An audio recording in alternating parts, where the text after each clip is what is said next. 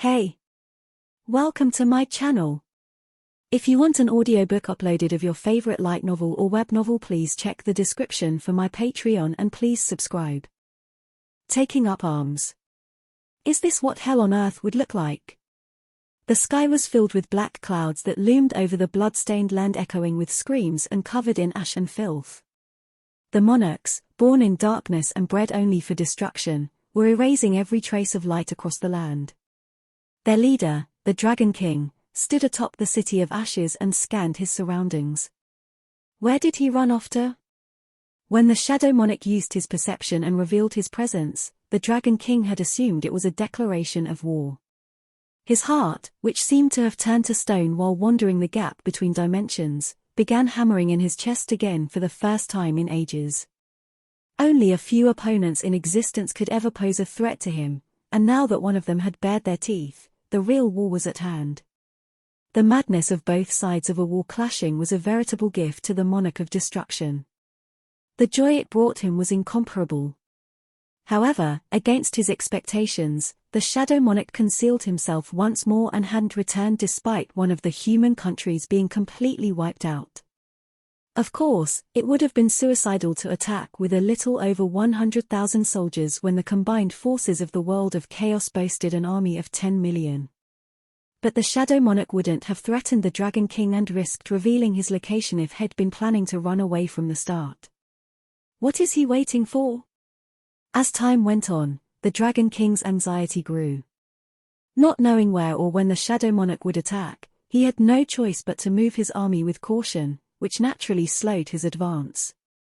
It was quite aggravating, as Head wanted to rid the battlefield of the human vermin and prepare to engage in battle with the rulers. By any chance?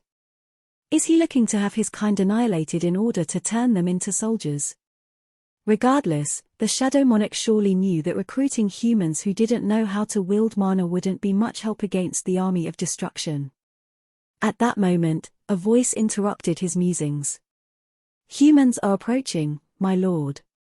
One of his ancient dragon bodyguards informed him of an attack. The Dragon King was under the impression that all the humans in this country who could use mana, the so-called hunters, had already been taken care of. The puzzled monarch looked up to see countless missiles raining down. Krakoom. It was a pitifully insignificant last-ditch effort from such pathetic creatures. The pesky humans refused to accept their fate even though they knew that their manaless weapons wouldn't harm a hair on magic beasts. How boring. The Dragon King's eyebrow twitched as his anxiety turned into annoyance, then anger. No one interfere. After issuing a warning to his soldiers, the Dragon King revealed his true form for the first time since arriving on Earth. The pilots who had risked their lives to delay the magic beasts for a moment longer were petrified upon seeing the humongous threat filling the entire sky. Oh no. Their shock didn't last very long. A breath of pure destruction shot out of his mouth and engulfed all the fighter planes. Phoom. A single minute. The pilots gave their lives in vain for less than a minute of time. Seemingly unsatisfied with their sacrifice, the Dragon King raised his head to the sky and let out a terrifying roar, a declaration of war to the Shadow Monarch. G-I-A-H. Jinwoo opened his eyes when he heard the Dragon King's roar. It's time. He'd been organizing his thoughts within the white castle Baru had built him. Darkness and silence had settled over the unnecessarily large room. He found that he didn't mind the solitude in the desolate space and felt guilty for previously scolding Baru about its construction. He softly called out, "Thanks, Baru." Baru, who had been soundlessly waiting in Jinwoo's shadow, now poked out his head. "My king." "I know." Jinwoo cut Baru off. Belion rose next to Baru. "It is too dangerous, my lord." Igris followed after them like he'd been waiting for his chance to do so, kneeling and bowing his head. "I agree, my lord." Jinwoo gazed at the three marshals trying to dissuade him. Since shadow soldiers wouldn't die as long as their master was alive, their top priority was Jinwoo's safety. However, there were times one had to take the bull by the horns despite knowing the risks, and for Jinwoo, the time had come. Ashbourne, the previous shadow monarch, he said he liked this side of me. Ashbourne had been drawn to how Jinwoo had always been the type to face things head-on, no matter how reckless it would be. What would he have done in the same situation? Belion was lost for words as he recalled the previous shadow monarch. When the other fragments of luminosity had rebelled against the Supreme Being in order to kill him, Ashbourne alone stood against them. The previous shadow monarch was someone who fulfilled his duty regardless of the odds. Belion looked back up to see Jinwoo smiling. Eyes the resemblance. Belion could picture Ashbourne standing where Jinwoo stood now, so he lowered his head and pledged his loyalty to Jinwoo. I will be with you until the end, my lord. The other two seemed to agree, as they didn't protest further. Took you long enough. Jinwoo grinned. Jinwoo fished his cell phone from his pocket.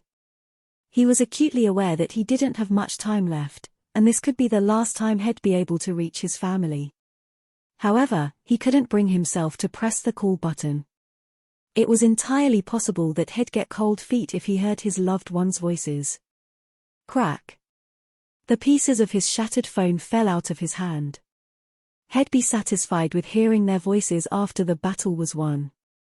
Having found his resolve once more, Jinwoo took his Kamish Sroth daggers from the pocket dimension inventory and gripped them in his hands. He then tore the shirt he was wearing into long strips and wrapped them around each hand to secure his weapons. He wasn't worried that he'd lose his grip so much as going through the motions to ready himself for the fight. Taking off his shirt revealed his firm upper body muscles, which rippled with each breath he took. Okay. The thrill of the upcoming battle coursed through him, and his heartbeat started to pick up. He'd always enjoyed this feeling when he felt it racing through him before entering a dungeon. Both his body and mind were ready. Phew. He gave a short exhale, and his eyes narrowed into a menacing glare as he quickly ran through the battle plan that he'd meticulously simulated in his mind many times. He couldn't afford any mistakes. Seeing the fire burning in Jinwoo's eyes, his three marshals nodded in turn. Jinwoo declared, "Let's do this." In his office at the Hunters Association of Korea, President Jinchul-woo remembered something his grandfather had taught him. Apparently, to grasp how bad a situation was, all one had to do was look closely at the news anchor's expressions. His grandfather, who had lived through the war and tragedies that had hit South Korea in the past, had sat young Jinchul on his lap and explained. If the anchor looks bright and happy, it's nothing. If it's a little dark, you should be a little cautious. You know there's real trouble when. As he examined the anchorwoman's face, Jinchul mumbled, when they're trying to stay calm. News anchors would try to keep their cool in order to not send viewers into a panic when the situation was dire, so Jinchul's grandfather had always warned him to be on the lookout. And sure enough, the woman on TV reporting on the current state of the US was keeping her expression and voice very composed. And when contact with the hunters was lost, the American government quickly deployed the army in a bid for more time to evacuate people. Jinchul squeezed his eyes shut, unable to watch the disaster unfolding on the other side of Earth. He was already aware of the scale of the threat thanks to Jinwoo's memories, and he was certain this was an unstoppable calamity. If even the US, with the strongest hunters and military in the world, was being devastated by those creatures, all that humankind could do now was pray. But what kind of miracle would it take to stop them? Jinchul shook his head to rid himself of the thought that there could be creatures even more terrifying out there. A miracle, huh? Speaking of which, Jinchul hadn't been able to contact Jinwoo for the past 3 days. He had witnessed Jinwoo's ability to create dozens of gates during the gathering of global representatives. Jinwoo could escape to a different world if he wanted to. Heck, he might have escaped already. And if he did, who could blame him? His two options were to single-handedly fight 10 million soldiers bred for destruction or run away to where they couldn't reach him. If Jinchul had had a choice, he wasn't sure if he would choose the first option. There was nothing left to do but pray. Please, I beg you. Jinchul turned his eyes up, as if the ceiling would give him an answer.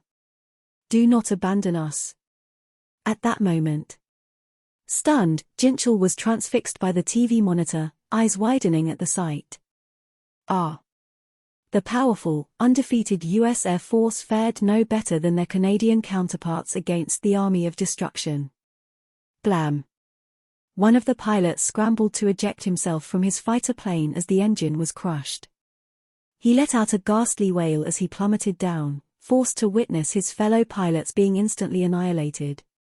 No. Boom kaboom boom. The roar and flashes of explosions filled the air. Amid the chaos, the pilot called out his dying colleagues' names. He was rapidly approaching the earth, but he managed to deploy his parachute in time. He tumbled a few times when he hit the ground. Dizzy, he threw up the entire contents of his stomach. Blah. He had tears in his eyes. Whether it was because of the physical pain or because he resented his helplessness was unclear. Whatever the case, he didn't have much time left. The smells of gunpowder and blood stung his nose as a wave of magic beasts sensed his presence and charged. He hurriedly cut off the straps of his parachute and pulled a gun from the holster on his hip. Die, you bastards, die. Bang bang bang bang. His ears rang with the sound of the shots, but they did nothing to slow the beasts. Click, click, click. The pilot was struck with regret as soon as he ran out of bullets. He should have saved one bullet for himself. His hands dropped limply at his sides. The first creature to reach the devastated human resembled a cockroach. SHSHSHSHK. The pilot's legs buckled as the cockroach-like beast loomed over him, and he moaned in despair. Damn it. Shriayayip. The bug magic beasts were torn apart, like some humongous invisible beast had raked them with its claws. Woe. The sobbing pilot searched for the source of this miracle, and his eyes soon landed on an Asian man. The hunter's back was to the pilot, but the daggers he held were easily recognizable. Hunter Sung. You're Jinwoo Sung, right? Jinwoo looked over his shoulder at the pilot. Jinwoo's expression was so frightening that it was hard to tell if he was friend or foe, but his eyes were clearly telling the pilot to run away. And for good reason, as even more enemies were heading toward them. The pilot urged, Hunter Sung, even for you, doing this alone is. SHHK, SHHK, SHHK. Kamish's wrath easily sliced through the magic beasts like they were merely paper dolls. Before the next group of beasts reached them, Jinwoo turned back to the pilot. Go. Yes, sir. The pilot finally managed to scramble back up on his feet and ran away as fast as he could. Jinwoo watched him leave before facing forward. Despite having cut down dozens of enemies with only 2 attacks, that was just the tip of the iceberg. Hundreds of magic beasts had smelled a fight and were drawing closer. Dealing with these bugs would be the first step of winning this war. Phew. As the soldiers of the world of chaos charged at Jinwoo, he took a deep breath and uttered the word that would turn the tide. Arise. 2. The trap. Kree. As soon as Jinwoo issued the command, the bugs he had felled a few minutes ago rose to join his shadow army. Jinwoo had revived magic beasts as his soldiers plenty of times in the past, but these new shadow soldiers were on a whole other level. Previously, the shadow versions used to be weaker than when they had been alive due to the system suppressing parts of the Shadow Monarch's power. Now that Jinwoo had taken on the mantle of the Shadow Monarch, his soldiers were able to reach their full potential. Kree. Black steam exuded like flames from the new shadow soldiers, who were stronger than ever before. Naturally, the more powerful the denizens of chaos were, the more powerful Jinwoo's extracted army would be. The very strength of the army of destruction that allowed it to wreak such havoc would now be its downfall. Jinwoo gave the animated new recruits their first command. Go get 'em. Skra. The bug-type shadow soldiers charged at the denizens of chaos. Jinwoo followed soon after, quickly overtaking them and jumping straight into the nearest pack of beasts. Graw. The group of flustered orcs and ogres randomly swung their weapons to no avail as Jinwoo effortlessly avoided them and responded with an attack of his own. The magic beasts were blown away as if a storm was sweeping through their midst. Every time Jinwoo wielded his daggers, the black aura stretching out from the blades crushed not only the orcs but the ground they stood on. The orcs and ogres were slaughtered before they could even scream. At that very moment, the sky above Jinwoo grew dark. Growling. There stood a giant so tall, Jinwoo's neck hurt as he looked up at it. It held a heavy stone pillar almost the length of his own arm, and its mouth was smudged with the blood of the countless humans it had devoured. Jinwoo wrinkled his brow and made his move before the giant could take a swing. Holding his daggers in his preferred reverse grip, he came to a stop between the giant's legs in a blink and slashed a dagger with all his might. Shhhhk. The black aura delivered a clean slice at the giant's thick ankle. Gah! The giant cried out in pain, wobbling until he eventually lost his balance. His humongous body tilted backward and crashed to the ground. Wood. Countless magic beasts behind the giant were unable to move out of the way in time and were crushed by its weight. Next, the bug-type shadow soldiers swarmed onto the fallen giant. It struggled to swat them away, but they soon reached its face and began to feast. Ah!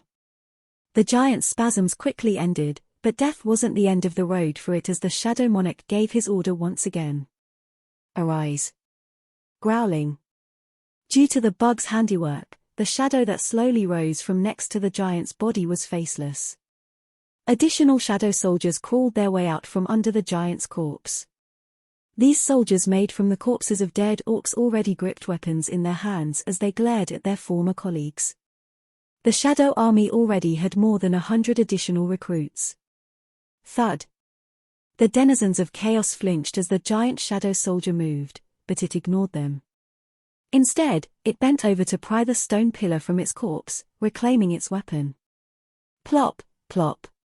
Clumps of mud fell from the stone pillar onto the ground. As if regretting not having had the opportunity to use this weapon before it died, the giant swung the weapon back as far as it could. The magic beasts, who had been relishing the war, finally realized just who they were dealing with and started to flee in terror. Jinwoo could sense their trepidation and spoke to them in the language of the monarchs. What are you afraid of? After all, his counterattack had only just begun. It was way too early for the enemy to feel this agitated. He leveled a spine-chilling glare at them. Whoosh! The giant shadow soldier swung its stone pillar at the ground, bowling the magic beasts over like tiny toy figures. Crunk! As soon as Jinwoo appeared on the battlefield, the vigilant Dragon King zeroed in on his location. The Eastern Front. The army of destruction had spread out in all directions with the Dragon King in the epicenter, and the Shadow Monarch made his presence known at the eastern end. The ancient dragons and another monarch detected the Shadow Monarch's movements a beat later. The King of Evil Spectres, the Transfiguration Monarch, addressed him. We should have all our armies. The Dragon King raised his hand to cut him off, puzzling his subordinates. The Monarch of Destruction had been waiting with bated breath for the Shadow Monarch, so why did he hesitate even as the Shadow Monarch openly declared war? More and more soldiers were being transformed into the Shadow Monarch soldiers every second. The anxious Transfiguration Monarch, who had taken over the body of a short middle-aged human male, opened his mouth to speak but was interrupted by the Dragon King. The Shadow Army, where is the army of the dead? Despite the distance, the lack of soldiers hidden in Jinwoo's shadow did not escape his notice. Why would he? The Transfiguration Monarch quickly closed his eyes. Soon, a mirage of an eye appeared in midair where the Shadow Monarch had begun his fight. The magic eye scanned everything in the area. The Dragon King was correct. The Shadow Monarch stood in the middle of a blood-drenched battlefield, but his army was nowhere to be found both in and out of his shadow. The Transfiguration Monarch opened his eyes to see the angry yet curious Dragon King. What is he up to? What was the Shadow Monarch thinking by entering the battlefield without his army to protect him? This might be their best chance to get rid of him, but the Dragon King couldn't blindly move his army without figuring out the Shadow Monarch's intentions. An all-out attack might be exactly what the enemy wanted. The uneasiness, as if his vision was hindered by fog, forced him to stay his hand. One of the ancient dragons worriedly spoke. My lord. Alas, a glare was all it took to compel the ancient dragons to lower their heads. The Dragon King looked toward where Jinwoo was rampaging. The armies of chaos were rapidly decreasing while the army of the dead increased. He would have to make a call, and soon, but with the war taking an unexpected turn and the Shadow Monarch's unpredictability, he couldn't just yet. The Dragon King grimaced. "Whatever are you up to, Shadow Monarch?" At some point, there were so many enemies that Jinwoo went on autopilot as he mowed them down. Despite the speed at which his army was growing, it seemed to be nothing compared to the sheer number of magic beasts. Phew. Jinwoo took a deep breath and allowed his perception to take over his body. He was a killing machine, his body relentlessly repeating superhuman maneuvers on instinct. Hundreds of creatures were ripped apart within the blink of an eye. Arise. And those hundreds became new shadow soldiers. The battlefield was coated in black shadows like a huge tsunami swallowing the world. Each time Jinwoo moved, the sea of black grew. Yah! Jinwoo let out a thunderous mana-filled roar, launching those in front of him. The creatures' ears bled as their eardrums ruptured, and they groaned in pain. Shadow soldiers swarmed around them before they could get a hold of themselves, and their death cries rang out over the battlefield. This had been going on for a while when Jinwoo detected a completely different type of magic beast was approaching. Above him, hundreds of flying wyverns and the humanoid dragonfolk riding them blotted out the sky. Is this the army of destruction making its move?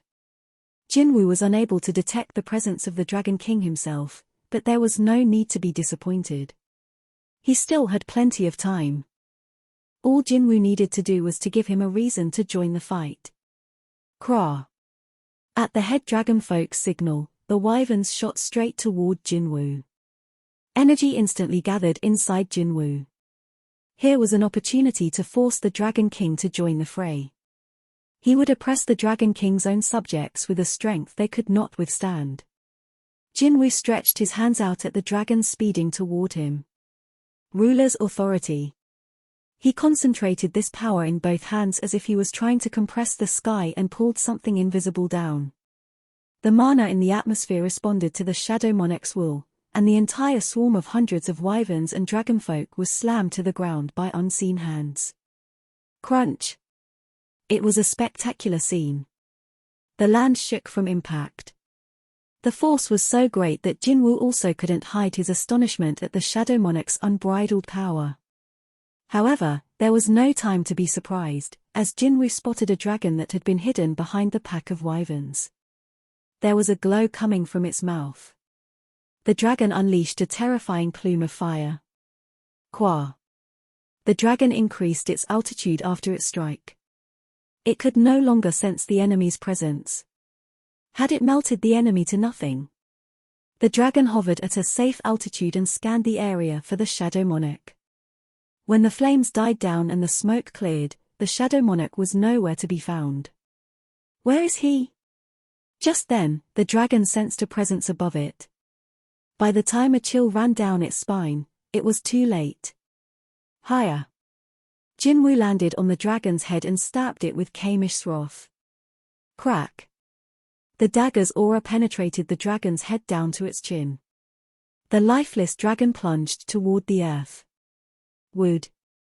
Jinwoo leaped down from the dragon's limp head.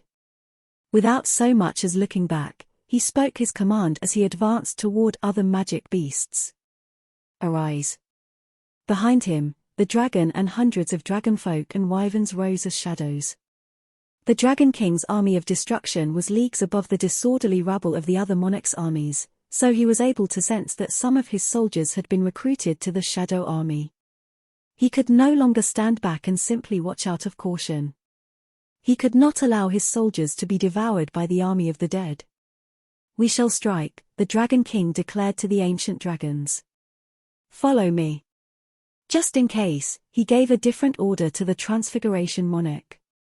Stay here and prepare for any sudden attacks from the Shadow Army. As you wish. Hundreds of gates connecting to the battlefield on the eastern front appeared before the Dragon King and his bodyguards. He'd be sure to catch the King of the Dead in his grasp. Anger burned in his eyes as he and the ancient dragon stepped through the gates. The army of destruction, which had held out against the Shadow Monarch's provocations until now, was finally on the move. Unlike the collision of superpowers on the Eastern Front, the one-sided battle on the Western Front was coming to an end. The U.S. Army, the last stronghold against the soldiers of the world of chaos, was being torn to shreds by the fangs and claws of the magic beasts. They had attempted to wield hunters' weapons, but as average, unawakened citizens, they were unable to properly use weapons that had been initially created for raid purposes. In the end, the magic beasts made short work of them. Aga. The agile and keen bug-type magic beasts led the vanguard on the Western Front as well. SHHHP. They quickly advanced. Bobbing. The bugs ignored the bullets as they pushed toward the humans and began to tear them apart. Gah. Those who survived fell back and continued their ineffective shooting sprees, but what choice did they have? Trying to face them with swords was simply unimaginable. The humans were at a loss as to what to do. Kiik. Finished with their first meal, the insects turned toward their next prey. There was nowhere to run. The grim platoon leader looked at his subordinates, who nodded back. They had been prepared for this moment ever since they were told to mobilize to buy some time for the evacuating civilians. The platoon leader took out a hand grenade and pulled the safety pin. Sensing something strange was happening, the bugs screeched and rushed at the platoon leader in a frightening frenzy. Kiik. The platoon leader looked like a deer caught in headlights as the bugs charged at him. They reached him in a split second and opened their jaws wide, but before they could take a bite, someone jumped in front of the platoon leader, snatching the grenade from his hand as they blocked the bugs with their wide back. The platoon leader looked up in a daze at a man who was 2 heads taller than he was. Thomas Andre. Thomas winked at him and spun around to stuff the grenade into the mouth of the nearest bug. It wouldn't cause any real damage to the creature, but it would at least be surprised by the foreign object in its stomach. With a smirk, Thomas swung a large fist at the bug's head. POW. Its headless body hit the ground quite a distance away. Ah, well, I guess I didn't give it time to be surprised. Thomas shrugged. Behind him, the best of the best hunters dashed forward and joined the fray. Kiik. As the pained screeches of the bug-type magic beasts spread through the battlefield, the surviving American soldiers burst into smiles as they realized just who had come to their rescue. Scavenger. It's the Scavenger Guild. Oh, thank God. The Scavenger Guild quickly and efficiently dealt with the situation as one would expect from the world's top hunters. But there was no time to relax with yet more magic beasts headed their way. Thomas scanned the horde. Orcs, ogres, trolls, minotaurs, cyclopses, and more, all creatures Thomas had easily dealt with in dungeons. Even considering their numbers, this was a piece of cake for him. The only problem is, there was one incredibly powerful magic beast among the trash. And just as the trash didn't dare make a move because of Thomas, he restrained himself because of it. The strong magic beast observed the situation for a while before slowly walking forward. Ah, you're that weak vessel who was almost killed by the Fang Monarch. The king of monstrous humanoids flashed a sinister grin. While the Fang Monarch lorded over beasts and specialized in hunting, the king of monstrous humanoids ruled over human-like monsters, such as orcs and ogres, and specialized in close-quarter combat. To him, the sight of the puny human waving his tiny muscles around was laughable at best. The Iron Body Monarch released his mana to get the drop on the human, confident that he could end Thomas with a snap of his fingers. Unlike the quivering hunters behind him, Thomas still seemed fairly relaxed. What could the human possibly have up his sleeve? This should do it, right? Thomas appeared to be talking to himself when an inky darkness leached out from under his feet and quickly spread over the ground. The monarch's eye twitched. Shadows?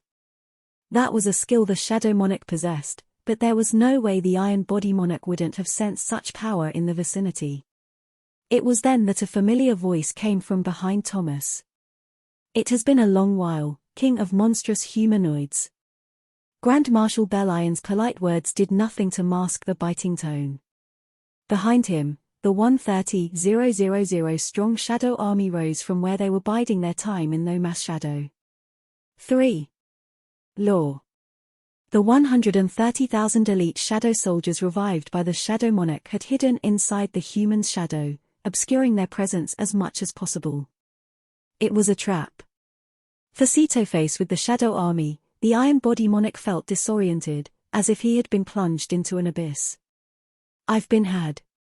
The army he was leading on the Western Front wasn't good enough to go against the Shadow Army, and with Belion and Igris leading it, the Iron Body Monarch himself was in peril. This was probably what the Shadow Monarch had been aiming for. I must let the others know. He urgently tried to contact the Dragon King but found some kind of external force interfering with his communication. Could it be? Was this the Shadow Monarch's doing as well? The monarch quickly scanned the army to locate the source of the interference and discovered a high orc shaman standing next to Igris, clutching some type of talisman while chanting.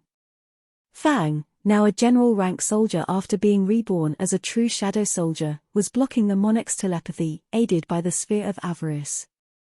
Fang's cheeks flushed in embarrassment when he made eye contact with the king he used to serve, but he couldn't stop a smirk as he continued his incantation.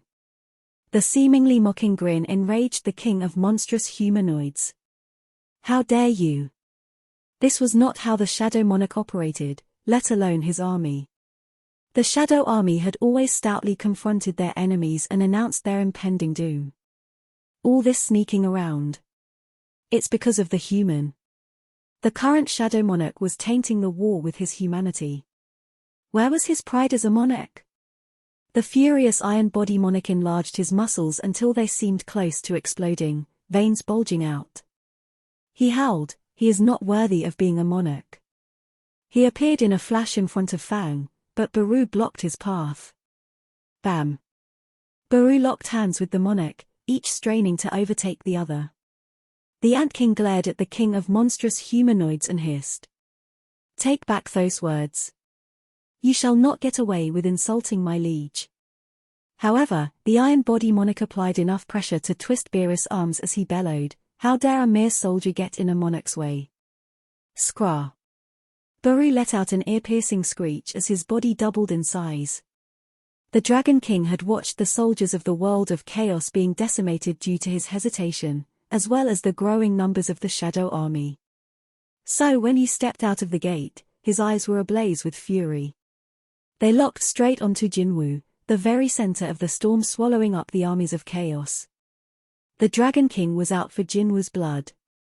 He didn't bother changing out of his human form as he spewed his breath of destruction. Fwa! Jinwu, who had been busy dealing with the magic beasts, caught sight of the bright flash just in time. It's him. Jinwu leaped out of the way, leaving behind the soldiers of both armies to be engulfed by the Dragon King's breath and disintegrate into nothing. Fwa! Jinwu landed nearby. The Dragon King stopped his attack and regarded the human as numerous gates spawned behind him, from which various dragons and dragonfolk emerged. They made up the main unit of the army led by the Dragon King, the Monarch of Destruction. Their forces, which could destroy the whole world in just a day, had assembled in its entirety to take down the Shadow Monarch. Jinwu swallowed hard as he sensed the immense and limitless power emanating from the Dragon King. At his command, the shadow soldiers abruptly fell back, standing behind Jinwu to mirror the army of destruction. The Dragon King sneered. "Is this your entire army?" Jinwu had managed to hurriedly recruit about a few thousand soldiers for his shadow army. On the other hand, there were almost 1,000,000 foot soldiers, hundreds of dragons, and the Dragon King himself on the opposing side. Naturally, Jinwu was also acutely aware of the difference between the two armies, which was why he had chosen this tactic. Charge! Jinwu let his army loose once more. The Dragon King was in disbelief. Is he still insisting on going head-to-head, despite the size of my army? The human was clearly out of his mind, yet there the shadow soldiers were, colliding with the army of destruction. The dragons blew powerful flames toward them. Whoosh. Strangely, the shadow soldiers struck by the fire disappeared like dust instead of regenerating. The Dragon King realized immediately that they were meant only to buy some time. Where is? He expanded his perception and located the shadow monarch running away somewhere using his own shadow. The Dragon King chuckled at the pathetic attempt. Jinwoo was presumably trying to utilize a hit-and-run strategy to hack away at the soldiers of the world of chaos, but that plan had a huge flaw. There was nothing stopping the Dragon King from chasing after him. He tracked the connection of Jinwoo's shadow to the battlefield in the west. Over there. Jinwoo would never be able to escape his clutches. The Dragon King jumped through a gate that would take him to the western front. On the other side, 130,000 shadow soldiers awaited him. But that wasn't all. Jinwoo himself had been lying in wait. Arise. The army of chaos that had been annihilated by the real shadow army before Jinwoo's arrival rose to join their ranks. The Dragon King observed the shadow soldiers now numbering close to 200,000. Is this what you were aiming for? Jinwoo had lured him to this particular battlefield in a bid for the outnumbered shadow army to gain the upper hand. The Dragon King scoffed. How pathetic. He finally understood the shadow monarch's intentions. Though it had cost them the western front, it was a small price to pay for Jinwoo's head. I would gladly give up half my army if it meant toppling him. Fear was born of uncertainty, but the shadow monarch's plans had now been brought to light. My fellow monarch.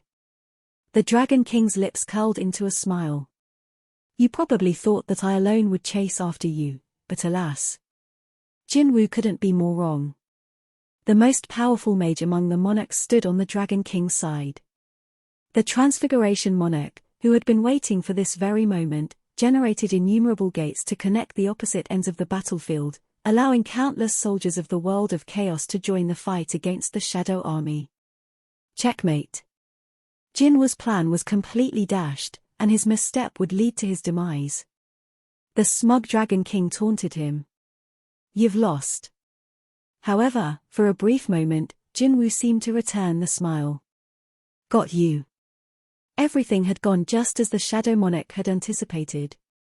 The Dragon King caught the change in expression. You laugh. In the next instant, the shadow soldiers sank into their commander's shadow as he recalled them.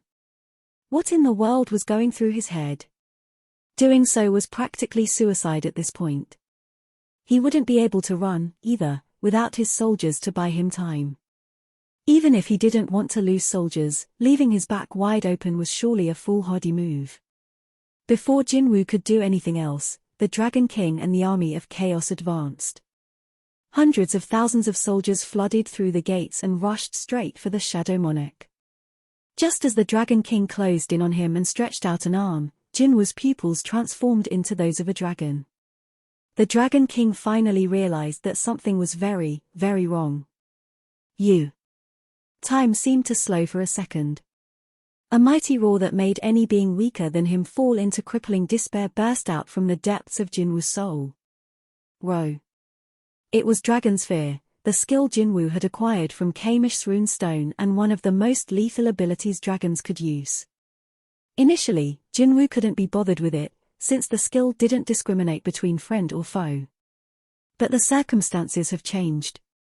The skill that was used by Kamish to cast hundreds of the best hunters into hell was now being used on the dragons themselves. Since Dragon's Fear was boosted by the Shadow Monarch's endless mana, the Dragon King was the only one immune to the skill. After immobilizing his other foes, Jinwoo grabbed the Dragon King's arm. You impudent, the Dragon King scowled.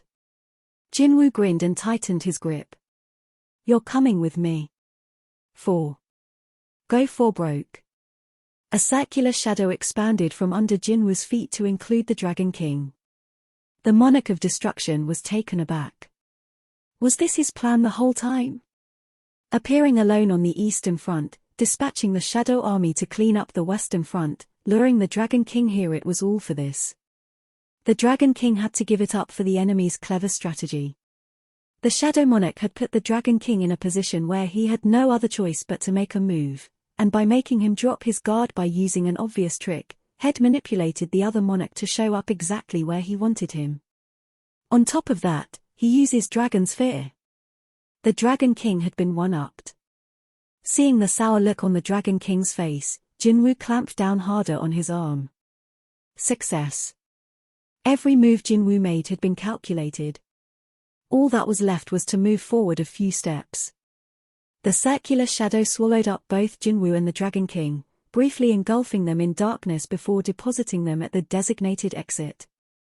Having successfully escorted the Dragon King to the actual battlefield, Jinwoo quickly put some distance between them. Having been separated from his soldiers, the Dragon King curiously surveyed their new surroundings. Where are we? The opposite end of the earth. It wasn't precisely the opposite end, but they had crossed an ocean, so they were a considerable distance away. They were in Japan, where the land had soaked up an incredible amount of mana following the death of the King of Giants. Since the area and its atmosphere had been fortified with mana, it would likely withstand the impact of a battle with the Monarch of Destruction. Thanks to the efforts of the Shadow Soldiers, the sea of trees had been raised to create a field that stretched as far as the eye could see. This made the huge white castle on the hill with its black flag waving in the wind stand out. The Dragon King gestured to it. "Is that your castle?" "That's right." Such a squalid structure for the Shadow Monarch. Jinwoo felt a twinge of pity for Baru for a second, but he didn't bother responding. Whether it be bravado or a bluff, the Dragon King seemed way too relaxed for Jinwoo's liking. "Well, it's about the right size for your mausoleum." Finally, the Dragon King locked eyes with Jinwoo. The Monarch of Destruction studied him before closing his eyes and attempting to communicate telepathically with his subordinates, but as expected, he was unable to reach them. Someone was borrowing the Shadow Monarch's power to cast a spell that blocked any communication. The Shadow Monarch had clearly planned to isolate him from the start. He reopened his eyes to see the entire Shadow army closing in on him. The tables had turned, and he was now the one facing an army of tens of thousands all by his lonesome. The Dragon King was completely surrounded. So this is a battle to see whether or not I can last until my soldiers find me." But the Dragon King's expression didn't change. Although he enjoyed annihilating his enemies with his overwhelming army, it also amused him to be on the other end. After all, the Dragon King was an entity born for war. He was the avatar of destruction, and if it led to a war with blood, screams, madness, and ruin, he didn't mind getting swept up in it. The Dragon King laughed. "Allow me." With that, the smile dropped from his face. Jinwoo's senses screamed at him, warning him that something was coming. Chills ran down his spine, and goosebumps appeared all over his body at once. The Dragon King let out a blood-curdling roar. Roar. It was the Dragon King's version of Dragon's Fear, which sent a powerful shock wave rolling over the Shadow Army. Aaaah. It shook both the ground and the very space around them. Sensing the sheer terror, pain, and confusion of his soldiers, Jinwoo quickly called them back. Ahhhhhh. Feeling dizzy, Jinwoo felt his knees buckle. The Dragon King smirked as the blood drained from Jinwoo's face. "This is the real thing." Jinwoo sure. Okay, his head hard to recover from the shock of how the ultimate Dragon's Fear felt as the other monarch mildly explained. "I could have easily freed myself, yet I was amazed by how you managed to corner me." Jinwoo squinted at the unexpected compliment, but the Dragon King wasn't being sarcastic in the least. "As such, I wanted to have a quiet discussion with you, monarch to monarch." Jinwoo managed to regain his breath and straightened up. The Dragon King continued on. "Since you possess the Shadow Monarch's memories, I'm sure you're aware our real enemies are not on this land but rather lie beyond that sky." He was referring to the rulers. Their one and only mission in this world was to annihilate the monarchs, those who had been born of darkness. Naturally, the Shadow Monarch would not be an exception. "I had planned to prepare to face the rulers after getting rid of you, but I changed my mind after witnessing how you fight. You hold different talents from Ashbourne, and with you on our side, I see a glorious victory ahead." The Dragon King extended his hand. "If you take my hand, I will do as you wish. Jinwoo glanced down at the proffered hand. If you want your family to live, I will allow it. If you want to save your country, then I shall. If you want me to leave this planet, so be it. Jinwoo slowly glanced back up at the Dragon King's face. He looked to be the picture of benevolence. You shall be the owner of this land. You should rule this whole planet rather than a tiny castle on the hill. You are worthy of such power, and all you have to do is take my hand. The Dragon King gave an amiable grin. If Jinwoo lent his strength to defeat the rulers, then he, his family, his country, and everyone on this planet would see peace and freedom. That was the Dragon King's promise. What say you, Shadow Monarch? The offer seemed to please Jinwoo, as the human smiled lightly. The Dragon King's smile widened in turn. Will you join me? Jinwoo clearly enunciated. Yeah, right. The Dragon King's expression hardened as Jinwoo snapped at him. You want me to trust you while you're clearly itching to kill me? Ha ha ah ha ha ha. The Dragon King doubled over in laughter. Even his laughs contained mana, and Jinwoo had to steady himself with each thunderous chuckle. When the Dragon King straightened up, his eyes had become cold and reptilian. I suppose I couldn't hide it from you. Diplomacy had failed. If the Dragon King couldn't deceive Jinwoo, then all that was left was to crush the human.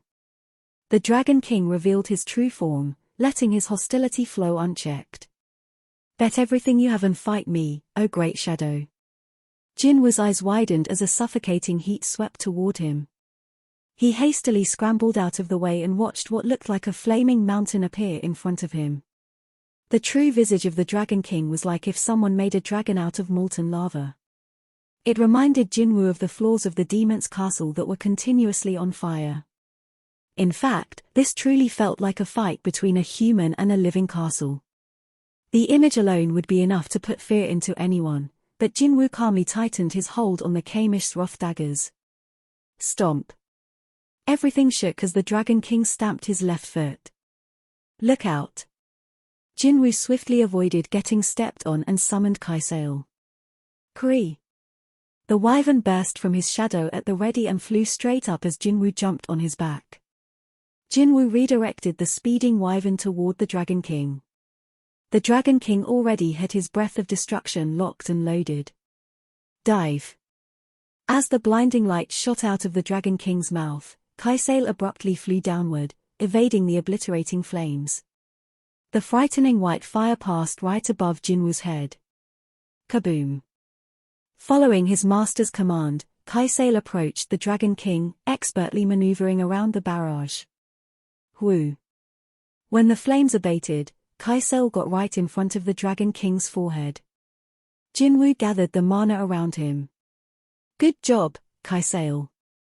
Mana was flowed into Kamish's wrath in Jinwoo's right hand, collecting black energy for the final strike. Jinwoo swung the dagger with all his might at the Dragon King.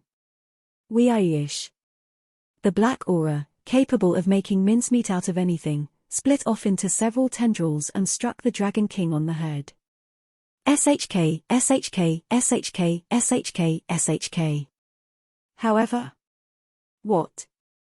Jinwoo stared, incredulous, as the aura failed to leave a single scratch on the Dragon King's fortified scales. Unscathed, the Monarch of Destruction looked up at Jinwoo. The hunter grimaced.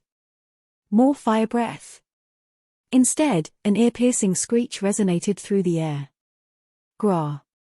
Dragon's fear. Although Jinwoo was able to withstand it this time around, Kaisail came to a stop. Before Jinwoo could recall the wyvern, he was hit by the Dragon King's flames. Whoosh. Even as Kaisail fell from the direct hit, he twisted his body to shield his master from the incoming fire and dropped Jinwoo away from the danger. No, Jinwoo desperately screamed as he watched Kaisail turn to ash, disappearing without a trace. Ugh. Jinwoo bit his lower lip and used a blast of mana to launch himself toward the Dragon King's chest. He latched onto a scale to keep from falling, but the heat of it burned his palm. Gah. Jinwoo gritted his teeth and raised Kamish's wrath above his head with his other hand, its black aura pulsing. Crack. The dagger penetrated the dragon's scales, but that was the extent of the damage. Crack, crack, crack. No matter how hard Jinwoo swung, he was only able to scratch its skin. He turned his head when he felt hair raising on the back of his neck. The Dragon King's arm was right at Jinwoo. The hunter let himself fall to the ground, cushioning his landing with mana. A breath of destruction mercilessly followed him. Qua. Jinwoo tried to catch his breath after yet another narrow escape. Huff, huff, huff. Despite Jinwoo's multiple attacks, the Dragon King was an immovable mountain. He was incomparably stronger than even giants, both defensively and offensively. Jinwoo needed a different strategy. I need something stronger. He needed more power, something strong enough to knock down a giant protected by iron armor with their bare hands. Just as a diminutive insect could do little against a human, if Jinwoo wanted to take down a mountain, he would have to become one himself. Wait a minute, iron armor? An idea struck him like a bolt of lightning. If he could create armor using the power of darkness, shouldn't he be able to manipulate the shape of it? Following this train of thought, a shadow spread out from under Jinwoo's feet. The Dragon King sensed the movement as well. Black essence oozed out of the shadow wrapped around the Shadow Monarch's body in layers, rapidly expanding his size. What kind of trick is he trying to pull now? Though the Dragon King was overcome with curiosity, his instincts told him to strike quickly. However, before he could use Breath of Destruction, he felt a tap from behind. The monarch turned around to find Fang hiding in a corner and shooting pillars of fire at his back. When he met the monarch's glare, the trembling shadow soldier dropped the sphere of avarice. Clack! You dare? The Dragon King changed his target, but before he could do anything, something smacked him across the head. Bash! As the Dragon King was thrown sideways from the impact, he spotted a gigantic shadowy figure that practically touched the sky. Tens of thousands of black lightning bolts struck its shoulders, as if the world was rejecting its very existence. An astral body? That was impossible. Because the Shadow Monarch was originally a fragment of luminosity, he had no hidden form. So how could the Shadow Monarch take a humongous form? Crack! The Dragon King tensed his legs and skidded to a dead stop, peeling off a thin layer of the ground like one would a piece of fruit. Could he be? The Dragon King froze as a certain theory took root in his mind. Is he somehow able to access the power of death? But how? Jinwoo used to be an ordinary human until not too long ago, so how was he able to control the power of death in this manner? I see, the Dragon King murmured, impressed. You have spent much time straddling the line between life and death. So this was the reason Ashbourne could transfer the entirety of his power to this mere human. This human had been fighting for his life long before he even met Ashbourne, and had continued to do so. The Dragon King had a newfound respect for the new Shadow Monarch. He now regretted trying to exploit Jinwoo's weak human nature in the battle against the rulers. Whatever I do, I must kill him. He is far too dangerous. The two stared each other down. The enlarged Shadow Monarch glanced at his own hand. Is this really me? He tried wiggling his fingers. Jinwoo was commanding a body that had become darkness incarnate. But his body wasn't the only thing that had expanded. He was now an endless source of power, the limits of which Jinwoo couldn't even hazard a guess. Jinwoo had successfully become a mountain in order to bring down another mountain. Jinwoo looked up in time to see destruction rushing straight for him. Quacoom. The collision sent balls of fire and black lightning everywhere, but Jinwoo was able to dig his heels in and stop the Dragon King's charge. Jinwoo's physical strength was on par with his. They wrestled for a while until the Dragon King bit Jinwoo on the shoulder. Red flames sparked from the bite wound. Without panicking, Jinwoo grabbed the dragon by the horns and wrenched his head away before throwing a punch right in his face. Kapow! The Dragon King didn't fall back this time. Grah! He instantly shook it off and rushed back toward him, opening his jaws wide and clamping down on Jinwoo's hip. Ugh! For the first time since they had begun their battle, Jinwoo couldn't hold back a cry of pain. POW POW POW. Jinwoo slammed his elbow down on the dragon's head, but the Dragon King easily lifted Jinwoo and shook him like a rag doll. Jinwoo felt like his hip would snap and his body would split in two. Goo-ga. Once he was satisfied with the damage, the Dragon King flung Jinwoo to the ground. Thud. A breath of destruction followed. In the aftermath of the hellfire, Jinwoo noticed that one of his arms had vanished, but he bit back his scream. He quickly shortened the distance, shoved his other arm in the dragon's mouth, and tore the dragon's tongue out. It sounded like heated leather was being ripped. Ow! Instead of blood, crimson-red lava gushed from the wound. As the dragon writhed in pain, Jinwoo whacked his head, spraying lava everywhere. The Dragon King narrowed his eyes and bashed his horns into the hunter. It was a seesaw of a battle. Kaboom! The land shook with each collision, and the flames and black lightning destroyed everything they touched. It was a gruesome battle. Fang's mouth hung open as he watched in a daze as the two monarchs clashed. He now understood why the Supreme Being would create the rulers and monarchs for entertainment. The fight between them was simultaneously a great disaster as well as a spectacular display of power. He couldn't stop his tears as he witnessed the two deities giving it their all. Destruction and death were tangling together and shaking the whole world. Jinwoo channeled more power into his fist. Kapow! It worked. It worked, it worked, it worked. His relentless punches tore through the air. POW POW POW POW. The Dragon King's sharp claws narrowly missed him as the hunter took a quick step back. Whoosh! Jinwoo tackled the Dragon King's shoulder and knocked him to the ground. Thud! The Shadow Monarch swiftly jumped on top and wailed on him. Bam bam bam bam. The dragon found himself unable to move due to the merciless barrage. Bam bam bam bam.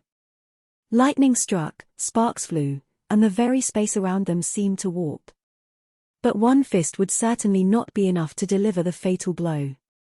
Although Jinwoo was concentrating his mana in just one hand, it seemed to be weakening with every successive hit. What's going on? Jinwoo grimaced. The Dragon King picked up on it as well and snatched Jinwoo's fist. Jinwoo panicked when he couldn't escape the Dragon King's grip. This is the difference between our levels of experience. Jinwoo's eyes bulged out as the dragon plunged the claws of his other hand into Jinwoo's side. Ah! The dragon sneered. You consume quite a bit of stamina just to maintain this huge form. Having immobilized Jinwoo, the Dragon King summoned the ultimate breath of destruction to finish off the hunter. Victory was his. The Dragon King was confident that he'd won until he spotted that Jinwoo's arm had regenerated. Does he still have enough power to do that? Regardless, he was certain Jinwoo could not defeat him in his condition. A bright light emanated from within the Dragon King's mouth. But at that moment, Jinwoo shoved his newly respawned arm into his maw. Ah! He squeezed out every drop of power left in his body and concentrated it on the tips of his fingers. Voom! The resulting shock wave was accompanied by a blinding flash. Silence settled in the aftermath. Jinwoo transformed back to human form and lay panting on the ground. Huff, huff, huff. It felt like his entire body had been on fire, and every inch of his body was covered in wounds. Jinwoo caught his breath before slowly heaving himself up. Someone was approaching him from the other side of the thick fog created by the explosion. Jinwoo groaned to see the Dragon King back in his human form. What a monster! While the Dragon King had sustained his fair share of injuries, Jinwoo was definitely in worse shape. You're quite a tenacious bastard. Jinwoo could say the same about the Dragon King, but instead of answering, he wordlessly pulled out both Kamish's wrath daggers to save some energy. The Dragon King pulled out his sword in kind. Sheeing. Despite being too exhausted to maintain his spiritual form, the Dragon King gathered every last ounce of energy he had in order to kill Jinwoo. The hunter also sucked in a breath and gritted his teeth. With one leap, the Dragon King closed the distance and swung his blade. The daggers and sword clashed together continuously, their bodies spraying drops of sweat and blood. Crack! One of the Kamishroth daggers, which had retained a lot of wear and tear from chiseling away at the dragon's scales earlier, broke. The Dragon King's sword came down at Jinwoo at an angle, so he pivoted his body to avoid it. In the process, the hunter lost his balance. The Dragon King took advantage of the moment and immediately stabbed Jinwoo's stomach. Shook. Jinwoo fought through the pain and swung his remaining dagger at the Dragon King's neck, but the Monarch of Destruction grabbed the blade in his bare hand. The black aura emanating from the dagger's blade was blocked by his own dark crimson aura. The Dragon King smirked. Did you really think this dagger made from a dragon's tooth could penetrate the Dragon King's body? He put more pressure on his sword, forcing the blade deeper inside Jinwoo's stomach. Jinwoo coughed out blood. Gah! The Dragon King kicked Jinwoo as he pulled out his sword, sending the hunter tumbling. Jinwoo struggled to sit up but froze as he felt the Dragon King's sword at his throat. The Dragon King chuckled. Don't you find this rather amusing? His expression oozed confidence and smugness as he looked down at his enemy. This is the battle between the flame born out of darkness and the darkness born out of light.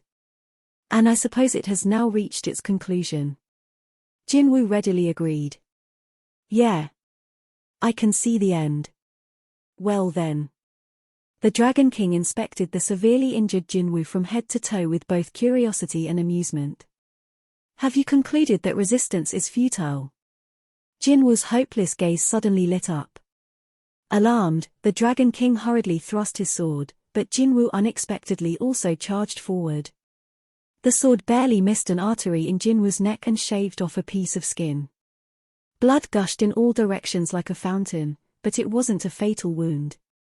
I can do this. As an exchange for his injury, Jinwoo managed to summon his father's dagger from his inventory and stab at the Dragon King's chest before the startled monarch could even comprehend what was happening. Crack! The dagger penetrated the armor and pierced the Dragon King's heart. Gah! Jinwoo was just getting started. He knew it would take more than that to kill a monarch.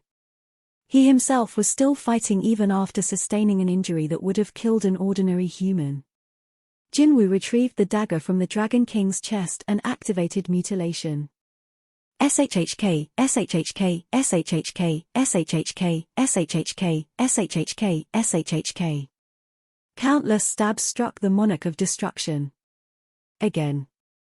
SHHK, SHHK, SHHK, SHHK, SHHK, SHHK, SHHK, SHHK, SHHK. You bastard. The Dragon King was able to raise his sword even as the countless dagger strikes shredded his body. Jinwoo couldn't believe his eyes. Even with a gaping hole in his chest, the Dragon King was successfully parrying Jinwoo's every strike. In fact, he seemed to be moving faster. No wonder he was the ultimate creation, a being made from darkness purely for destruction by the Supreme Being. Jinwoo had always been confident in his speed, but rivulets of sweat poured down his forehead as he struggled to keep up. The Dragon King let out a roar as he pushed Jinwoo away. It felt like Jinwoo's wrist had been snapped off. Arg! By the time Jinwoo regained his balance, the Dragon King was already right in front of him. Instead of repeating the mistake of taking his time, the Dragon King stabbed his sword straight into Jinwoo's black heart. Arg! A burning pain rose within Jinwoo's chest. Jinwoo felt as if he was suffocating and couldn't speak properly. His legs gave way, and he fell to his knees. Thud. The Dragon King flung his head back and let out a roar of dissatisfaction. Grah. He took the form of a dragonfolk, a human-dragon hybrid, and extended his long claws. His voice rumbled as he spoke. I shall tear you apart and feed your flesh to the wyverns. Attempting to kill the Shadow Monarch with the respect afforded a king had been a mistake, and the Dragon King now planned to kill him as gruesomely as possible to make up for said mistake. The enraged Dragon King bared his sharp fangs and let out another roar, which was answered by loud cries from above. Woo! The Dragon King looked up to see an unbelievable sight. The army of the rulers, the soldiers of the sky, was endlessly pouring out of enormous gates. The dark clouds in the sky were no longer visible as the soldiers turned the sky into a sea of white. Impossible. The Dragon King was flabbergasted. He was sure he hadn't seen any gates upon his arrival here, so where had these gates come from? And how could the soldiers of the sky suddenly emerge from them? An incalculable amount of energy would be needed to open a gate connecting both worlds in this manner. The Dragon King whipped his head around to stare at the panting Jinwoo. Is this why you went all out from the start? It wasn't a mistake born from Jinwoo's inexperience. Every move had been calculated from the very beginning. His aim had been to use the clash of two titans to create enough disturbances in the space around them so that the rulers could come through. Until now, the Dragon King had been considering Jinwoo's actions through his own lens. Catching the army of chaos attention, bringing the Dragon King here, the monarch of destruction, had simply assumed Jinwoo had been luring him into a one-year-known fight. Instead, the Shadow Monarch had something completely different in mind. But there is no way for you to contact the rulers. No, there was a way: the vessels. There were still some vessels remaining to which the rulers had lent their power. That was how. The rulers knew to spawn gates at this very location. The Dragon King seethed. Unlike the Dragon King, who had been solely focused on winning their fight, Jinwoo had been fully prepared to lose this battle in order to win the war. It was the Dragon King's complete loss. Jinwoo smiled through the pain. It was you, wasn't it? You were the one who commanded the Monarch of White Lightning and the Fang Monarch to attack the Shadow Monarch from behind. Did the Monarch of White Lightning give the game away?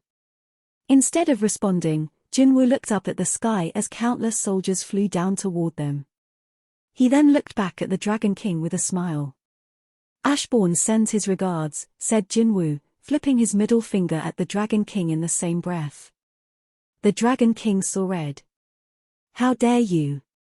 He leaped at the defenseless Jinwoo, but 6 beautiful wings wrapped around him before his claws could reach. The Dragon King withdrew his claws and groaned as his gaze fell upon the interloper. Ah, the brightest fragment of luminosity. The Dragon King raised his head to see 6 more angels, each with 6 wings, slowly descending. The fight had reached its conclusion. The Dragon King snorted as he recalled that exchange with Jinwoo. I suppose this is the end. Soon, the rulers' spears impaled the Monarch of Destruction from every direction. 5. The end of the war. The two monarchs' ferocious battle left remnants in the sky as the ash they had kicked up now drifted down peacefully like snow. Jinwoo watched the first few flecks land on his shoulders, then looked up. Miles above his head, the armies of the rulers blocked out the sky as they continued to emerge through the countless gates. Tens of millions of soldiers moved in an orderly fashion as commanded by the rulers. It was an overwhelming sight. Their mission was to purge the earth of the monarch's forces. Now that most of the monarchs, including the Dragon King, had been eliminated, the armies of chaos stood no chance, so the arrival of the soldiers signaled to them that the long, drawn-out war was finally over. As he watched them depart for the battlefield, Jinwoo was surprised to feel his heart ache. The indescribably beautiful brightest fragment of luminosity landed in front of Jinwoo and folded in his 6 wings. The other rulers followed in turn. The brightest fragment of luminosity took in the man before him. At a glance, Jinwoo seemed to be an ordinary human being. And yet, this single human ended the war between us and the monarchs. Who could have imagined that the never-ending war started by the Supreme Being would be brought to an end by the hands of a fragile creature in a distant world? The surprised brightest fragment of luminosity had nothing but respect for Jinwoo. You have ended our war. I do not know how to express our appreciation. Jinwoo looked away from the falling ash to face the brightest fragment of luminosity. It's a big ask, but I'd like to request a favor. A favor? The ruler was puzzled. The Shadow Monarch's power was comparable to theirs, possibly even stronger, but he had a favor to ask of them. Jinwoo explained. This is something only you can do. The ruler acquiesced. As long as it is within my power, I shall lend my aid. The Shadow Monarch had contributed much to the demise of the Dragon King, so the rulers were indebted to him. There was no reason why the rulers couldn't grant Jinwoo's request. However, his favor was a rather difficult one to fulfill. One more time, could you use the cup of reincarnation one more time? The request completely blindsided the rulers, and they stared at Jinwoo with their mouths agape. The brightest fragment of luminosity asked, "You want us to use the cup of reincarnation to reverse time?"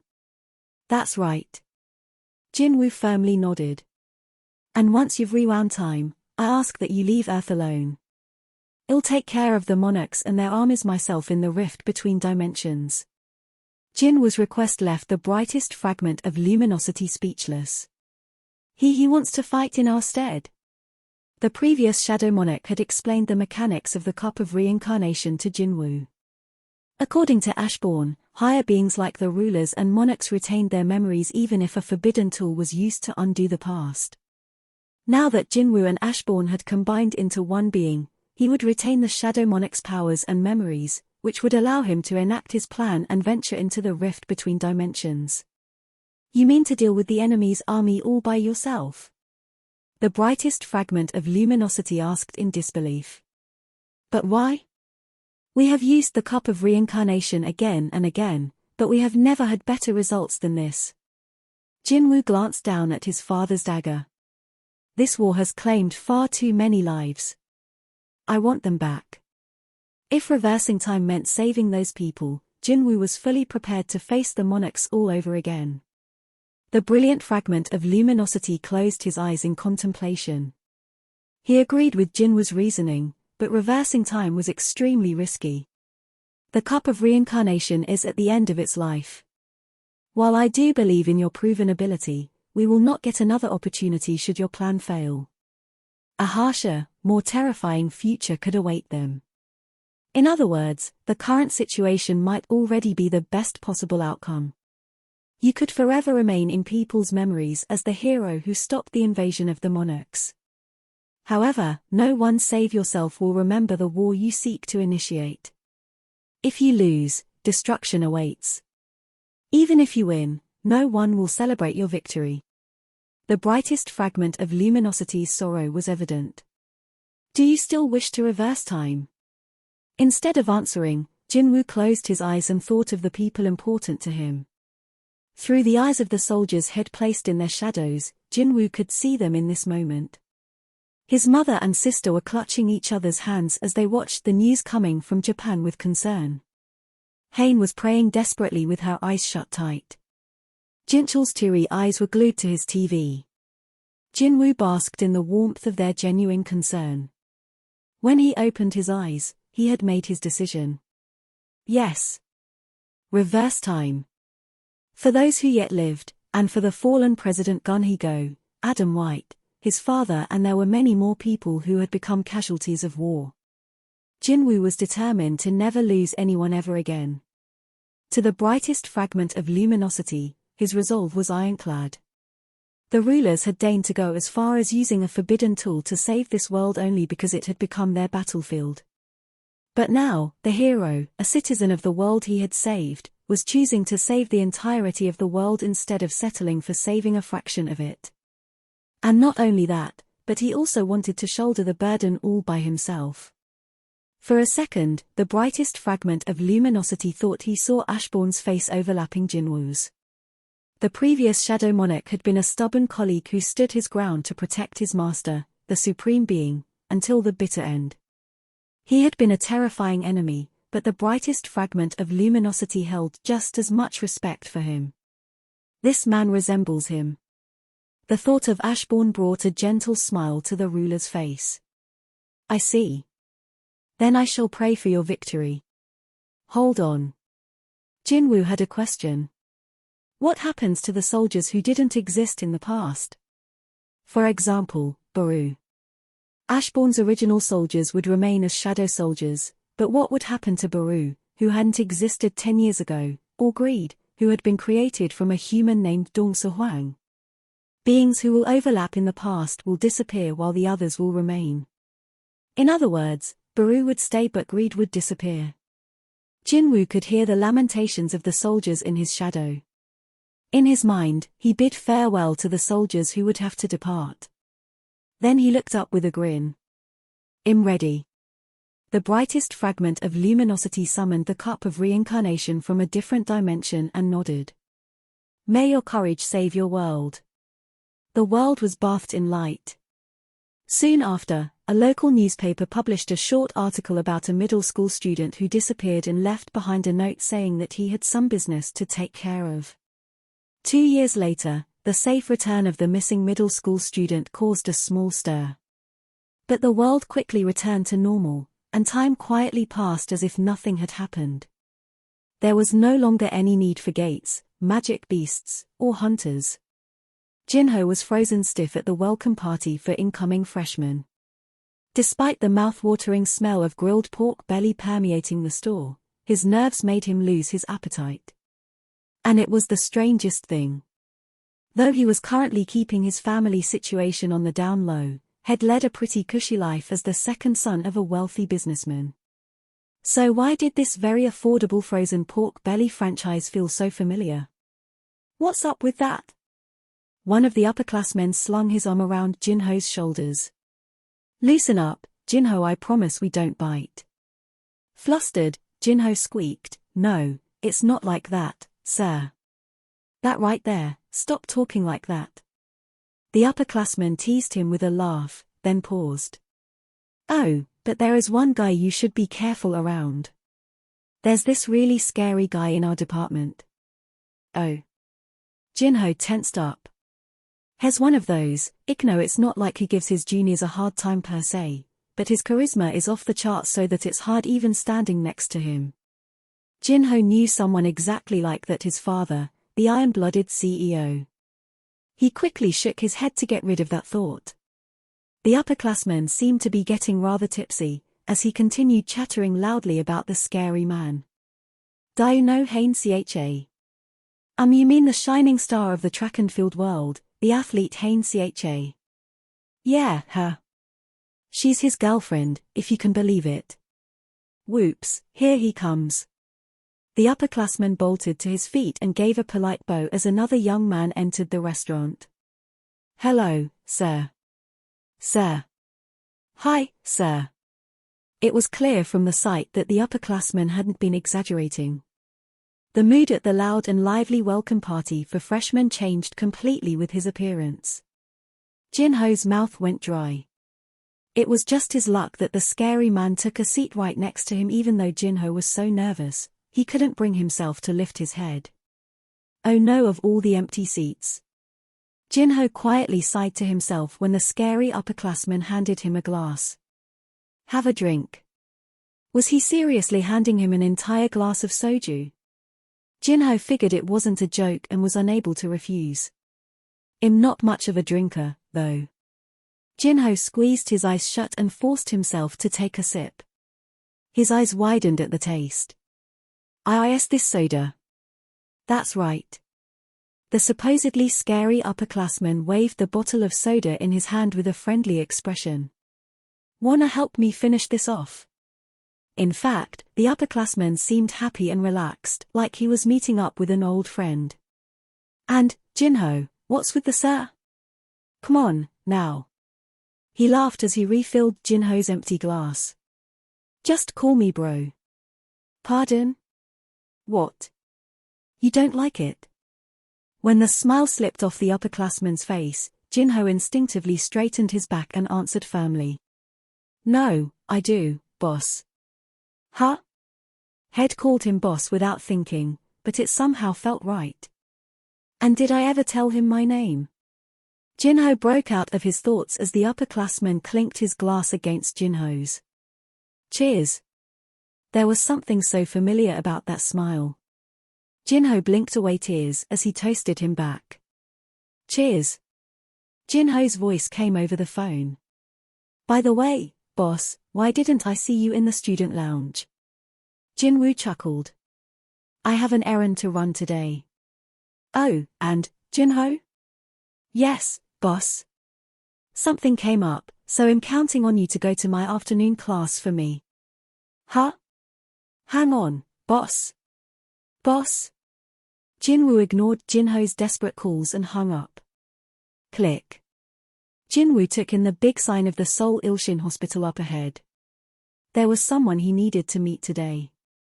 He had paused to straighten out his clothes before entering the hospital when a familiar face caught his eye. Jinwoo wasn't planning on getting her attention, but she felt his stare and turned. It was Ju-hee, the branch healer who frightened easily but still had joined the Hunters Association to try to put her powers to good use. Now, she was just an ordinary college girl. She seemed to be flourishing now that she wasn't a hunter, so Jinwoo couldn't hold back a pleased smile. Ju-hee stared at Jinwoo for a while before working up the courage to ask him, do I know you? Jinwoo swallowed the instinctive greeting that rose in his throat and shook his head. Nope. Without missing a beat, he turned around. Ju-hee stared at his back for a while, then shrugged and went on her way. Jinwoo gave a satisfied grin as he listened to her footsteps get farther away. This was exactly what had fought so hard to protect peaceful days and the lives they were meant to live.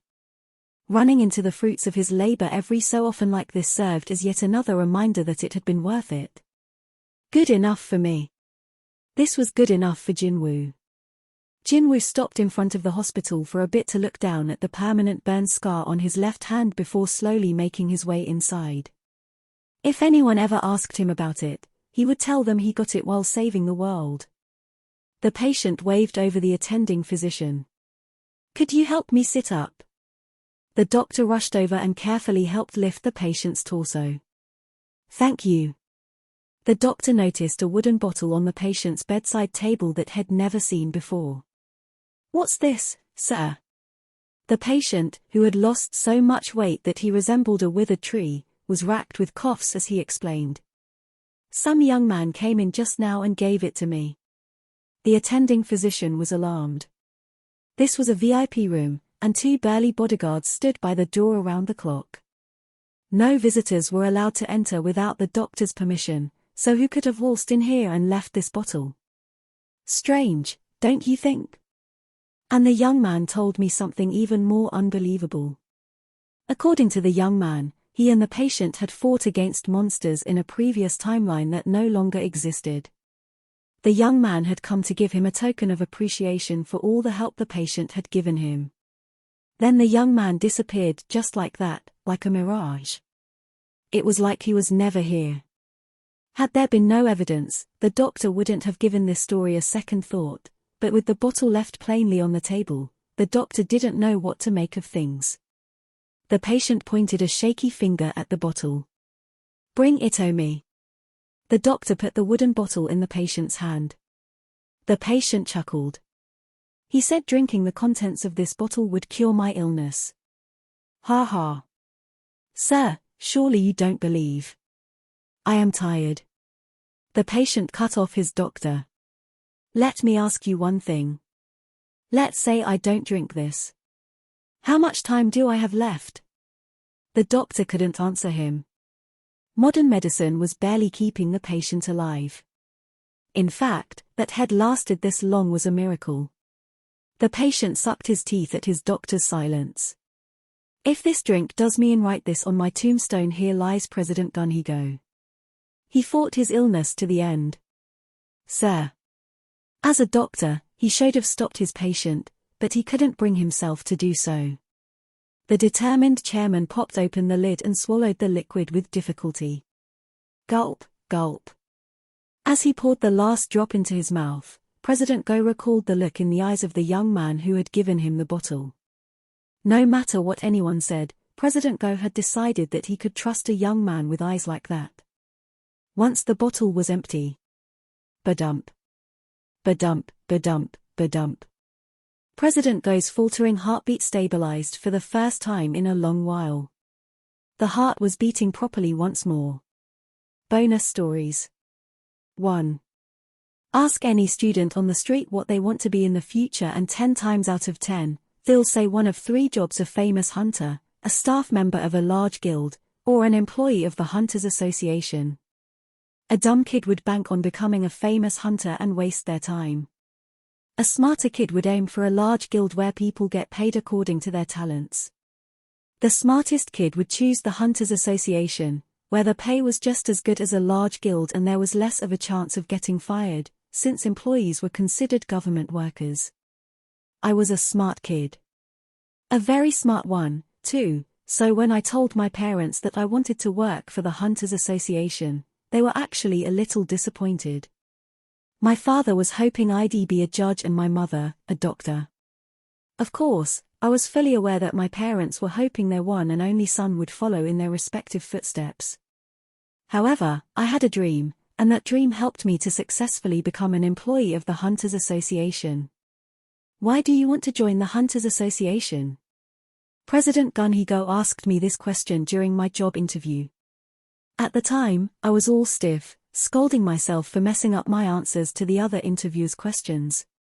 But as soon as I heard that question, the look in my eyes changed as I gave it my full attention.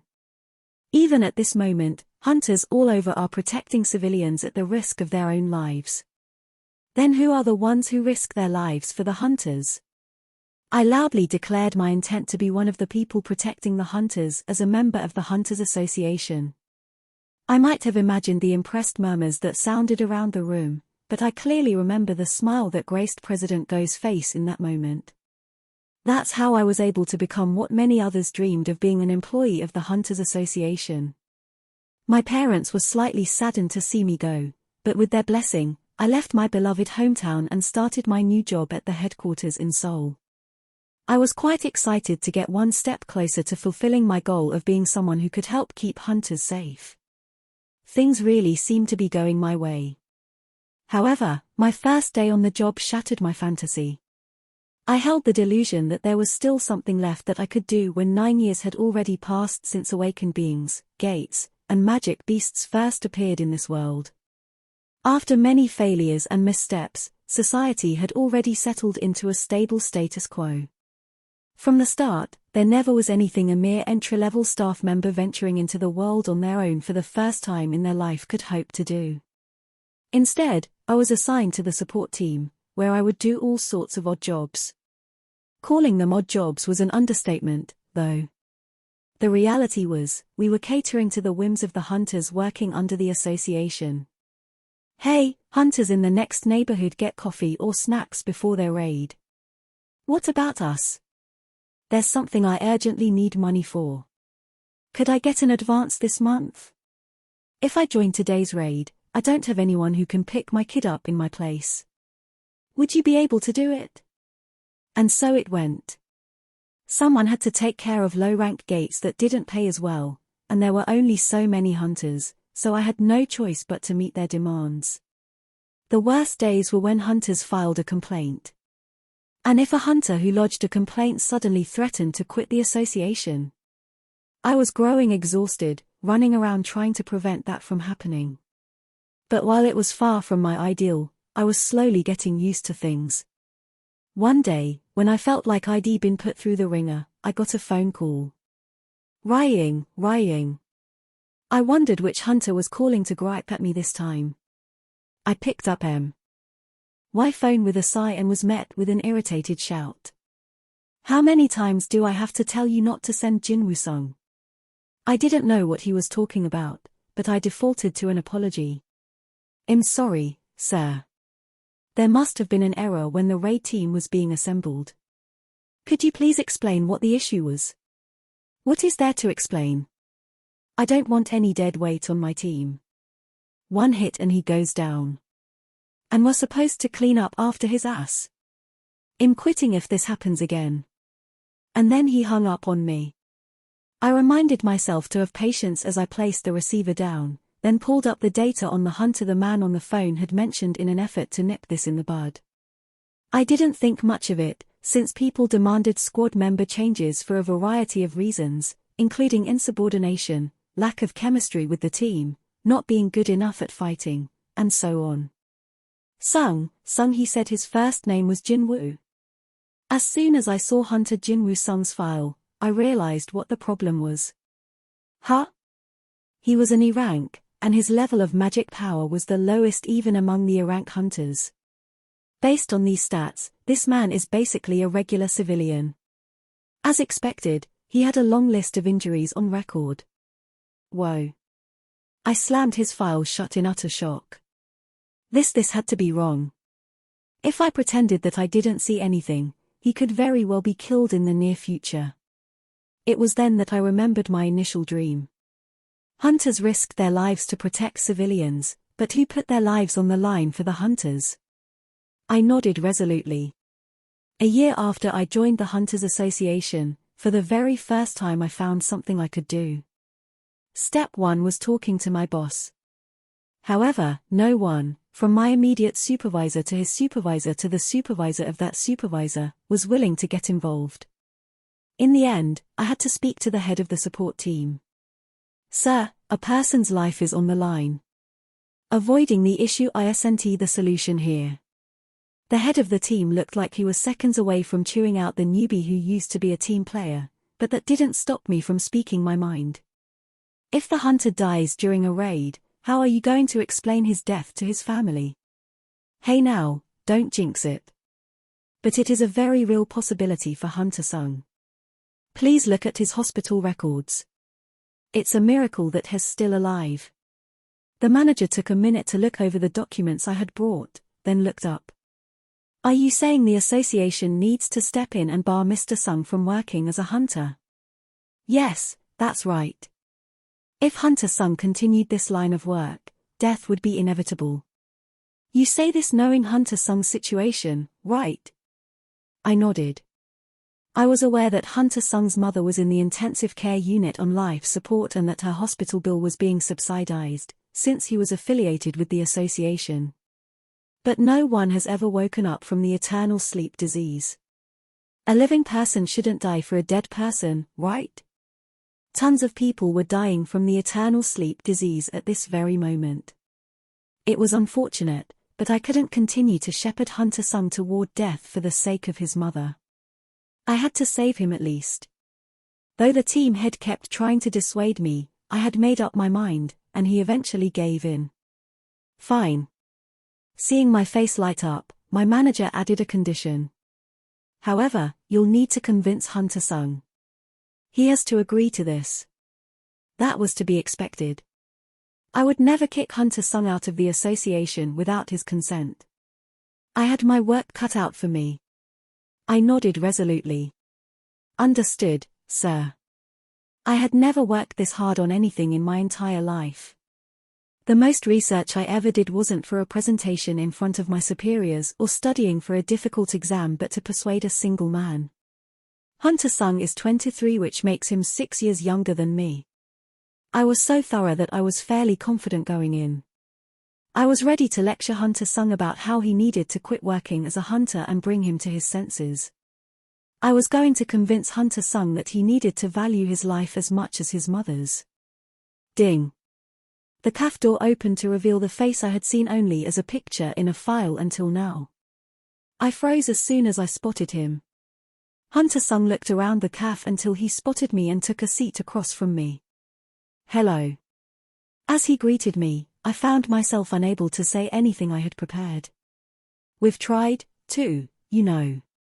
I accepted a small glass of soju from my team head and grimaced as I knocked it back. Whether it was from the burn of the alcohol or because of the heaviness in my heart, I couldn't tell. My brow remained wrinkled. Still it isn't right, sir. It shouldn't be like this. A 23-year-old man shouldn't have that look in his eyes. I figured Hunter Sung would be the overconfident type who was convinced he couldn't die or the reckless type who was desperate for someone to stop him. Whichever one he was, I was confident I could persuade him. However, Jinwoo Sung was completely different from what I'd expected. He was all too aware of the reality. He had the WAN smile of someone who was trembling in fear and yet barely managing to overcome it. How could I push someone who had come so far to the edge of a cliff?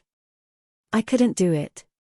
And I realized that I couldn't blame my superiors for not being able to do something I couldn't do, either. My team head quietly refilled my shot glass.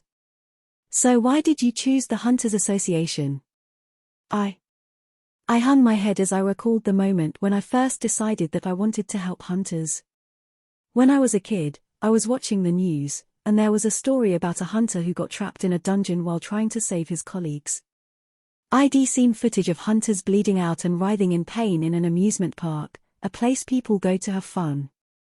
It got me thinking. Those people are bleeding because they saved others, but who's gonna save them? My parents couldn't answer my question, and that's when I decided that if no one else could, then I would be the one to help them.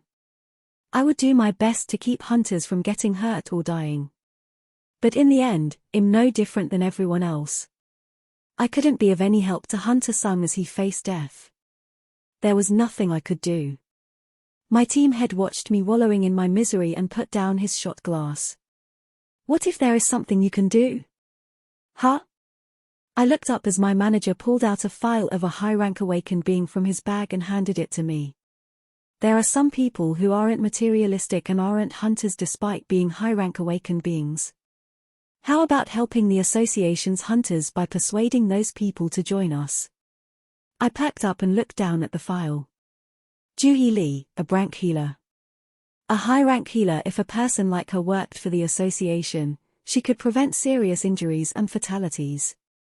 Even a weak hunter would be able to fight as much as they wanted without worry. Hunter Sung's expression crossed my mind. My team head saw the gleam in my eyes and smiled. So what do you think? Do you want to give it a go? I was practically staring holes into the file as I nodded enthusiastically. Yes, I'll do my best. 2. Ash continued to fall from the sky like snowflakes. Jinwoo finished saying goodbye to the shadow soldiers who he'd have to part with and faced the leader of the rulers without any hesitation. I'm ready. The despondent brightest fragment of luminosity summoned a cup. Jinwoo eyed it curiously. So that's the cup of reincarnation, the forbidden tool that can reverse time. Jinwoo found himself swallowing hard as it sank in that it was time to start all over again. His nervousness didn't escape the brightest fragment of luminosity. Are you sure you won't regret this?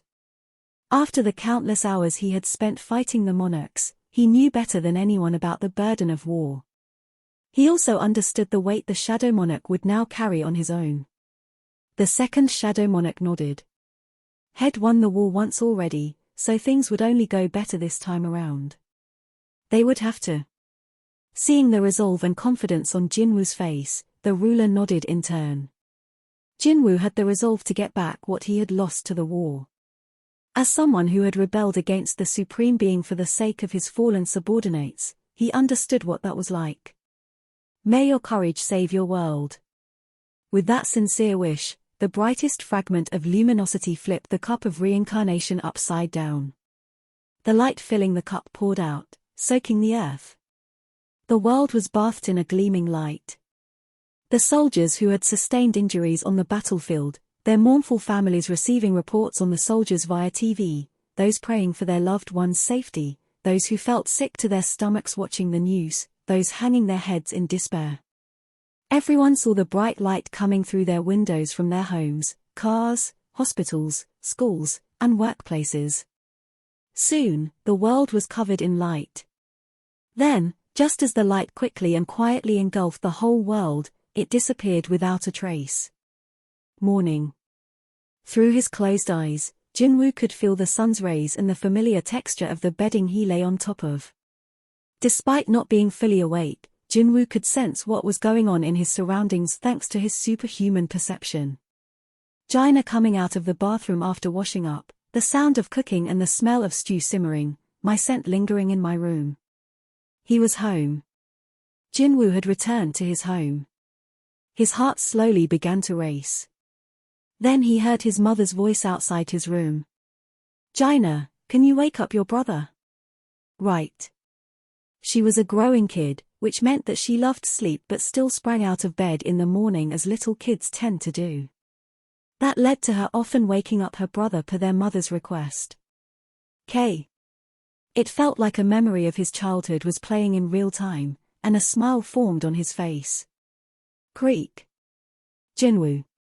Jinwoo slowly sat up before his sister had completely opened the door. Huh? You're already up? Jaina blinked in surprise to see him awake. Jinwoo smiled fondly at the sight of her in the doorway. There stood a Jaina who hadn't lost her friends to magic beasts.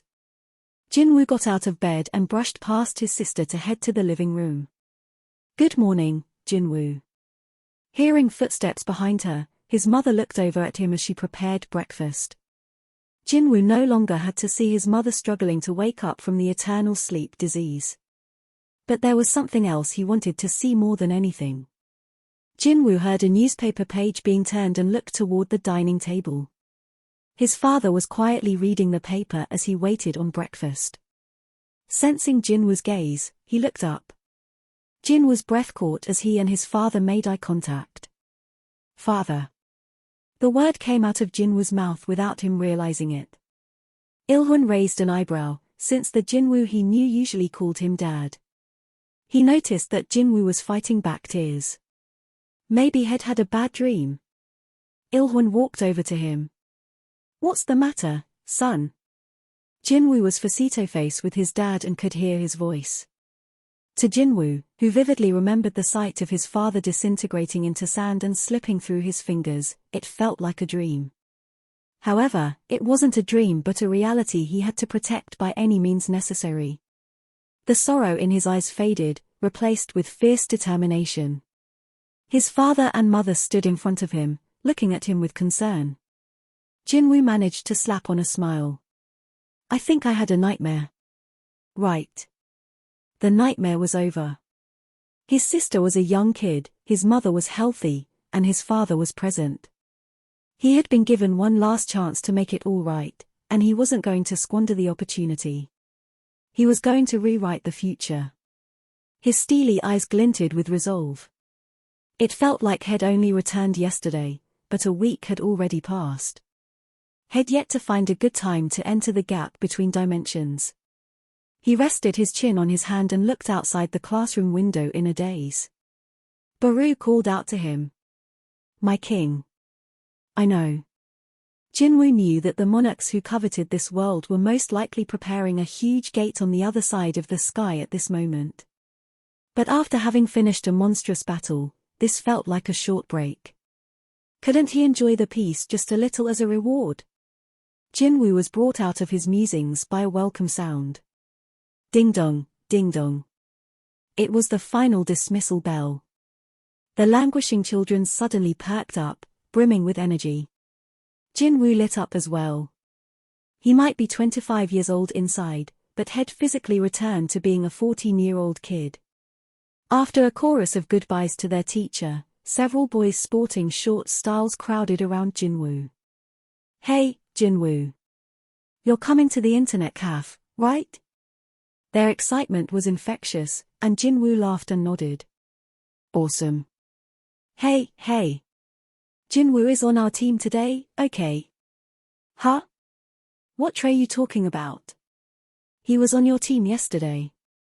But we also had Jongsik, the worst player ever. Oh, whatever. Well, take both Jongsik and Minpyo, too, if we get Jinwoo. Rock, paper, scissors. Fine. Jinwoo had shown off his next-level reflexes and perception when playing an online multiplayer game that was all the rage. At their age, one's video game skills was equivalent to one's popularity among the guys, so everyone was dying to have Jinwoo on their team. The best out of 3 games of rock, paper, scissors turned into best out of 5.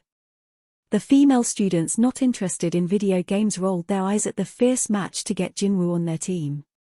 At the back of the classroom, a boy surreptitiously watched the others as he slowly packed his things. He was into video games but had a hard time making friends. This boy could only watch with envy at the others hanging out as a group. Jinwoo chuckled to himself. He could see things he hadn't been able to see when he was younger. Was it because he was an adult now or due to his raised perception? This classroom was a microcosm of emotions colliding and commingling. Yay, the kids on Jinwoo's team burst into cheers with no regard as to how they were being perceived. Jinwoo shook his head internally. No wonder girls think boys are idiots. The winner circled around Jinwoo, smiling brightly. Let's go, Jinwoo. Jinwoo's response was to point toward the back of the classroom. I wanna team up with him. Huh?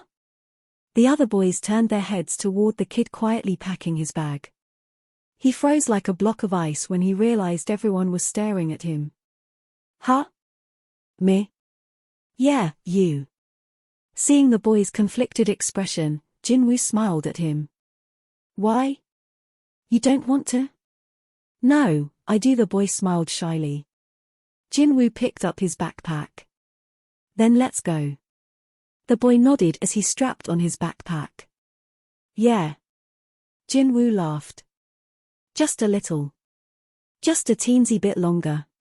If it didn't harm anyone, couldn't Jinwoo enjoy these kinds of moments for at least one more day? If only. His footsteps were light and quite heavy at the same time as he left the classroom with his friends. The sky was painted red as the sun set behind the hill at the back of the school. Jinwoo stopped walking for a minute to take it in. His friends called to him. Jinwoo, what are you doing? There won't be any seats at this rate. Geez, so much nagging. I'm coming. He caught up with them in no time. The boys chatted on about the great match ahead of them. Jinwoo could share in their excitement and anticipation even without taking part in the conversation. As he made his way down the street under the red sky with these friends he hadn't seen in ages, Jinwoo broke into a wide grin. Ever since entering the rift between dimensions, Jinwoo had picked up a new habit. He started keeping a journal of everything he saw and heard on that day. He wasn't necessarily doing it for some grand reason like recording his fight against the monarchs. The rift between dimensions was a void much like the world of eternal rest.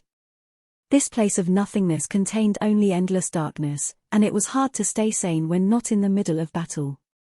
However, Jinwoo wasn't journaling for a lack of other things to do. Being able to go through these years in his life a second time made him realize that people's perspectives could change over the years. He realized he noticed things he hadn't in the moment. Jinwoo wanted to see how he would feel when reading his journal sometime in the distant future after his memories of this place grew hazy. Would it embarrass him that he'd kept a diary? Or would he be filled with regret for not doing better? Or would he perhaps miss this tiresome war? And so he continued to write in the journal when he could. The sound of his pen gliding over paper echoed in the endless darkness. He let out a sudden laugh. I probably won't miss what happened here, right? He glanced up at the sea of corpses lying all over the place. Jinwoo had secured another victory in a battle by killing the Transfiguration monarch, who had been giving him a hard time. 27 years had passed since he entered the rift between dimensions. Finally, the end of this long, tedious, and brutal war was nigh. The only enemies left were the Dragon King and his army of destruction. His heart raced at the thought of going home soon. I'm glad that time in here and at home move at different speeds. About 2 years would have passed out there. How much would Jaina have changed? How are his father and mother doing? Should Jinwoo have explained more details to his family? Various worries swirled through his head. No. Jinwoo shook his head to rid himself of those thoughts. It was time to focus on what would be recorded on the final page of this journal. Just then, Belion approached Jinwoo and bowed. My lord, it is done. We left no survivors. The shadow soldiers had come back from inspecting the battlefield to ensure all their enemies were dead. He looked around at his army as they stood in front of Jinwoo and awaited his next command. Jinwoo had given up counting their numbers a long time ago. He smiled, and he closed his journal. Good. He put the journal and pen into his inventory and climbed down from the mountain of corpses he had been sitting on. He'd been looking forward to meeting the first and only being to defeat him since becoming the Shadow Monarch. Sure, He'd won the war thanks to the arrival of the rulers, but Jinwoo had technically lost to the Dragon King. I won't lose a second time. Jinwoo's eyes were ablaze as his heart began to pound in anticipation. Ba-dump, ba-dump, ba-dump, ba-dump. Listening to his heartbeat, Jinwoo was struck with the thought that he might actually miss this fight once it was over. Jinwoo turned in the direction the Dragon King's energy was coming from and summoned his soldiers for the final battle. Arise. At the Shadow Monarch's command, new shadow soldiers rose from the endless pile of corpses. His three marshals, Belion, Baru, and Igris, stood directly behind Jinwoo. The generals stood behind them, and behind them, an army large enough to blanket the entire continent stood on standby. Despite the air being still, it felt like the winds of war were blowing. Jinwoo closed his eyes and took a deep breath. Upon opening them again, he spoke the words that heralded the end of the war. It's time to kill the Dragon King. The Dragon King sensed a group of soldiers headed his way that was so large, he couldn't get an estimate of their numbers. The Shadow Monarch had initially favored a hit-and-run tactic, but some time ago, he had switched to fighting them head-on. Instead of running after Jinwoo, the army of chaos found themselves being chased. Finally, the army of destruction was the only one remaining, so it was obvious where the Our monarch would strike next. It would be the last battle. The Dragon King had never thought that the end would be decided by a battle between two monarchs. Nevertheless, it was fitting, as his blood still boiled at the thought of his previous clash with the Shadow Monarch many years ago. One of his subordinates cautiously approached the Dragon King. "Sire."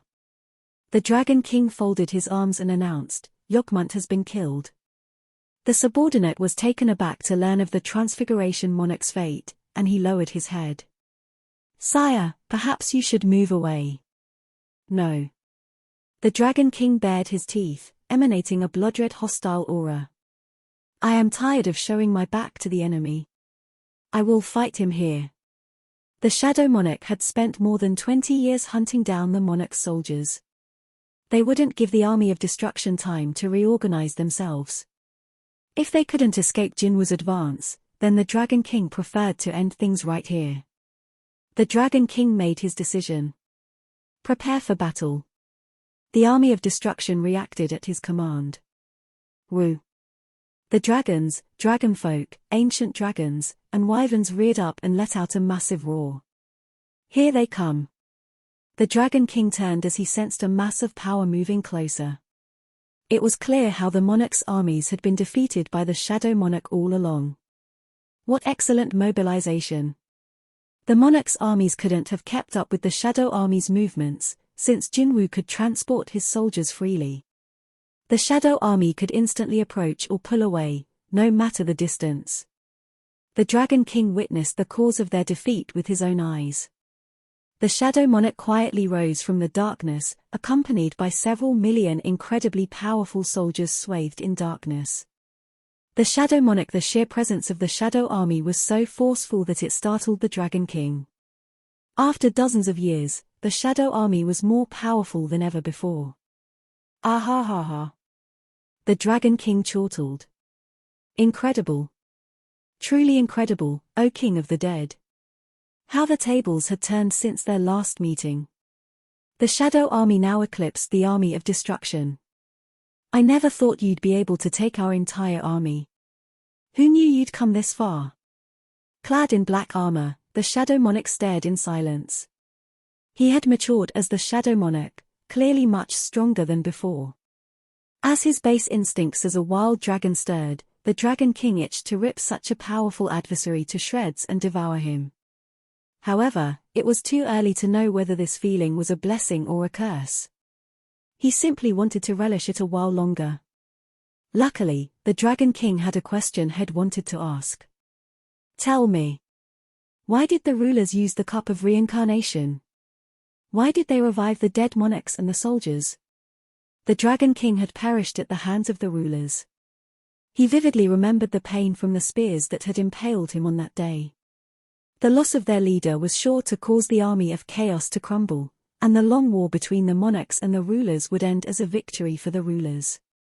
Even the monarchs had to admit it was a total defeat. But for whatever reason, they had revived all the monarchs, including the Dragon King, by using the cup of reincarnation to reverse time. Since then, the Dragon King had deliberated as to the reason behind their decision, but had come up with nothing. Thus, he had no choice but to query the Shadow Monarch, who had been on the side of the rulers. It was my request. The Dragon King was bewildered at the unexpected answer. What? Jinwoo clarified, clearly and slowly. I asked for this. I asked the rulers to use the cup of reincarnation because I wanted to kill you with my own hands. He was out of his mind. The Dragon King almost spat out a litany of curses but managed to hold his tongue. The Shadow Monarch had used the forbidden tool to turn back time, just so he could fight 10 million soldiers with a mere 100,000. It made no sense, but at least the Dragon King now knew why the rulers had used the cup of reincarnation and why the Shadow Monarch had been so proactive. There was no greater reason. Ha ha ha ha ha ha ha! The Dragon King burst out laughing, shaking his head in disbelief. The Shadow Monarch had wanted to fight the Monarch's armies on his own, and had successfully managed to drive them into a corner. The Dragon King couldn't help but respect the Shadow Monarch for doing the impossible. The Shadow Monarch had reached the final hurdle. Would he eat or be eaten? For the first time, the Dragon King wanted to know the name of his opponent. Antares. It was the name given to him by the Supreme Being, and had never shared it with anyone until now. That is my name. The Dragon King earnestly spoke. What is yours? The Shadow Monarch deigned to answer the last question the Dragon King would ever ask. Jinwoo Sung. The Shadow Monarch posed a question of his own. Do you have anything left to say? The power of death drifted from Jinwoo's shoulders as a black aura. It was much easier to call upon it in the rift between dimensions, since the place was similar to the world of eternal rest. The shadow soldiers responded to their monarch. Ra! The entire shadow army cried out. The Dragon King smirked at the noise. What is there left to say? What else did he need to say at the great feast being presented to him? Not at all.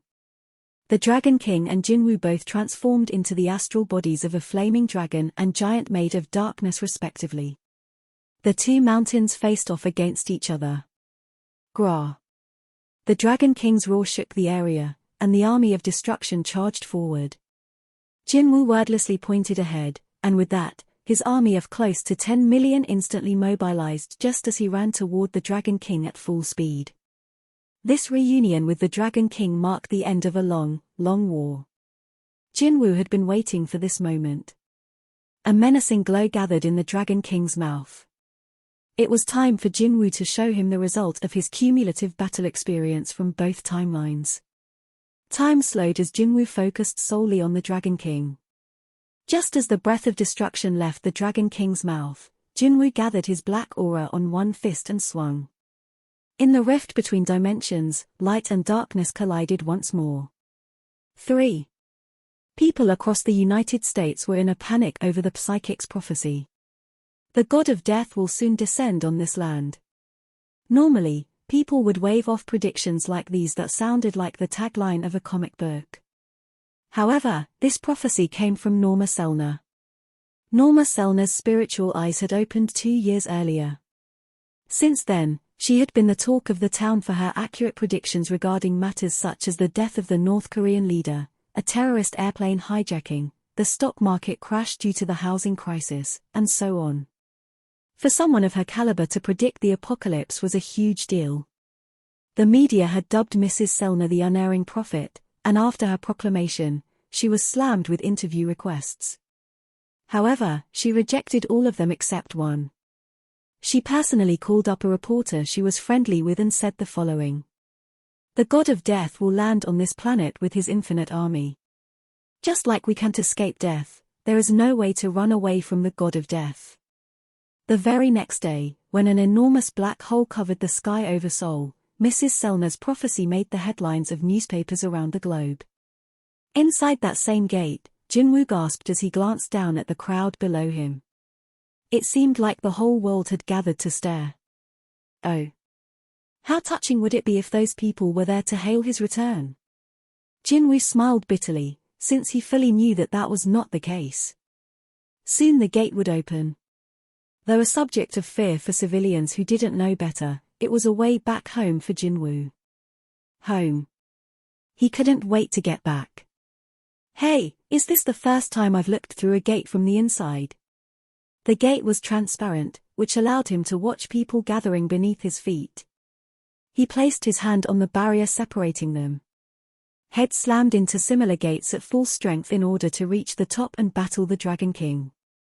Now, Jinwoo merely had to give it a little push to crack the wall. It'd be a piece of cake to break through the membrane effortlessly. For a moment, he debated just breaking it and making his way down there, but he shook his head and smiled. I shouldn't. The people behind him were scared enough. There was no need to frighten them further. Besides, Jinwoo had been waiting for this moment for almost 30 years, so there was no reason he couldn't wait a few more days. As he took his hand off the barrier, something caught his eye. Wait a minute. These are definitely not the hands of a 9th grader. His hands were way too big for a teenage boy. Jinwoo had grown to be a middle-aged man during the whopping 27 years in the gap between dimensions. Physically, he was already older than his father.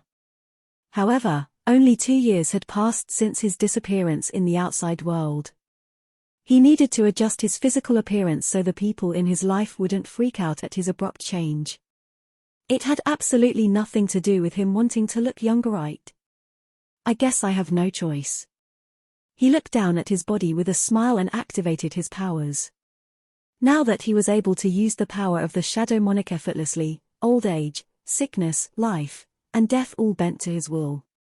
Jinwoo quickly transformed into a middle school student. Shoom. The bearded middle-aged man turned into that of a boy with a bright face. As the black smoke around him dissipated, his clothes were transformed into the school uniform he had been wearing when he left home. That's good enough, right? To others, he looked just like any other student. He was ready both physically and mentally to go home and see his family. The only thing he needed to do now was wait. 2 more days. Because there was finally a definitive end to his journey, Jinwoo even found waiting for the gate to open an enjoyable time. Huh? Look, it's opening. The hole is opening. People screamed and pointed at the gate. Ah. Eek. The gate opened to reveal nothing. What's going on? Is that it? People had gathered from all over the world in order to observe the gate. They were abuzz as the gate began to disappear. Meanwhile, on a quiet street, Jinwoo deactivated stealth. No one paid any attention to the middle school kid who suddenly appeared, because their attention was solely on the vanishing gate. After watching the spectators for a bit, Jinwoo turned to head home and spotted a young man holding an expensive-looking bouquet of flowers. The man smiled. Welcome back, Mr. Jinwoo-sung. Or should I call you the Shadow Monarch? Jinwoo had never seen the young man before, but he didn't sense any hostility from him. It doesn't matter what you call me. Jinwoo snorted as he accepted the bouquet. It's nice to have at least one person welcoming me back. He gave the bouquet a sniff and then raised his head. The man sounded surprised. To be honest, I never thought that you would succeed in getting rid of all of them. But I can feel the weight of 10 million soldiers in your footsteps. The monarch's armies had been defeated, and denizens of chaos were now shadow soldiers. Jinwoo was officially the most powerful being among both the monarchs and rulers. Jinwoo lowered the bouquet. I don't think you're here to just give me flowers. What do the rulers want from me? Despite his firm tone, Jinwoo looked quite relaxed, for a lion need not fear a lamb. Despite the young man having already known what he was getting into, the overwhelming power that was sharply honed by the war still sent shivers up his spine. A lamb could only fear its opponent. Before the majestic lion of a monarch, the man politely lowered his head. I bring a message from the rulers, sir. It is rather long, so shall we go elsewhere? Sure. Jinwoo led the way with a grin. I just remembered a stop I wanted to make anyway. The young man glanced down at the ice cream in front of him. You wanted to get ice cream? Just because Jinwoo's appearance had changed didn't mean his tastes had, either, but if you're secluded anywhere long enough, you develop a craving for something sweet. Jinwoo dug in with relish. The cold, sweet dessert stimulated the tip of his tongue. It finally sank in that he was home again. Jinwoo polished off his ice cream before letting the young man speak. So what do the rulers want? The man, who had watched the Shadow Monarch snack time in a daze, collected himself and spoke hurriedly. Right. First, I would like to express our deepest. Let's skip the small talk. The rulers had sent their envoy to a world they had no business in, so Jinwoo wanted to cut to the chase. Did something happen? No, it's not like that. Rather, I came to see you because all the problems have been resolved. Because everything had been resolved. The man swallowed nervously as Jinwoo's eyes narrowed. But the envoy had a job to do regardless of his fear. He opened his mouth with difficulty. The rulers are concerned about how your power will affect this world, sir. As you know, the power you possess is too great for this world to bear. So? A world without mana is fragile. With your cooperation, we would like to transfer you to a place that can handle your power. Why bother when you can simply seal me in? Yes, that is one solution. Bam. Jinwoo slammed his palm down, startling the smile off the young man's face, and lowered his voice. They want to get rid of me because they're done with me, is that it? Because they fear my power? Jinwoo was still smiling, but his eyes were cold. Startled, the young man urgently waved his hand. No, not at all. He handed Jinwoo a newspaper he had brought with him. Jinwoo observed the article on the first page. There was a photo of a familiar face.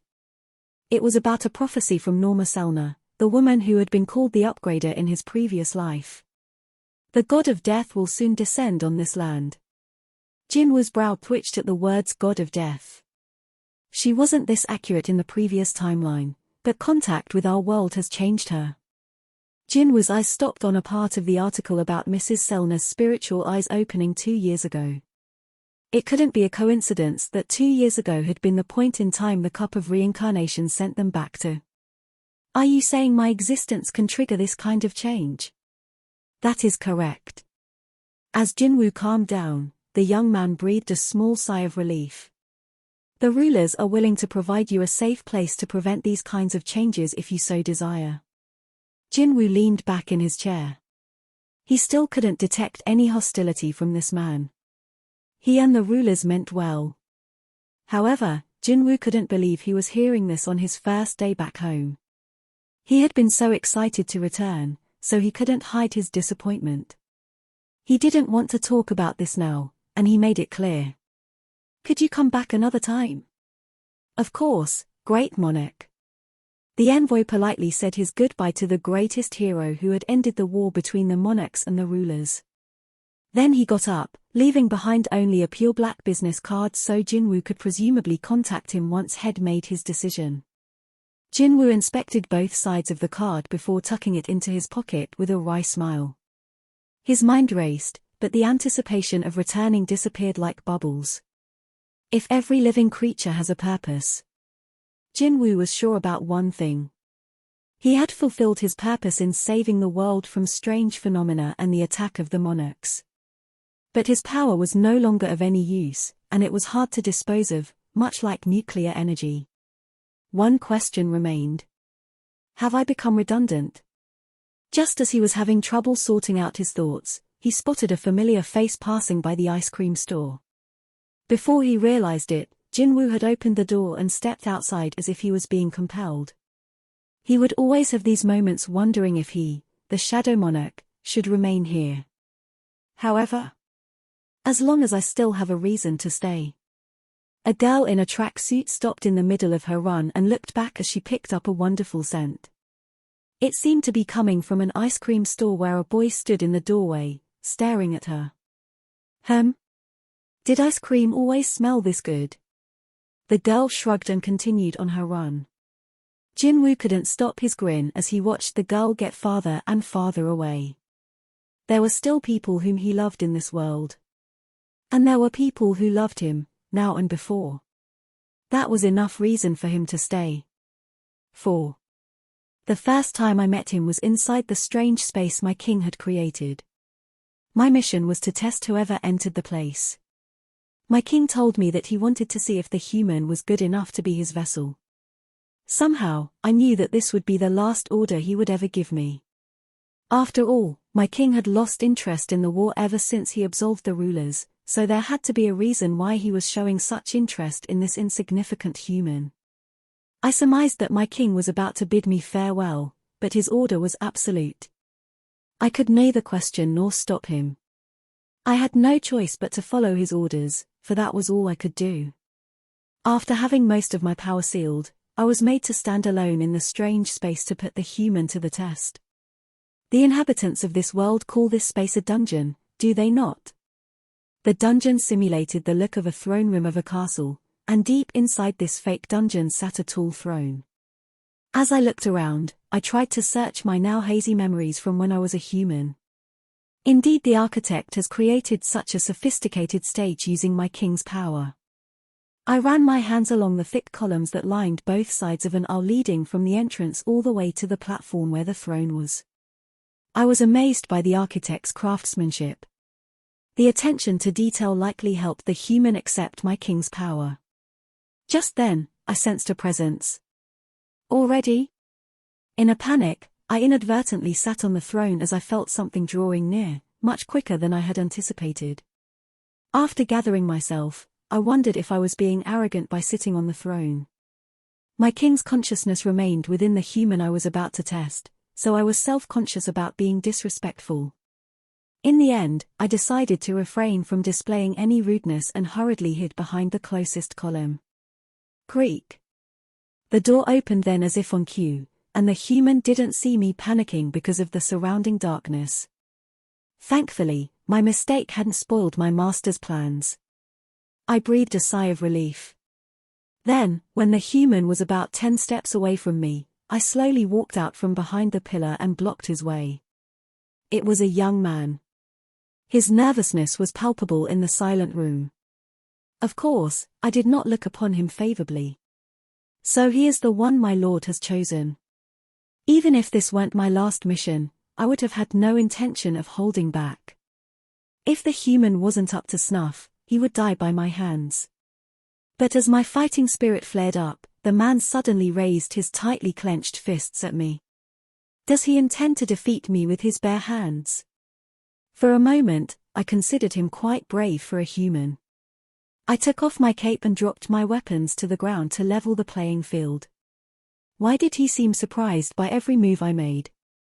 I admired the determination in his eyes, but did he have the skills to back it up? We'd see about that. The result was immediate. Arg. Thud. Though I hadn't used my full strength, I brought him to his knees. That was disappointing, thug. I had to admit, I was also relieved. This man's disqualification meant that my king would stick around a little longer. For the first time, I was relieved by my king's failure. I decided to give a fitting end to the human, matching the level of bravery he had displayed. I summoned the sword I had cast aside from the other side of the room using the power my king had briefly bestowed upon me. I meant to cut off the human's head to kill him painlessly. I thought that would be the most merciful thing I could do for him. As if he'd read my mind, the man obediently put his head down. Excellent choice. He is as wise as he is brave. It's unfortunate that killing him is the only way to deter my lord. I moved to behead the man who had chosen an honorable death. However, at that very moment, his eyes shifted from their meek demeanor. Clang. He blocked my sword with his hand and thrust his dagger into my face. SHHK. Ah. I was shocked, not because he had blocked my sword but rather by the fact that he hadn't given up even in such a situation. And I had realized belatedly that his eyes had briefly resembled those of my master. I see. So this is why my lord. I had let my guard down and was unable to deal with the man's continuous attacks. Eventually, I was thrown into the wall. Wham! He stabbed at me relentlessly. Clang clang clang clang clang clang. The armor protecting my neck was compromised by his attacks and broke. Crack. It was his strength versus mine. Since I was the one testing him, I was likely a few levels stronger than he was. However, it was my loss. Had I underestimated the human? Or had his determination pulled off some kind of miracle? Through my bleary eyes, I saw the man pump his hands in the air in celebration. Woo! Strangely, I let out a laugh when I saw him like that. Perhaps I had lost my mind. My gaze moved toward the ceiling as I began to black out. I couldn't see what these impossibly tall columns were holding up because it was too dark. It was like a physical representation of the distance between my king and me, which saddened me. I'm not sure whether I should be happy that my master was right or sad that I've failed to change his mind. I passed out before I could reach a conclusion. That was, until he approached me and bade me to rise. He cared for me. It was probably because I was one of his first soldiers. I was grateful for his frequent acts of kindness. Of the ones that stood out to me, oh yes, there was that one time he said to me, "You'll be able to talk to me once you level up, right?" How could I describe the overwhelming emotion I felt seeing his bright smile? I wasn't sure how he regarded me, but to me, he was my master, friend, and comrade. He and I were in numerous battles together. We went up against magic beasts, monsters, and even hunters. When he was happy, I was happy. When he was struggling, I struggled alongside him. When he was sad, so was I. I gradually accepted the new monarch even though I knew that I would grow less attached to my previous master as my loyalty to my new master deepened. Of course, it wasn't always easy. There were several challenging times. Use this. There was one instance where I had to fight a female hunter while I had many restrictions forced upon me, and the only weapon I could use was a sword that could shoot lightning. She overpowered me. Was that Black Knight really your strongest? I was humiliated. I also got a shadow soldier who was abnormally strong as an unexpected roommate. Scra. This roommate was very true to his nature, but his nature happened to be extremely ferocious. It made me sorely miss my previous genteel comrades. That was why I honestly felt a bit better seeing Belion taking Baru down. Just a little. But the joy of reuniting with an old friend didn't last long. Soon, Baru began to influence Belion as well. "Hey, this black flag, do you think our king would appreciate it if we hoisted it to the top of the castle? Are you serious? I may not be as good at building like the ants, but I will do whatever it takes to make him happy." "No, that's not what I meant." "Ooh, is that flag for our liege?" "Really? We do not need to get into my king's reaction." In any case, his combat power increased after absorbing the original shadow army that had been awaiting his call in the gap between dimensions. And despite my concerns, he treated the previous Shadow Monarch soldiers the same as his own, and our united forces resolved to rush headlong into any battle for him. Training passed in the blink of an eye, and our determination was soon put to the test in a war against the monarchs. We fought with everything we had, and our king led us to victory. When he clashed with the Dragon King, we all watched the decisive battle from the shadows. The battle between the two of them was so moving, I was overcome with emotion. "Screewo, are you crying, Igris? Be quiet." During one particularly dire moment, the entire shadow army went into a frenzy in our king's shadow. But at that moment, the rulers opened a door in the sky and their army came pouring through. Rah!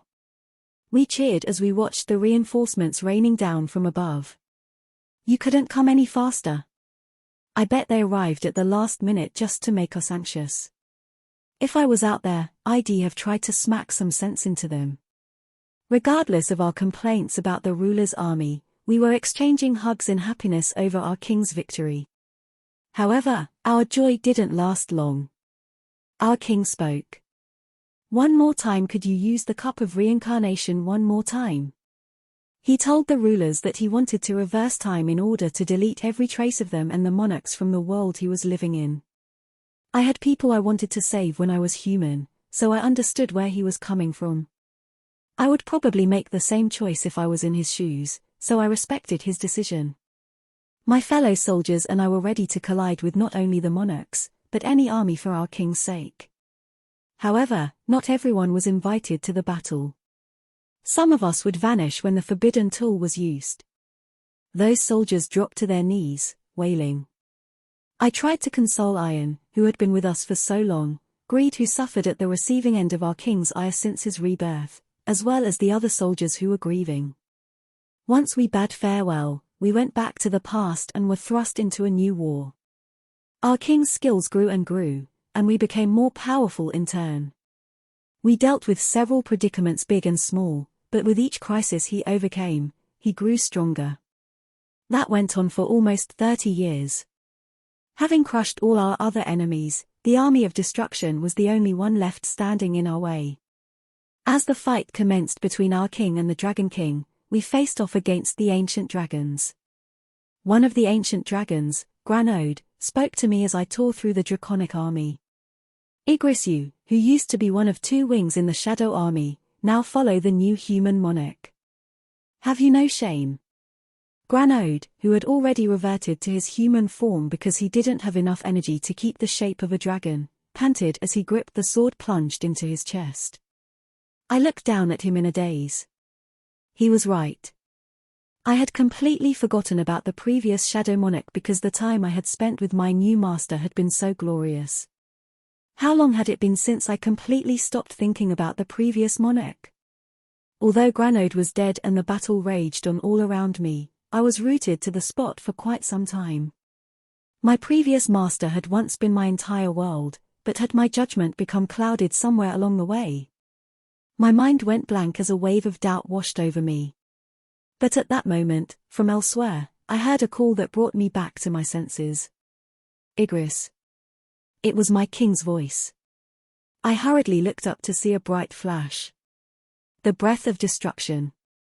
Having used up much of his power battling the Shadow Monarch, the Dragon King had reverted to a human form. He blew fire my way. No, he was not likely aiming for me. I was simply standing in the crossfire. How unlucky of me. But many died from being in the wrong place at the wrong time. It was my turn. Krakum. I knew that by the time I saw the light, it was already too late. I froze in my tracks in surrender. As I was blinded by the light, I was struck with the possibility that this might perhaps be my punishment for forgetting about the previous Shadow Monarch to whom I had sworn my loyalty. If so, I gladly accepted this price for my sin. But as I quietly awaited my last moment, someone stepped in front of me and blocked the breath of destruction with one hand. Krum. The Dragon King's fiery attack was burning someone's left hand, but they made no move to take their hand away. I gasped at the one blocking flames that could incinerate everything for my sake. My lord. When the breath of destruction abated, he rebuked me with his eyes. I snapped back to my senses just as I had when he called out my name. My lord looked at me briefly before charging at the Dragon King once more. I raised my sword to fight the dragon folk encroaching on me. Clang. Sparks flew as sword clashed with sword. The dragon folk I had cut down cried out. That's right. I never forgot about the previous Shadow Monarch. It was simply that my feelings for him extended to my current master. I was completely loyal to the successor the previous Shadow Monarch had chosen. How could that be wrong? I was a knight, my king's sword. I was one of the 2 wings of the Shadow Army. If the time came to take my leave of the current monarch, I would tell him what I never had the chance to say to the previous monarch. It was an honor to fight under your command. Ra, with a mighty shout, I charged at the dragons coming at me. With the war ended, we safely returned to my king's world. He was currently studying hard into the night. From the shadows, I could see what he saw. My lord, the answer for question 14 is B, not A. Oh, really? Thanks. The master had been expelled from his middle school because he had missed so many days. Now, he was engaged in a new battle called a qualification exam. Even though he got near perfect scores in mock tests, he would periodically lose focus and make a mistake.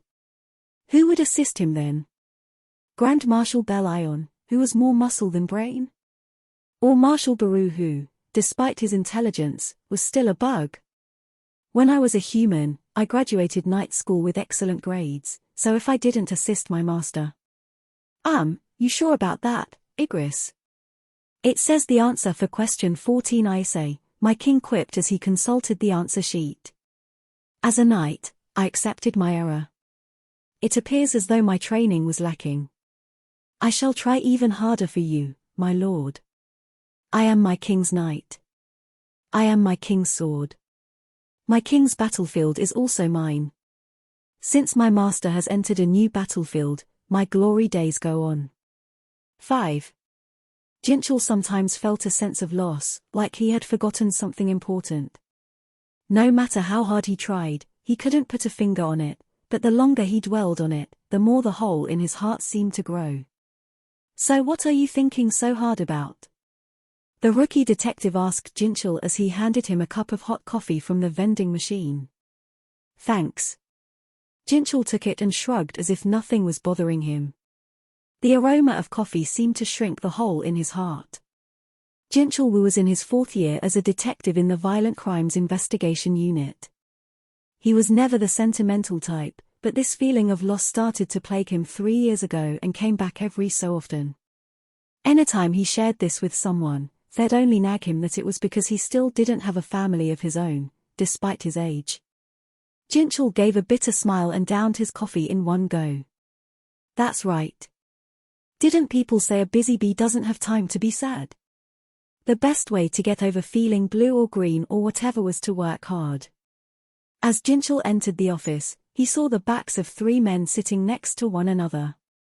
He crumpled his paper cup and pointed to the men with his chin. Who are they? Oh, them. Well, When the rookie detective hesitated, Jinchul quickly walked over and stood in front of the men. Their faces were pale as if they had seen something they shouldn't have, shaking like leaves on a tree and unable to make eye contact with anyone. Jinchul muttered, "It's the shadow monster again." It was common enough for criminals to show up at a police station and confess their crimes out of a sense of guilt or fear of getting caught. However, it was certainly rare for criminals to show up scared out of their wits and beg to be jailed right away. Yet this had been happening repeatedly for several months. The shadow it suddenly rose up from the ground and spoke to me. It said I would regret being alive if I didn't turn myself in within 24 hours. It's all my fault, DD detective. Please throw me in the slammer. Every single one of their stories was the same. Eventually, the suspicious powers that be demanded an investigation. Jinchul raised his voice. So you're saying you all saw this shadow monster? That's right.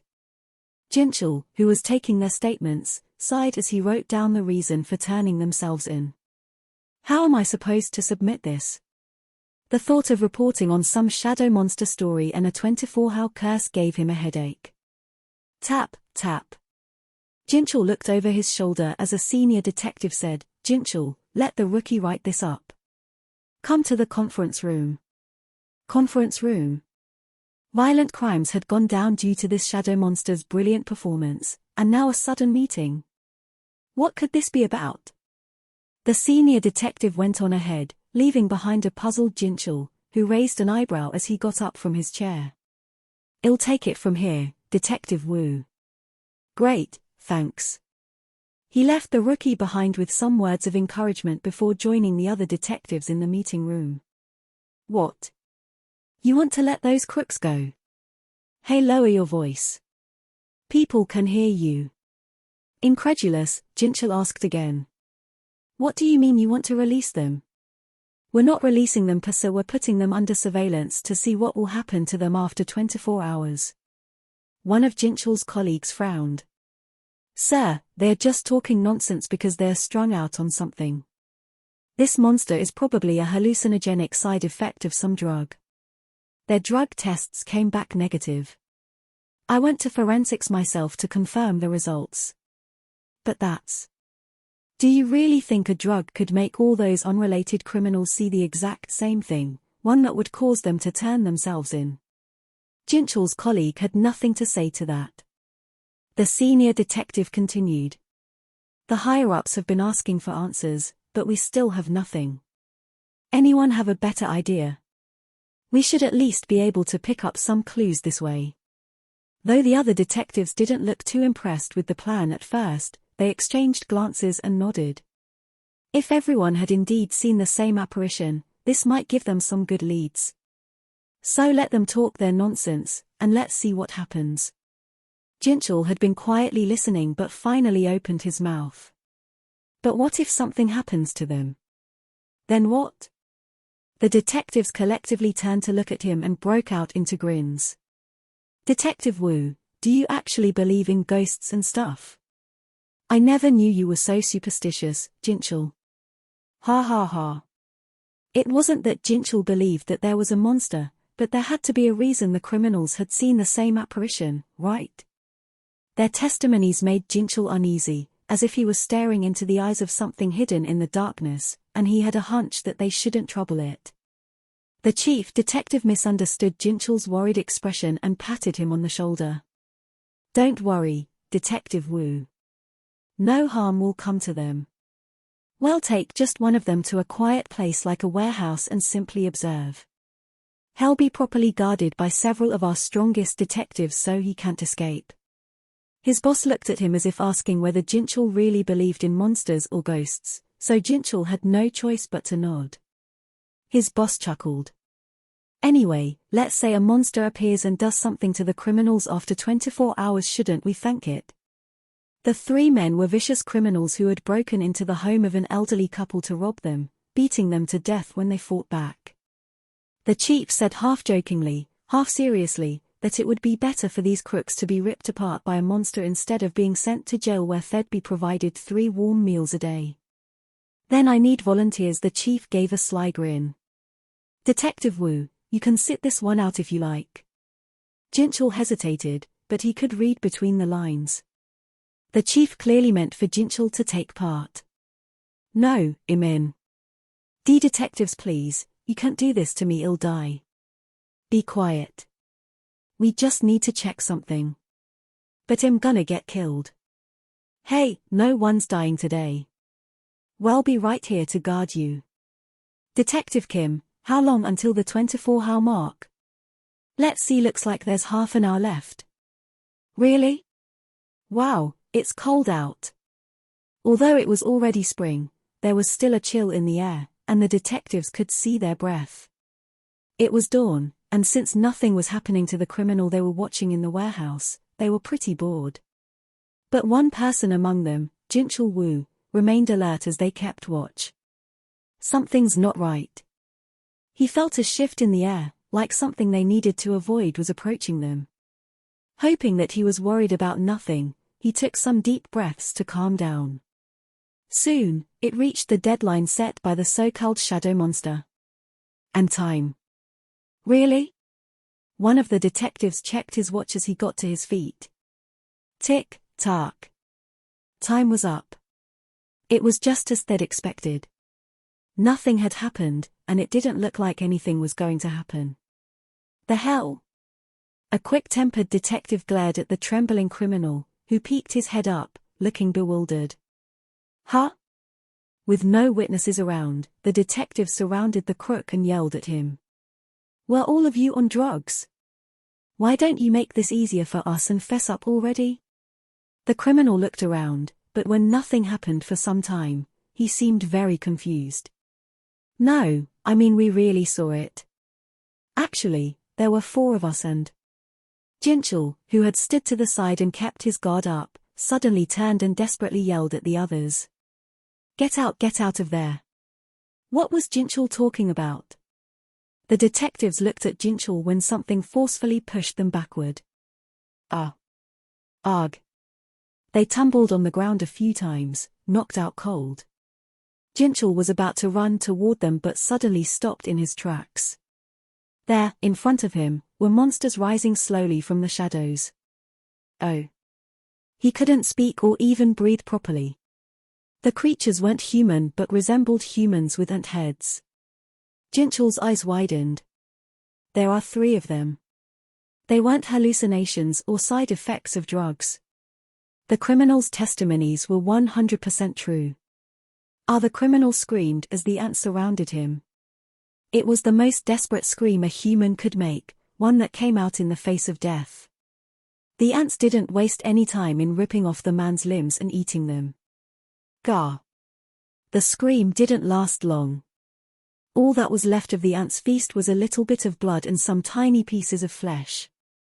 Jinchul felt like his spirit had left his body as he watched the scene unfold in a daze. Two of the ants spotted him after finishing their meal. Scrah! Their eyes were fixed on Jinchul, who tried to run away but found his legs wouldn't move. His feet were glued to the floor. Please. Just then, the larger ant with wings grabbed the other two by the shoulders and stopped them from going after Jinchul. The detective could have sworn the ant looked almost happy to see him, breaking into a grin. A smiling ant? No, never mind that.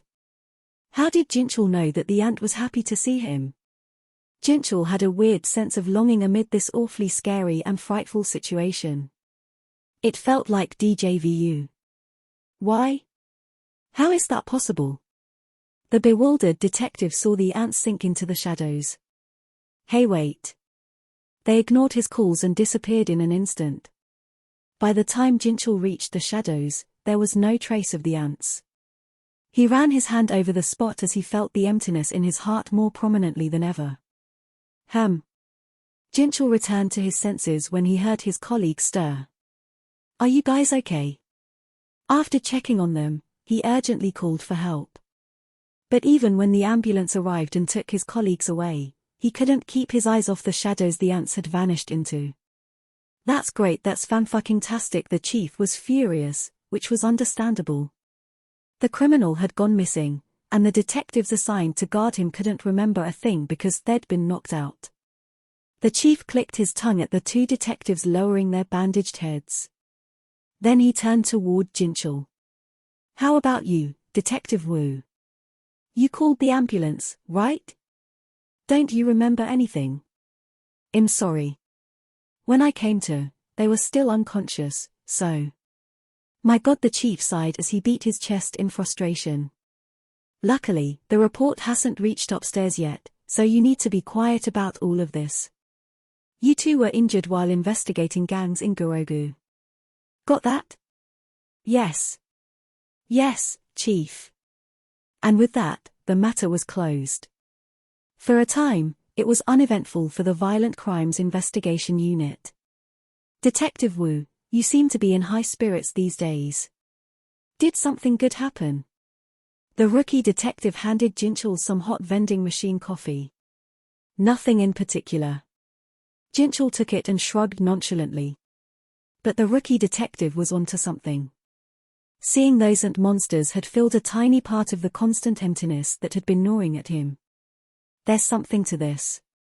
His veteran detective's intuition, as well as common sense, told him that this was definitely something worth investigating. As Jinchul quietly studied his notepad, the rookie detective peeked over Jinchul's shoulder. Huh? What? You're still investigating the incident regarding that missing criminal? But the chief said. I know. I'm just looking into it for personal reasons. Jinchul cut him off and finished the rest of his coffee. But the rookie detective wasn't done talking. Well, so it's not just our jurisdiction, but criminals from other areas have also confessed because of the shadow thing. Jinchul couldn't be too hard on this rookie detective, since he had voluntarily joined the Violent Crimes Investigation Unit at a time when fewer and fewer people wanted the job. Although he was annoyed by him, Jinchul answered his questions with as much patience as he could muster. That's what it looks like. The rookie studied the contents of the notepad. Looks like the number of criminals turning themselves in dropped a lot between the end of February and the beginning of March. Jinchul's eyes widened at the rookie detective's keen observation. Did something come to mind? Oh, it's nothing. It's just, my aunt used to own a small book rental place a while back. And, well, she used to complain that business would slow from the end of February to the beginning of March, between the end and start of the school year. Ha ha. That doesn't mean anything, though, right? The rookie detective laughed in embarrassment, but he was surprised to see Jinchul writing down what Head just said. D. Detective Wu. Just in case. The end and start of the school year. Jinchul quietly added these 8 simple words to his notes. A day before the entrance ceremony at the 20th high school for incoming freshmen, the principal secretly called the teacher who oversaw student affairs to his office. There's a troublemaker among the new students. Pardon? The principal pushed a document toward the teacher, who scanned it and blinked in confusion. His father is a firefighter, and his mother is a stay-at-home mom. His grades are pretty good, too. He doesn't seem like a troublemaker. No, not that. Keep reading. In his first year of middle school, the student had run away for 2 years, which naturally spelled expulsion from his middle school. But this student had completed self-study and passed the test to register for this high school. He decided to run away as a kid fresh out of elementary school. The teacher sensed the coming of a powerful adversary and narrowed his eyes. The principal lowered his voice. What do you think? Can you handle this student? The teacher closed the troublemaker's file and took a deep breath. You know why they call me the venomous snake, don't you, sir? Please leave the troublemakers to me. I'll be sure to whip him into shape. The teacher's eyes sparkled with confidence and a sense of duty. The principal nodded. Very good. I'll leave it to you, Mr. Park. The principal's expression softened after hearing Mr. Park's pledge. In turn, Mr. Park grinned. Tomorrow would be the fated battle. Mr. Park's heart was already beating with the determination to break the troublemaker's rebellious spirit from the get-go. The high school freshmen gathered on the field for the entrance ceremony. They took advantage of the lax teachers watching them to find and chat with their friends from the same middle school. Quiet Kissel Park, the venomous snake, appeared like a shark invading a school of guppies. His glare shut the freshmen up quick. Who's making all that racket, Though one would think from his name that he'd be an art or technology teacher, Kissel was actually a gym teacher. He had cauliflower ears, a thick neck, broad shoulders, and large thighs befitting a man who specialized in wrestling. Students lowered their heads to avoid his gaze. There may be power struggles between students at the start of the school year, but the ones between teachers and students were arguably more important, as they would set how a class or even a whole grade would behave. The venomous snake had never lost in a power struggle against students, even during his first year as a teacher 10 years ago, and he had no intention of losing this year. The school of guppies averted their eyes in front of the shark, going dead silent as he walked by. His colleagues admired him as they watched him in his element. Mr. Park is in fine form. It looks like it will be another smooth ride if we trust in Mr. Park. Kissel smiled with satisfaction as he scanned the timid freshman. Yes, this is how it's supposed to be. However, he wasn't satisfied with just this. Today, he had a specific target to hit as assigned to him by the principal himself. If Kissel didn't break the troublemaker's rebellious spirit today, he couldn't say that he did his job. He soon found the troublemaker within the crowd. There he is. The smile disappeared from his face when he spotted his target. The troublemaker was much taller than his peers, obviously muscular, with bright eyes. Even at a distance, Kissel could tell this was no ordinary troublemaker. So that's Jin Woo-sung. However, Kissel was a pro. Regardless of how disruptive the students were, they were as gentle as lambs before him. And if they tried to put on a display of arrogance, Kissel would just have to show a little bit of his true self. The venomous snake had yet to meet a troublemaker he couldn't break. He oozed with self-confidence. Okay then. It was time to begin. First, Kissel scanned the troublemaker from top to bottom. Suddenly, his eyes locked onto something. That's it. The troublemaker was wearing a black glove on one hand. Wearing gloves or hats was against the dress code, and as the teacher in charge of student affairs, Kissel couldn't ignore anyone breaking these rules, could he? Of course, Kissel knew that the student had to wear a glove because he had a severe burn on his hand, since it was in the student's file. Kissel merely needed the slightest excuse to break the troublemaker. Pointing out the violation of the school's dress code was the perfect excuse to scold him. As he approached the troublemaker, Kissel's eyes lit up like a snake that had cornered its prey. The troublemaker didn't seem to have noticed his approach yet, which was good. A sneak attack was an effective way to break an enemy's spirit. When Kissel was close enough for the student to hear his name being whispered, he opened his eyes wide and got to work. "Hey, you, how dare you wear that glove?" Jinwoo looked up at Kissel's loud roar and made eye contact. "Huh?" That's when Kissel saw countless monsters standing behind the troublemaker. The students on the field faded from view, and he saw an army of 10 million soldiers standing at perfect attention, stretching all the way to the horizon. Oh, Kissel fell backward, screaming. "Mr. Park.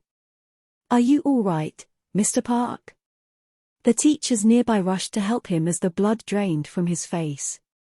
When he looked back at Jinwoo, everything had returned to normal. "How?" He blinked furiously and shook his head hard. The students stared at him and muttered to one another. "Everyone, be quiet. Mr. Park, are you sick or something?" Kissel's face turned red as his colleagues looked at him with concern and students with confusion. "I am fine." Kissel shook off their hands as they tried to help him and quickly left. Belle-Ion quietly watched him go and whispered to Jinwoo from within his shadow. "My lord, that man. Yeah, I think he saw you guys." Jinwoo nodded. Some people had much better perception than others. On rare occasions, they would discover that Jinwoo was different from the average person, just like Kissel had. Is this one of the side effects of my influence on this world? There was no way to tell. He bit his lip as he thought of the pale face of the teacher who had hastily left. At that moment, an announcement came from a staticky speaker on the field. The principal will now deliver his welcome speech to the new students. Jinwoo turned away from the direction Kissel had run off to. It was a lovely spring day. Under the warm sun, both the principal's bald head and the hearts of the freshman class shone brightly. For certain reasons, Jinwoo had purposely registered at a high school that was a little farther from his home. Because of that, he didn't know anyone in his class. Well, I guess that was to be expected. He didn't regret his decision as he scanned his classmates' faces and grinned. He was too old to get anxious about not knowing anyone in his class. In the past, his younger self would have greeted some of the kids no matter how awkward it felt, but he couldn't be bothered to do so. While his classmates made the effort to get to know one another, Jinwoo just opened the book he had brought. Perhaps because he'd spent so long in the silence in the gap between dimensions, he found that he enjoyed reading, as it afforded him the same quiet and solitude. Besides, he was technically several decades older than these kids, and he had no idea what to talk to them about. He would rather see what books had to tell him. As he tried to enjoy his quiet time, someone approached him. Are you?" It was a meek voice. The teenager flinched when Jinwoo looked up, but he seemed to recognize him. "From middle school, you're Jinwoo-sung, right?" Who was he again? Jinwoo squinted at him. He looks familiar. He probably wasn't someone Jinwoo had been that close to, as he had a hard time remembering his name or how they had known each other. "Ah, yeah," as if he was used to being in this position, the meek teenager went ahead and introduced himself. "I'm Youngil. Oh, we were in the same class in middle school." "Ah, okay." As soon as he heard his name, Jinwoo remembered him as the kid who looked on with envy at the other boys when they talked about going to the internet cafe. That boy with the buzz cut was now a high school student. Jinwoo extended his arm for a handshake with a mixed expression of happiness and wonder. "Nice to see you, Youngil." Yeah, Youngil hesitated as if he wasn't used to shaking hands as a high school student. He shyly grabbed Jinwoo's hand. "It's good to see you too." Jinwoo detected a strong sense of relief transmitting from the handshake. Seeing a familiar face in a new classroom at a new school was certainly a relief. Jinwoo smiled to help his old friend relax further. It seemed to work, as Youngil slowly began to get chatty. Do you live around here? I moved to the area last year, so. Jinwoo interrupted him and cut the reunion short. Hang on. He turned to the four shady-looking kids gathering around him and Youngil. Who are you supposed to be? And what's with the glove? The gang of four laughed and pointed at the glove covering Jinwoo's left hand. Seeing these troublemakers made Youngil's face fall. Youngil needs to man up. Jinwoo felt bad for his friend. He looked over the four bullies and noted the nasty expression and glint in their eyes. Though this was the first time they were in the same school, these kids had been causing trouble together ever since their middle school days. After scoping out the rest of their class, they figured Jinwoo would be the only one who could stand up to them, so they decided to size him up. Their other classmates might have trouble looking them in the eye, but to a seasoned fighter who spent the last 30 years in combat, they seemed cute. The bullies had no way of knowing how little Jinwoo thought of them and kept provoking him. Hey, take that glove off. I wanna try it on. Why do you only have one? You trying to be some kind of edgelord? I bet you think you're some anime protagonist. Ha ha ha. Seeing the four of them burst out laughing, Jinwoo chuckled, which triggered a shift in their demeanor. Something funny? Your ears clogged or what? We told you to take the glove off already. Why, you hiding a tattoo on your left hand? Beerus' furious voice came from within the shadows. My king, if you allow me, I will separate their limbs and heads from their bodies. Then they will never. Denied. But. I said no. After admonishing Baru, Jinwoo took off his glove before any more of his soldiers snapped. He showed them the ugly burn that stretched from his palm to his wrist. The bullies were rendered speechless by the clearly serious burn. Dude, we were just joking. Why so serious? Fine, put your glove back on. That's gonna show up in my dreams. Yo. The troublemakers seemed to think that was enough and walked away. As Jinwoo slipped his glove back on, he firmly stepped on the shadow, secretly following the boys. Why are you following them? Scraw. Jinwoo restrained Baru, who was incensed at the kids for making fun of his master, before looking up. Jinwoo had enjoyed the interaction. The enemies who had been hostile toward him in the gap between dimensions were dead, as were the enemies who had threatened his life in dungeons. This was Seoul, South Korea, where there were no gates or magic beasts to be found. It was a place he could enjoy the peaceful norm that he had ushered in with his own hands. This small confrontation just made him laugh. This much is okay. Jinwoo looked back at the four bullies, and they simultaneously tripped on something they couldn't see on their way to the back of the classroom. Whomp. Beneath Jinwoo's foot, Baru watched them take a tumble and then looked back at Jinwoo. My king? I only did it for a laugh, okay. Since it was funny, it was fine. As if on cue, a female teacher entered the room and saw the boys sitting on the ground looking embarrassed. Jinwoo sat back down in his chair as he watched the confused teacher. And so, his second high school tenure started. Ding dong, ding dong. From the youngest elementary school kids who were still more used to their parents' arms than the classroom to the grey-haired teachers who were close to retirement, the sound of the dismissal bell echoing out loud lifted everyone's spirits. Most of Jinwoo's classmates were so happy, they looked like they could fly away. Even Jinwoo looked much brighter. Don't hang out with your new friends too late, go home early, okay. Okay. The mischievous voices of the male students and the higher-pitched voices of the female students answered together as the classroom quickly emptied. Jinwoo purposefully took his time. As he packed his bag, he saw Youngil approaching slowly. Jinwoo paused when Youngil cautiously asked him, I walk in the direction toward Jiga Mart. What about you? It looked like Youngil wanted to get closer to him. Jinwoo grinned. A small act of kindness from years ago could be the beginning of a friendship. But Jinwoo eventually shook his head. Me too, but I have something to do today. Oh, Youngil seemed disappointed. Jinwoo gently patted his shoulder. Let's go. They left the building together. What? The track team? Youngil sounded quite surprised. Jinwoo nodded casually. Yeah. Jinwoo had chosen this school over the one closer to home because it was the only one in the area that had a track team. Youngil cocked his head at the news. Was Jinwoo good at running? To be fair, Youngil had known Jinwoo for only about a month. He remembered Jinwoo being good at video games, but he hadn't stood out in gym class or other activities. In any case, Youngil remembered Jinwoo always taking things easy. You need to be athletic to join a high school track team, though. Youngil ended up following Jinwoo out of concern. Jinwoo crossed the field and walked to where the track team was stretching. Huh?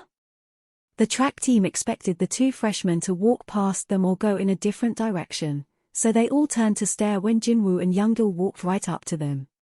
One of the hefty older kids stepped forward. What's with you two? Jinwoo briefly took note of the team's atmosphere and spoke with a smile. I'd like to join the track team. The older kid was Taewon Choi, the leader of the track team. He looked down at Jinwoo and the nervous-looking short kid standing behind him. You want to join the team? Yes. Both of you. When Jinwoo looked over his shoulder, Youngil shook his head. No, just me. The others started to gather around them. So what's going on? Does he want to try out for the team? He's the first freshman to ever barge in on the team like this. Kid's got some balls. Taewon rubbed the back of his neck as he scanned Jinwoo from head to toe. Are you a student athlete? No, I'm not. Did you run track in middle school? Although Jinwoo had experience running after the monarchs in the gap between dimensions, that didn't count for actual track and field experience. So he just shook his head. No, I didn't. Up to that point, the older kids had seemed open to welcoming a new applicant. But now their faces hardened little by little. A freshman with no experience running track wanted to join the track team out of the blue. Did he think high school track was that easy? One of the older kids with a short temper intervened just then.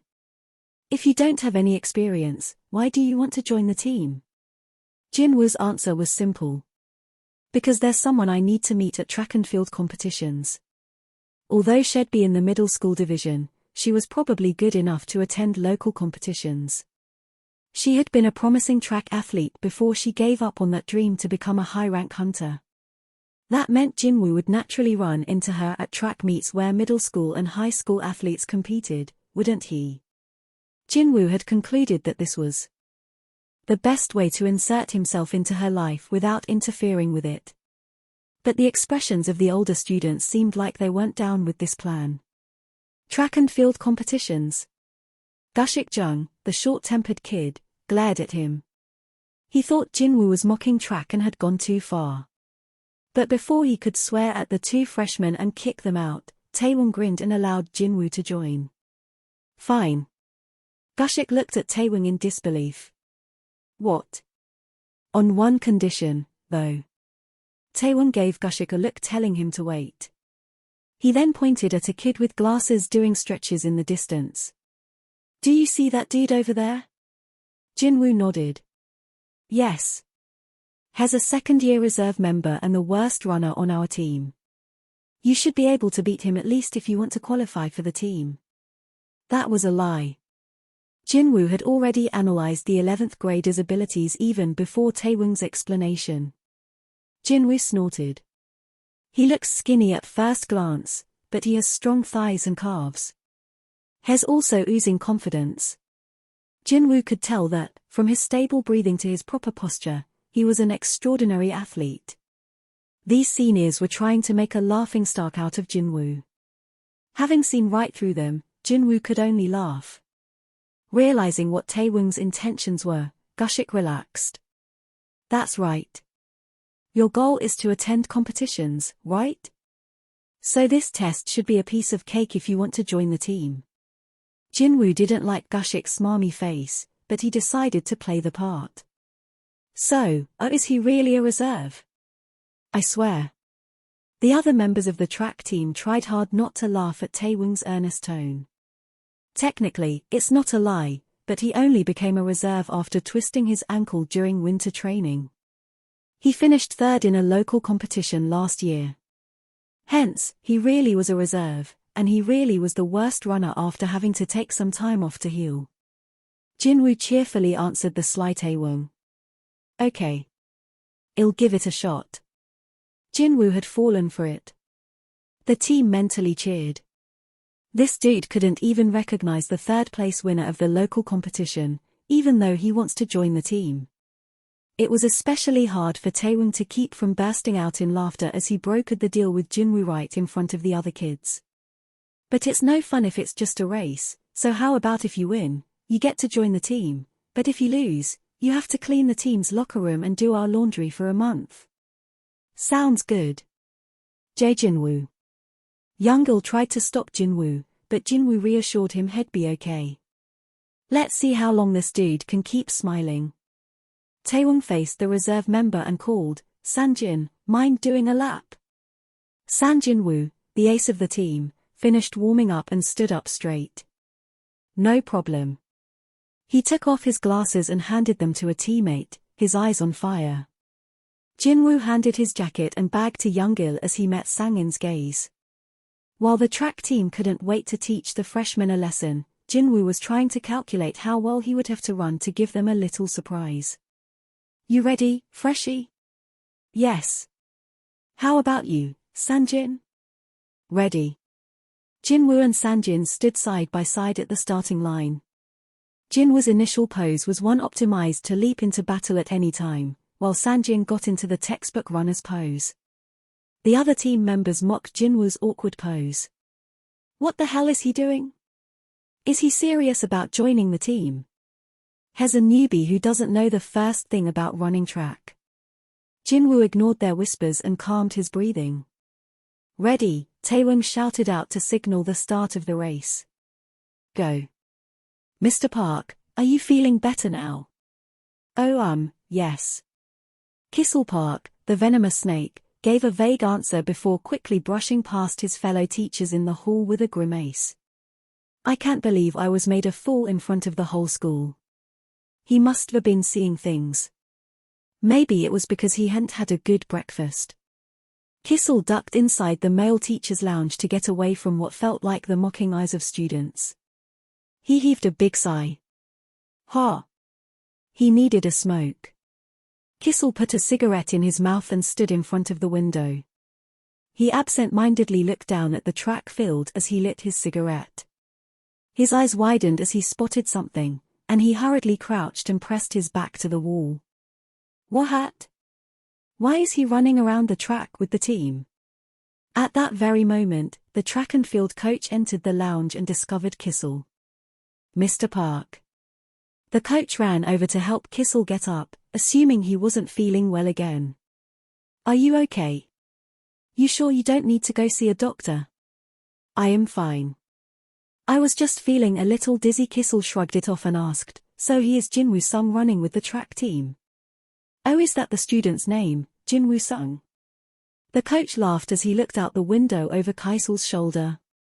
Apparently, he came to join the team and they couldn't reject him because he's quite good, so they told him they wanted to test his stamina. Stamina? Yes, he's on his 20th lap. I got tired just watching them, so I came here. Athletics and sports teams. There was nothing better to expend that youthful energy. Thoughts ran through Kissel's head. Jinwoo, whom Kissel had labeled as a troublemaker, was making a real effort to join a sports team in order to discipline himself. Maybe I misjudged him. And there was no such thing as a boy who walked around with monsters attached to him. Jinwoo had to be a perfectly normal student simply trying to find his place in school or on a team to make up for lost time. To think he'd conjured up monsters or ghosts in his imagination regarding such a student, the venomous snake felt ashamed of himself. Kissel straightened himself up and chuckled. Yes, I need to look at him without any bias. That should clear this misunderstanding. The coach looked at Kissel with concern, as he seemed to be undergoing mood swings. Mr. Park? Yes, I'm fine now. I don't feel dizzy anymore. Oh, that's good. Kissel slowly turned around as the coach let go of his arm. It was a bright spring day, and Jinwoo ran around the track, sweating in the sun. Who could think badly of him? Kissel noticed that Jinwoo was effortlessly lapping the panting members of the track team. This morning was definitely. The scene below him suddenly darkened and revealed an endless army of shadowy creatures. His knees almost gave out again, but he gritted his teeth and steadied his legs. I'm hallucinating, it's not real. At that moment, the monstrous ant standing in the front line of the soldiers with black armor looked at Kissel and opened its jaws wide. Scrah. Ah. Kissel ended up falling on his rear and passing out. Having seen what Baru had done, Igris elbowed the ant. I told you not to do that. Kree, I guess that human can really see us. Baru scratched his temple in confusion and then slammed his forehead on the ground even before his master ordered him to do so. Late at night, Detective Jinchul Woo and the rookie were having dinner at a restaurant specializing in grilled offal. Since they'd been drinking a lot, their lips were looser than usual, and the rookie especially found it easier to talk more freely than normal. Ah, Detective Woo. You're still investigating these cases involving criminals who turned themselves in, right? What was this dude getting at now? Jinchul could feel a headache coming on as he continued to drink without saying a word. Meanwhile, the rookie continued his line of questioning without missing a beat. That day you saw something, didn't you? What day? Jinchul feigned ignorance, but the rookie detective laughed. Come on, Detective Wu, you know exactly what I'm talking about. You actually saw something the day that criminal disappeared, didn't you? This newbie really knew how to catch people off guard every so often. That's a great skill for a detective. Jinchul reminisced about his early detective days and couldn't stop his small laugh. What if I did? Seriously? The rookie seemed to shake off his tipsiness as his eyes lit up, and he gave Jinchul his full attention. He was, after all, closer in age to a college student than someone used to the 9-to-5 grind. That's why he likely voluntarily applied to the Violent Crimes Investigation Unit, which paid little but involved a heavy workload. Jinchul was normally tight-lipped about matters like this, but whether it was the drink or had just been dying to talk to someone about it. It was an ant monster. The rookie swallowed so hard that Jinchul could hear him from across the table. I'm not even sure what exactly I saw on that day. But they looked like ants to me. Ant monsters? You saw huge ants. Well, they were ants, but... At that moment, a drunk stumbling past the two of them came to a halt. Those ant monsters, did they have human bodies with ant heads? Jinchul and the rookie spun to face the newcomer. There's a saying that the ground hardens after a rainfall. People might grow closer after a fight, but the bond of sweat and passion formed between boys was unbreakable. 1-2, 1-2. The morning mist blanketed the field as the track team counted out their pace. You doing okay, Jinwoo? Jinwoo called back from his place next to the captain, Taewon. You know it. Awesome 1-2, 1-2. Taewon sped up a little as he yelled at the top of his lungs. Our goal is #1 in Korea. Our goal is #1 in. His teammates stopped short of completing the changed call and response. Captain, wasn't our goal to win the local competition? Come on, that goal is too small for our new ace again. Our goal is #1 in Korea. #1 in Korea. #1 in Korea. The captain glanced at Sanjin, who was running right behind him. Sanjin, are you crying? No, Captain. You're the ace of the second years, don't be weak. The ace of the team might have changed, but we can't be #1 in Korea without you. I'll do my best, Captain. Excellent. #1 in Korea. #1 in Korea. #1 in Korea. #1 in Korea. #1 in Korea. #1 in Korea. Young-il, who had been roped into the track team alongside Jinwoo, struggled to keep up in the middle of the pack. He seemed to be growing paler by the second. Huff, huff, huff. Jinwoo clicked his tongue hearing Youngil panting so hard. He had recommended Youngil join the team to build up his stamina, and his friend hadn't resisted the idea, but it was probably only a matter of time before he passed out at this rate. But with the older students being so gung-ho about training, it would be difficult for Youngil to sit out for the rest of it. Jinwoo had no choice but to gather some mana on the tip of his fingers and send it flying to Youngil. The mana rode the wind like dandelion spores and entered Youngil's nose and mouth. The mana instantly recovered his stamina and temporarily increased endurance, reaction time, flexibility, the rate of recovery, etc. It was a care package of buffs from Jinwoo to his friend, and because the Shadow Monarch had been a deity-like figure in the other world, the effectiveness of his buffs was impressive. Huh? What? Youngil's eyes widened after inhaling the mana. What's going on? My body feels like it's burning. Veins bulged on Youngil's legs as they pushed against the ground. Tack, tack, tack. Youngil began to pass the older kids in front of him. Oh, he eventually pulled ahead of the pack. What? Taewon was inspired by Youngil's spurt. That rookie is on fire, come on, guys, we can't let a freshie beat us. Yeah, Captain. Right, Captain. Catch up to the rookie, let's go. Go, go. Yeah. Jinwoo worried for a second that he may have given Youngil a bit too much of a boost, but the track and field team was on fire that day.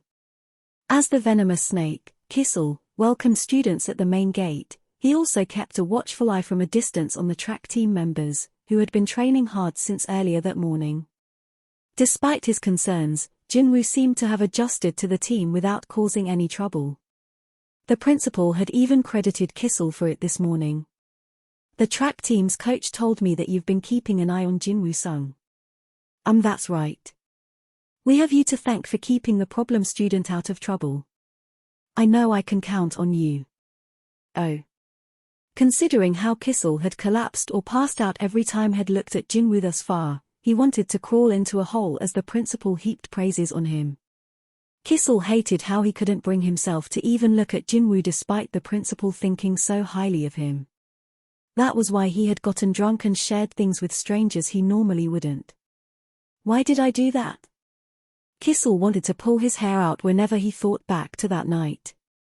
A few days ago, he had gone to that awful restaurant because he was so stressed out. That was where Those ant monsters, did they have human bodies with ant heads? When Jinchul and the rookie had turned to look at him, Kissel felt like he had instantly sobered up. Oh, what am I saying? I'm sorry. I drank too much. Please don't mind me. Kissel politely bowed to the two men and was about to go back to his table, but Jinchul stopped him. Hang on, sir. By the time Kissel turned around, his face flushed from alcohol, Jinchul had already pulled out the chair next to him. This ant monster, can you give us any more details about it? Who would Kissel tell about seeing strange things next to one specific student? Maybe a psychiatrist. What parents would approve of a teacher who had to see a shrink? Having had to keep this to himself all this time, Kissel opened up to Jinchul with tears in his eyes. You know, I've taught students with charisma before. But would I explain this to anyone else? He felt better as soon as he got it off his chest. He felt like he could finally take in what was going on around him. Anyway, why were two detectives like you talking about monsters in a place like this? Jinchul exchanged glances with the rookie detective before launching into an explanation without revealing anything regarding his own encounter. So the higher-ups gave us an order to investigate, but clues were hard to come by. It's been like grasping at straws. Jinchul took out a business card from the inside pocket of his jacket. I'd like to stop by the school as part of the investigation. Are you okay with that? Oh, of course. We will gladly cooperate. Please come by anytime. Although the drinking session ended on a friendly note, Kissel worried afterward whether he had stirred the pot for no reason. What on earth would a student have to do with criminals turning themselves in? Least of all, a boy who trained hard with his team so early in the morning. Kissel couldn't bring himself to take a good look at Jinwoo for fear of spotting something strange again. He periodically snuck a peek at the student but would then quickly shake his head. He eventually talked to a fellow teacher at the main gate. "Mr. Yu, I'm sorry, but I don't feel good. I had too much to drink last night." "Ha ha. No need to apologize, Mr. Park. Please go inside and take it easy. I've got this." "Okay, thank you." Kissel took one final glance at Jinwoo before trudging into the school. Up to that point, Jinwoo hadn't shown any interest in Kissel, but he finally looked in his direction. Jinwoo had noticed the teacher keeping an eye on him, which Jinwoo couldn't ignore. Belion quietly spoke to Jinwoo from the darkness. "My lord, wouldn't it be better to erase that human's memories and take away his sight?" Upon Jinwoo's return from the gap between dimensions, the envoy of the rulers had given him a warning. Even the tiniest bit of the Shadow Monarch's power could affect this world in a big way. And so Jinwoo had tried to avoid interfering directly with anyone unless it was absolutely necessary. "Not yet, let's keep an eye on him first." "Understood, my lord." Jinwoo stared at the entrance Kissel had walked through before turning around. The members of the track team waved at him to join them as they made their way to the locker room. Jinchul hesitated a few times in front of the school's main gate. It was a week ago at that awful restaurant that he had gotten the unexpected lead. Ever since, a myriad of thoughts had raced through his head. He could just dismiss the teacher's explanation as nonsense, but when two seemingly unrelated incidents turned out to have a similarity, there could be a huge break in the case. Criminals turning themselves in after seeing monsters and a teacher who can see monsters surrounding a student. It was an odd coincidence, so he had a hunch that they were connected. His biggest problem was how to approach the student. He couldn't take what the teacher had said as fact and bring up monsters out of the blue. However, he wouldn't get anywhere if he was too vague with his line of questioning. "Do you know anything about a shadow monster? How about an ant that walks on two legs like a human?" No matter how much he rehearsed it, it didn't come out right. Jinchul sighed as he went through his notes for the investigation. It'll be a miracle if he doesn't think him crazy. Jinchul thought about it for a while and then turned to leave. It wasn't the right time for this, and he needed a better excuse for being here. As he was about to leave, he happened to look down at the ground. SHF. Jinchul was known among his peers for having keen eyes. If it wasn't for that, he would have missed the shadow moving from the shade of a tree over to the wall. He was sure of what he saw. Goosebumps spread over his body as Jinchul turned toward school. There is definitely something here. Jinchul made up his mind. He didn't care if people pointed their fingers at him and called him crazy. He was determined to find out where this sense of loss was coming from and why seeing those ant monsters had brought him a semblance of peace. Jinchul resolutely strode through the gates. Meanwhile, Jinwoo was spinning his mechanical pencil in one hand during geography class while several kids dozed off around him. Did he see the sentry? As expected of the former president of the Hunters Association. Jinchul didn't have any memories from his past life, but it looked like he had the same keen eyesight. Jinwoo thought back to the last time he'd seen Jinchul. The other man had shown tears when Jinwoo announced he was going to take on the rulers all by himself. And Jinwoo clearly remembered Jinchul's voice asking him to avenge President Go. Maybe that was why Jinwoo couldn't get rid of the smile on his face, despite this disruption to the normal life he'd been trying to have. The knock on the classroom door caught the geography teacher off guard. A detective. It's nothing serious. I just have some questions to ask Jinwoo-sung. Oh. The kids in the classroom gasped at the detective's arrival and stared at Jinwoo. The time had come. With a smile, Jinwoo opened his eyes and made eye contact with Jinchul. Even before the teacher called on him, Jinchul could tell right away who he was.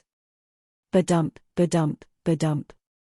Jinchul's heart felt like it would explode. Jinchul led Jinwoo to the end of the hall, stopping far away enough so no one could hear their conversation. Jinwoo quietly followed him, glancing back at the classroom.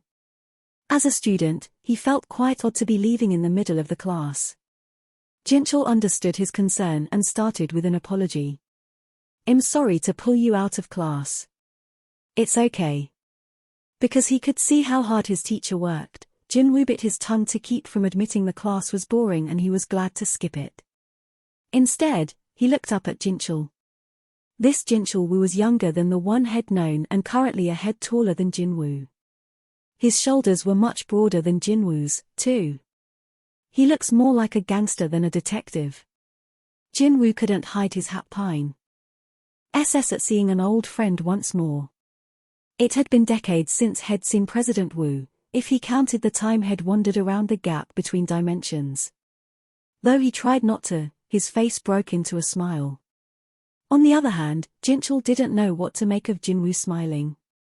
Few people could act relaxed when receiving a sudden visit from a detective like this, especially one with Jinchul's countenance.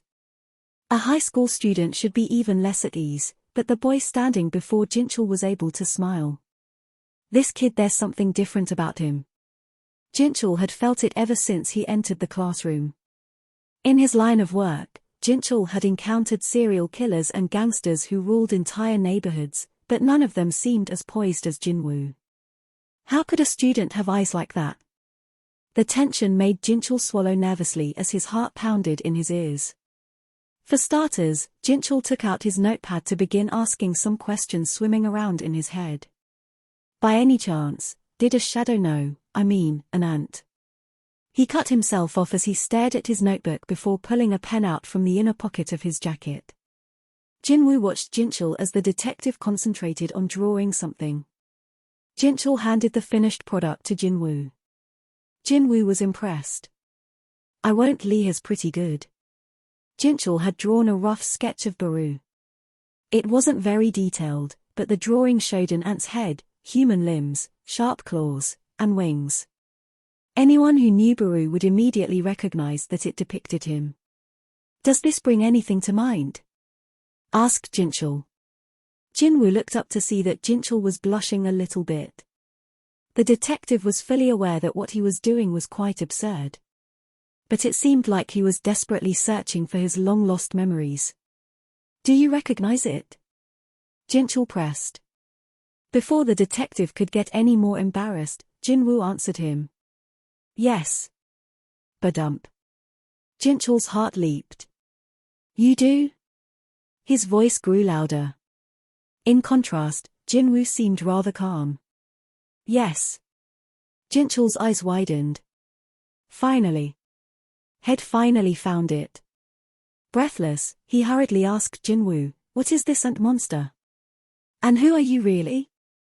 When Jinwoo stepped back at Jinchul's agitation, the detective realized his mistake and calmed down. "Sorry, I got too excited. I've been after this thing for a long time." Jinchul needed to take it one step at a time when questioning this student. It had been hard enough to get this far with the clues he had, so there was no need to rush. Jinchul reined himself in and continued in a calmer voice. "So you're familiar with the creature depicted in this drawing?" "Yes." Jinwoo nodded with an innocent look on his face. "Isn't this a monster from one of those shows that use special effects? Like Kamen Rider?" "Oh." Jinchul was struck with a profound sense of defeat, like an ocean wave sweeping away a sandcastle he had worked on so diligently. He gave a small sigh. It was all the more crushing because Head had such high hopes. Jinchul looked as if he didn't even have enough energy to hold up his notepad. His arm fell limply to his side. For a moment, he was upset at the boy for giving him false hope, but it wasn't the boy's fault for merely saying what he knew. "Thank you for your time. Are we done here?" "Yes. I've already spoken to your teacher, so there shouldn't be a problem." Jinchul was about to put away his notepad when Jinwoo spoke up. "That monster drawing, can I have it as a souvenir?" Jinwoo's happiness coaxed a smile out of Jinchul as well. He flipped through his notepad and gazed down at his drawing for a moment before ripping the page out cleanly and handing it to Jinwoo. "Here. Thank you." With that, Jinchul turned and walked down the stairs, not wanting to stick around too long and think of what could have been. Jinwoo stayed and listened to Jinchul's footsteps going down the stairs. A shadow spread out smoothly across the floor like water to let Igris out. My lord. Yeah? Why didn't you tell him the truth? Igris still had memories from the time he used to be human. He knew better than anyone how sad and hard it was to be forgotten. From his point of view, this encounter with Jinchul had been a great opportunity. Wouldn't it be better for Jinwoo if he had at least one person who knew how he had saved this world? Igris sounded regretful, but Jinwoo shook his head. They say ignorance is bliss. Even if it was the forced result of the forbidden tool, Jinwoo didn't think he had the right to choose which memories were forgotten and which ones remained. That would be the act of a god. That's why he had let Jinchul go. Is that so? Yeah. Jinwoo suddenly looked down at his left hand. It had taken a direct hit from the Dragon King's breath of destruction and would not heal. An unpleasant and unforgettable memory was similar to Jinwoo's burn. It was a permanent scar. Although it was Jinchul's wish, it wasn't up to Jinwoo to grant said wish. There was no trace of pain or suffering at the hands of magic beasts or monarchs in anyone's memory, and Jinwoo had no intention of giving those memories back. I understand, my lord. Igris quietly returned to the shadows. Jinwoo stared down at the stairs for a while before going back to class. At recess, all eyes were on Jinwoo. After all, how often did a detective visit a school just to speak to a student? It was like something out of a movie. Obviously, everyone was focused on the hero of the story. Even the girls who had already been interested in Jinwoo joined in on the crowd flocking around him.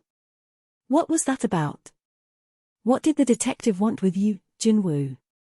Jinwoo laughed at everyone's sudden interest in him and quickly came up with an excuse. He's just someone I know. He wanted to ask me something. Wow, that's cool. Are you close to the detective? Must be nice, Jinwoo. Jinwoo found it hard to hold back his laughter as the kids' interests were piqued by different things than had assumed. Why are you looking at me like a proud mom, Youngil? Thanks to the detective's visit, the invisible wall between Jinwoo and his classmates had now crumbled. The girls seized the opportunity to approach him. The other boys were saying you're totally buff. Really? Do you work out, Jinwoo? I've seen you running track with the seniors. Wow, look at his broad shoulders. He. Just when Jinwoo was trying to work out a good way to get these girls to go back to their seats, they were interrupted by the four bullies, who were disgruntled that he was the center of attention. You're quite popular, aren't you? Even the police came to see you. As they approached, the other boys went back to their seats, and the girls silently stepped back. Janshik Nam, the leader of the pack, smirked as he tapped Jinwoo's shoulder where the girls had touched him earlier. Does joking around like this count as bullying? Are you going to tell the detective? If this boy continued to hit Jinwoo, Janshik would be the one to get hurt. Sure enough, Janshik flushed at the combination of Jinwoo's look of pity and his throbbing hand. What the hell are you looking at? Janshik flung everything off Jinwoo's desk. Textbooks, notebooks, and his pencil case hit the floor. From the shadows, 10 million shadow soldiers cried out at what they were witnessing. Janshik then grabbed Jinwoo's collar as Jinwoo's eyes narrowed. What? You wanna go? Wipe that look off your face while I'm still being nice. At that moment, a huge arm wrapped around Janshik's neck. Arg. You got business with our precious track team ace. It was Taewon and Gushik. Jinwoo's four classmates grew pale as the seniors put them all in headlocks. Jinwoo wordlessly stood from his seat and picked up his pencil case. Jaina had given it to him as a gift for starting high school. If it had gotten damaged in any way, he wouldn't have let that slide. Jinwoo dusted it off and put it on his desk before turning to Taewon and Gushik. What are you doing here? We're here to stop you from beating these dummies to a pulp. Yeah, right. Ha ha ha ha. Taewon let out a belly laugh before he continued. I forgot to tell you guys about the team welcome party. You and Youngil have time today, right? When Jinwoo looked to Youngil, his friend nodded. Yes. Well, see you two after school then. Jinwoo stopped the seniors as they left the class. Wait, where are you taking them? Ha, these four? Taewon and Gushik exchanged looks. You got any ideas? Should we do a lap for some light exercise? Sounds good. Soon, shouts of number one in Korea echoed through the halls. Ding dong, ding dong. When the final dismissal bell rang, Jinwoo exited the school's main gate with the members of the track team. Thanks to Jinwoo's occasional support, Youngil had gotten used to training with the team and had even learned to enjoy breaking a sweat. He walked alongside the older kids, listening to their advice, as Jinwoo brought up the rear. It was a normal day, just like any other. Gushik looked back at Jinwoo from the front of the crowd. Oh yeah, Jinwoo. What was up with those four today? Do you need us to talk to them? Jinwoo shook his head. Nah, it's okay. I'm not saying this because I'm worried about you, okay? I just don't want you to miss any competitions because of them.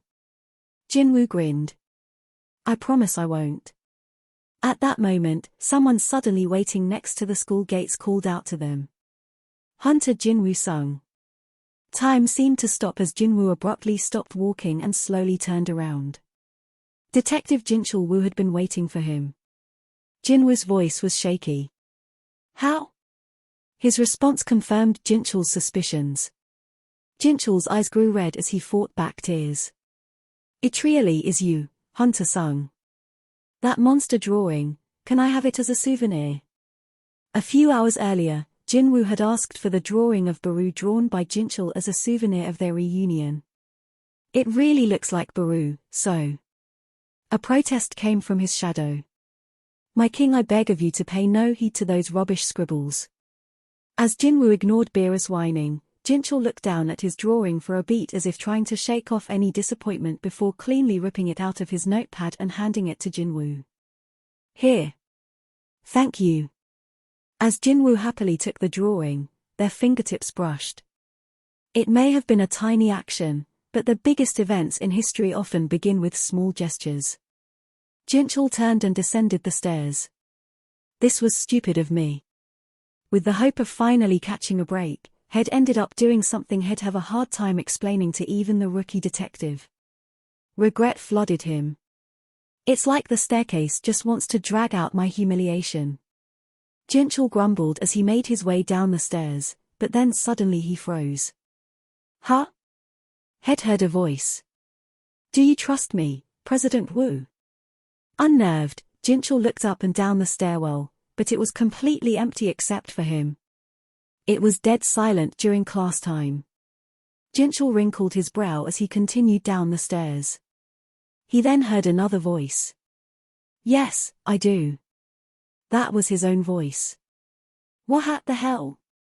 If he was one to scare easily, he would have fallen to the floor in shock or let out a shriek. Instead, he frowned as he calmly checked his surroundings and brought out his notepad and a pen. Now I'm starting to hear things. Does this, combined with the empty feeling in my heart and seeing the ant monster, mean I'm going clinically insane? He scribbled down his notes, ending with a question. Feeling out of sorts, he quickly stuffed the notepad away, hurried down the stairs, and bolted out of the school as fast as he could.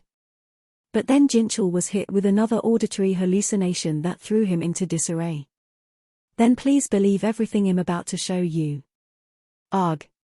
Jinchul gritted his teeth and covered his ears. The voice he had never heard and things he had never said began swirling around inside his head. He was overwhelmed with confusion. What is this? Among all the voices, one phrase stood out. Hunter Jinwoo sung. Hunter sung. Then, how can we know? How can I help you?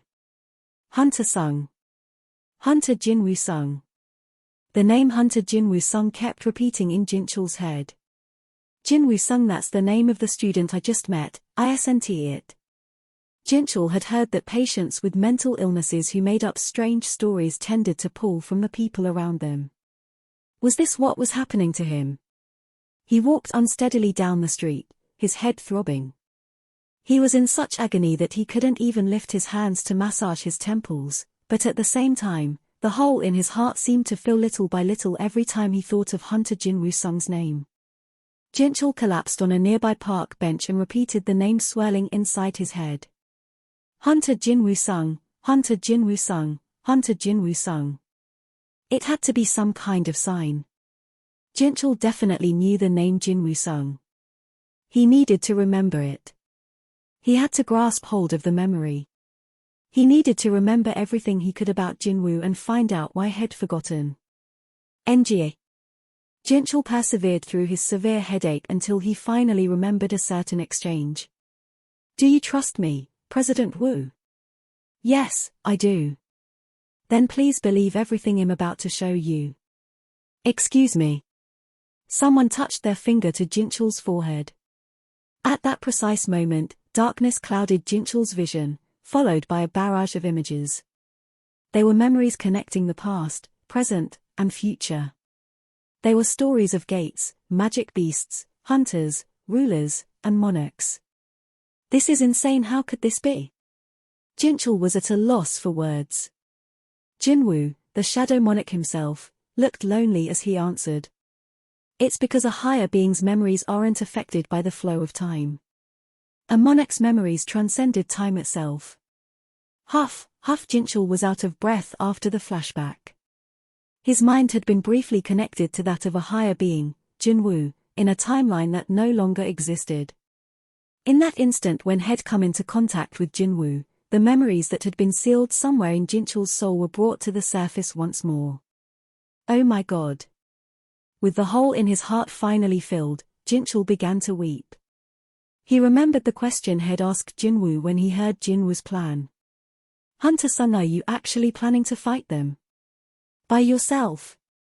And now, the answer to that question was right in front of him. A young man walked by listening to music on his earphones.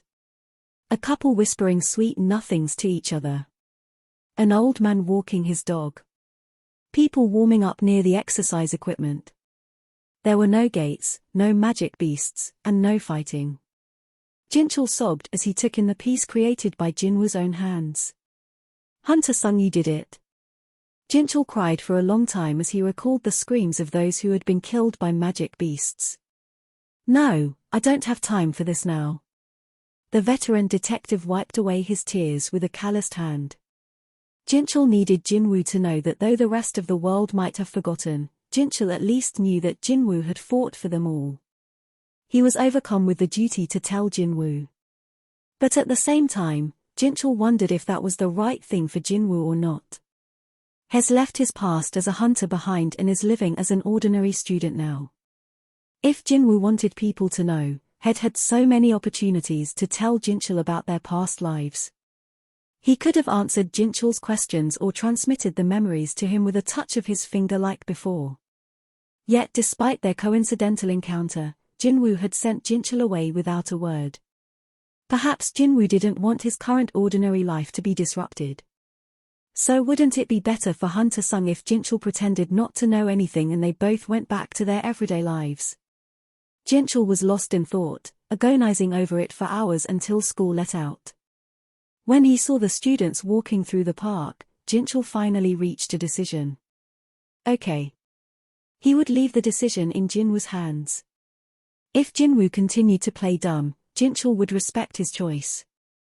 However, if Jinwoo showed even the tiniest reaction, Jinchul hurriedly made his way back to Jinwoo's school and waited, even as it seemed all the students had already left. He had a gut feeling that Hunter Sung was still inside the school. Many minutes and several cigarettes later. I just don't want you to miss any competitions because of them. I promise I won't. Jinchul spotted Jinwoo passing the main gate. Happy to see Jinwoo, he strode toward him. Hunter Jin-woo-sung. Badump. He mustered up every bit of courage he had to say those words. His heart raced as he awaited Jinwoo's reaction. Sure enough, Jinwoo stiffened in shock and turned around. How? Jinwoo's eyes told Jinchul everything he needed to know, and the detective fought back tears. "It really is you," Hunter sung. The two men moved to the park near the school where Jinchul's memories of the past had returned to him. The small pond in the middle of the park was dyed gold by the reflection of the sunset. Jinchul stopped walking and spoke first. "I'm worried I've messed things up for you and your friends." Jinwoo shook his head, smiling lightly. "They're good people. Extremely competitive, but..." When Jinchul had asked Jinwoo for his time, Jinwoo had to excuse himself from the seniors. Since they'd already made plans, the older kids might be been upset, but instead, "Don't be too late. We'll take Youngil hostage until you show up." "Wait, what?" The rest of the track team went ahead, dragging poor Youngil along. Jinwoo chuckled as he remembered Youngil's alarmed expression. "I can't stay too long, since my friend's life is at stake." Seeing Jinwoo doing well put a smile on Jinchul's face, too. "I understand. Then I'll get straight to the point." His smile dropped. "How long did you fight against them in the rift between dimensions?" Officially, Jinwoo had disappeared for 2 years. But Jinchul knew from the Shadow Monarch's memories how formidable the monarchs were. He knew very well it wasn't possible to defeat them in that short a time. Jinwoo answered cautiously. 27 years. This answer knocked the wind out of Jinchul. Jinwoo had spent nearly 30 years in a place where nothing could exist, battling their enemies the entire time. He couldn't even begin to imagine how taxing the battle must have been.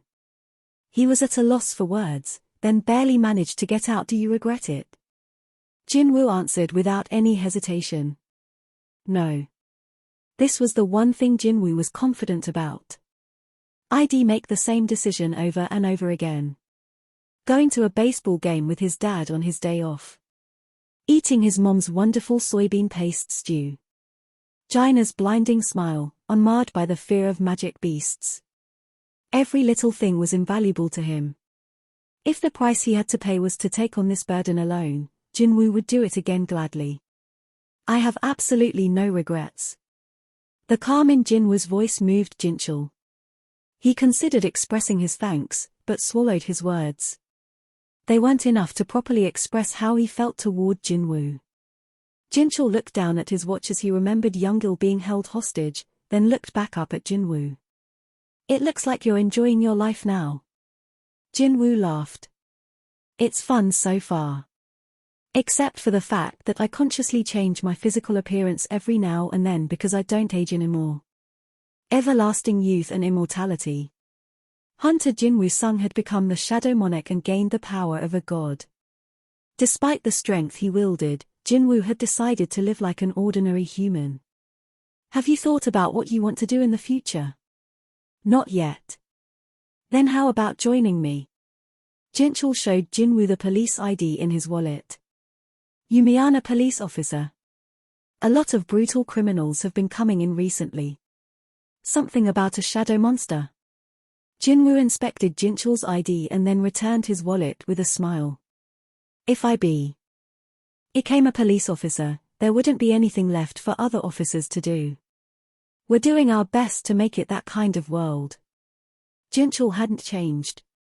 He conducted himself as a detective the same way he had as the head of the surveillance team and later president of the Hunters Association. "I'll think about it."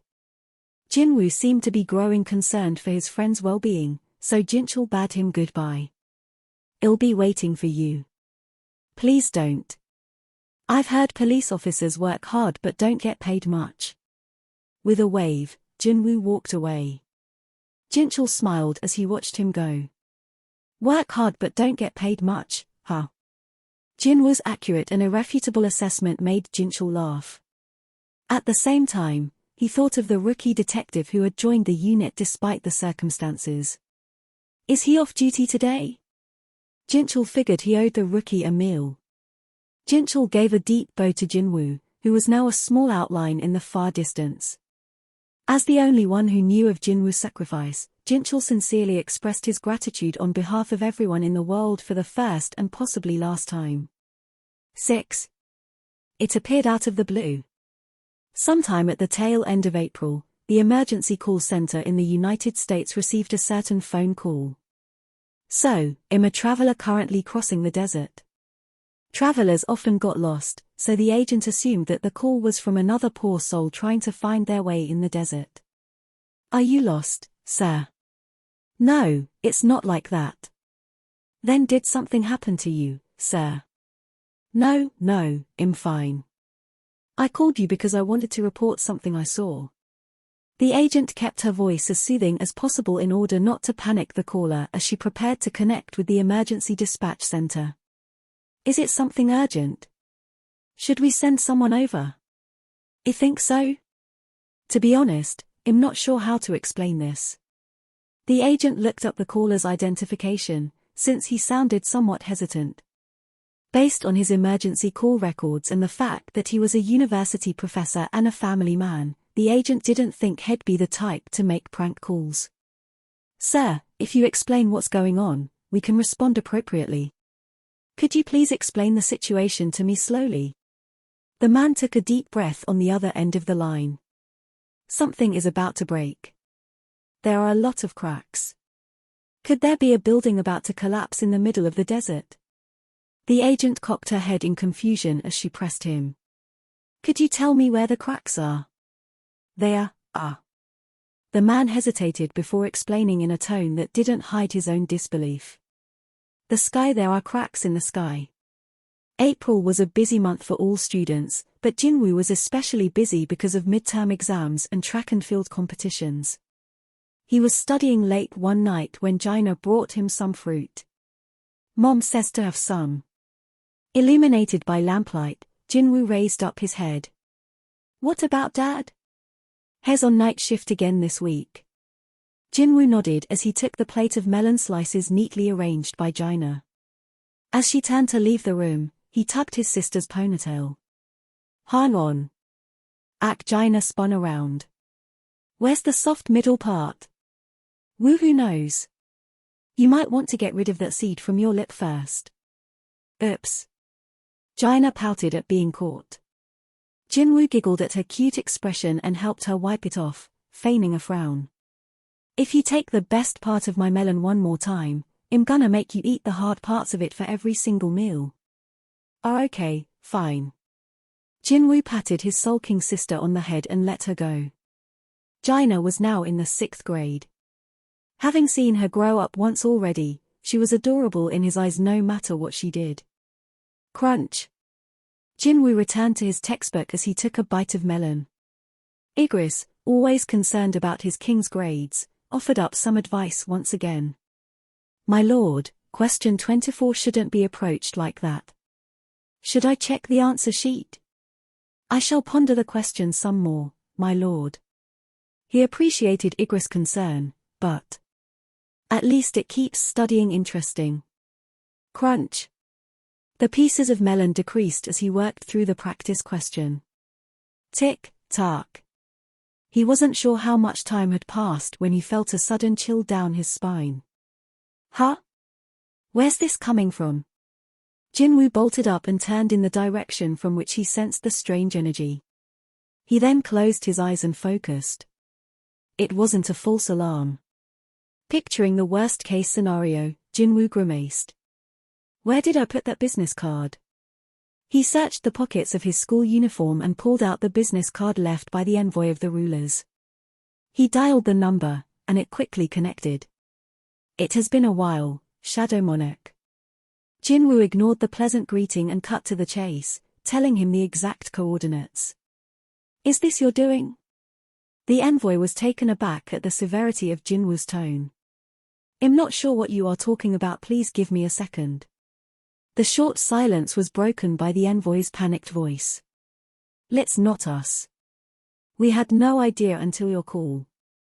And as you know, our method of transportation is different. Just as Jinwoo suspected. Thankfully, he could rule out the worst-case scenario, but that didn't mean they were out of the woods.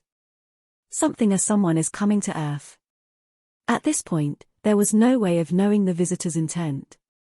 They could only prepare for every possible outcome. Jinwoo paused to think before he spoke again. Can you come and see me? The envoy answered promptly, as if he had been waiting for this very request. Of course, right away.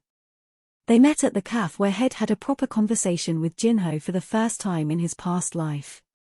He arrived on time and discovered the envoy waiting for him at a corner table. Jinwoo pulled up a chair and sat across from him. The envoy bowed politely upon spotting him. Considering the urgency of the situation, Jinwoo got straight to the point. These things trying to come to Earth, any idea who they are? They are outsiders who came to our world not too long ago. The army of the sky chased them away, but it looks like they altered course for here. Do you know why? They are wicked creatures called Titans, a race of giants who need to consume the rock of habitable planets. I suppose it's obvious why they are coming to Earth. Jinwoo leaned back in his chair and nodded. So they're not friendly, huh? That is correct. Now that Jinwoo knew why they were coming, he knew he had to stop them. However, he was curious about one thing. This never happened before. You guys used the cup of reincarnation, right? Jinwoo recalled gates and magic beasts but no planet-eating aliens. The envoy hesitated. Well, yes, that is correct. Truth be told, when I mentioned that they invaded our world not long ago, that was from the previous timeline. Are you saying that they were originally supposed to target your world but have changed their minds? Yes. The envoy cautiously watched for Jinwoo's reaction, and Jinwoo knew why. This is my fault. They were attracted to your great power, at least, that is what the rulers have theorized. Just as the light from a lighthouse helped sailors find their way on a pitch-black ocean, the Titans had followed the Shadow Monarch and his incredible power to this planet. This was a direct consequence of Jinwoo being in a world that couldn't handle his power. The rulers' concerns were being realized, but they owed Jinwoo too much to simply sit idly by.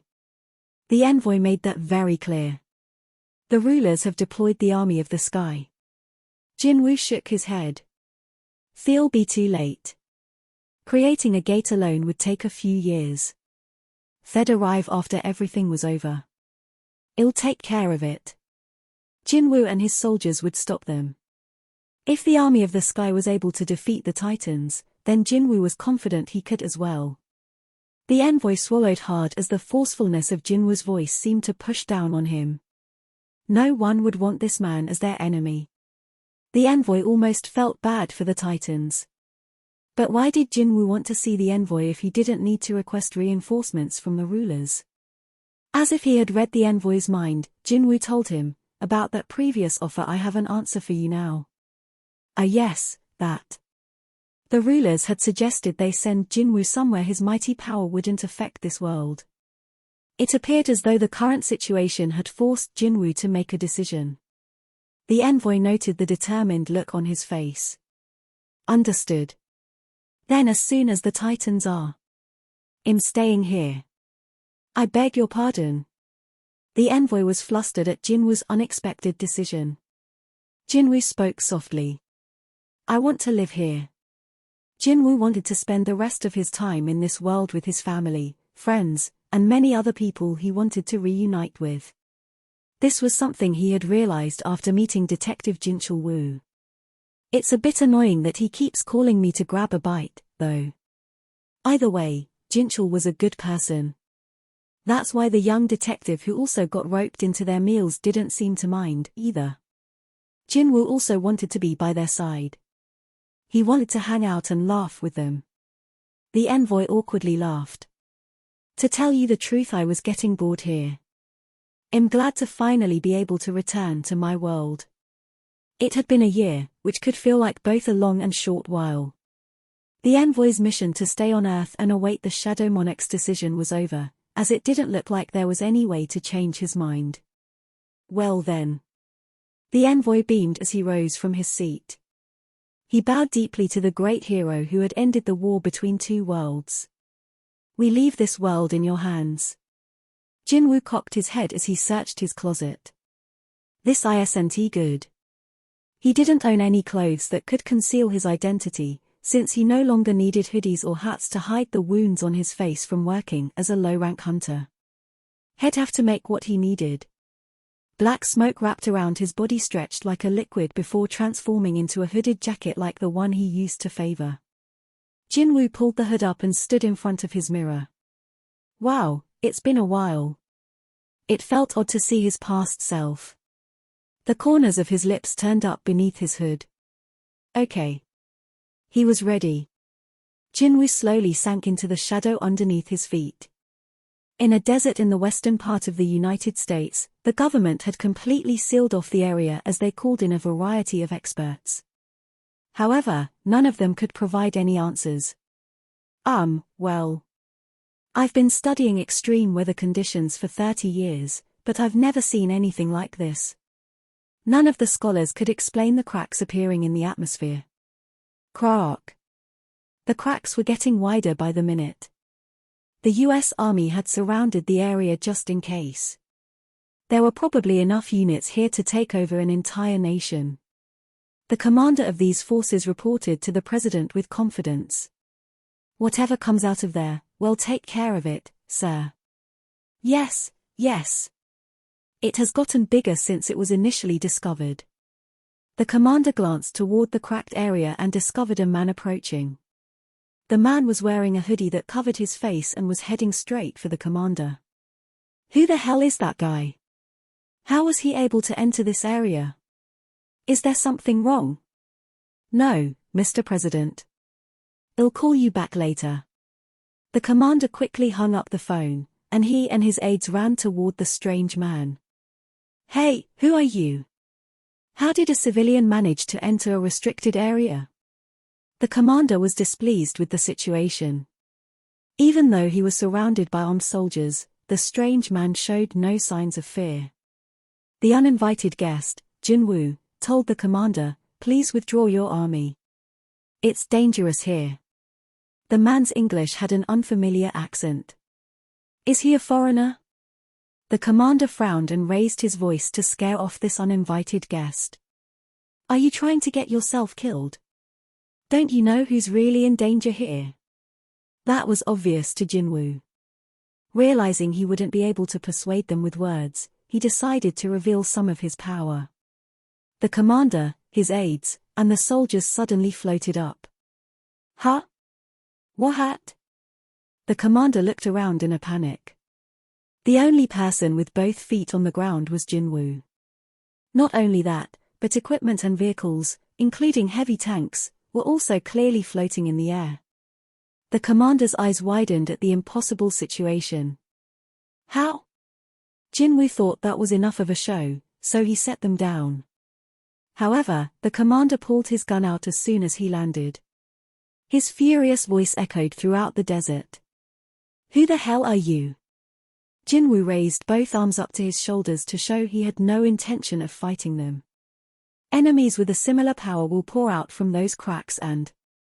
Jinwoo snatched the gun from the commander's hand using mana and made it float right beside his own head.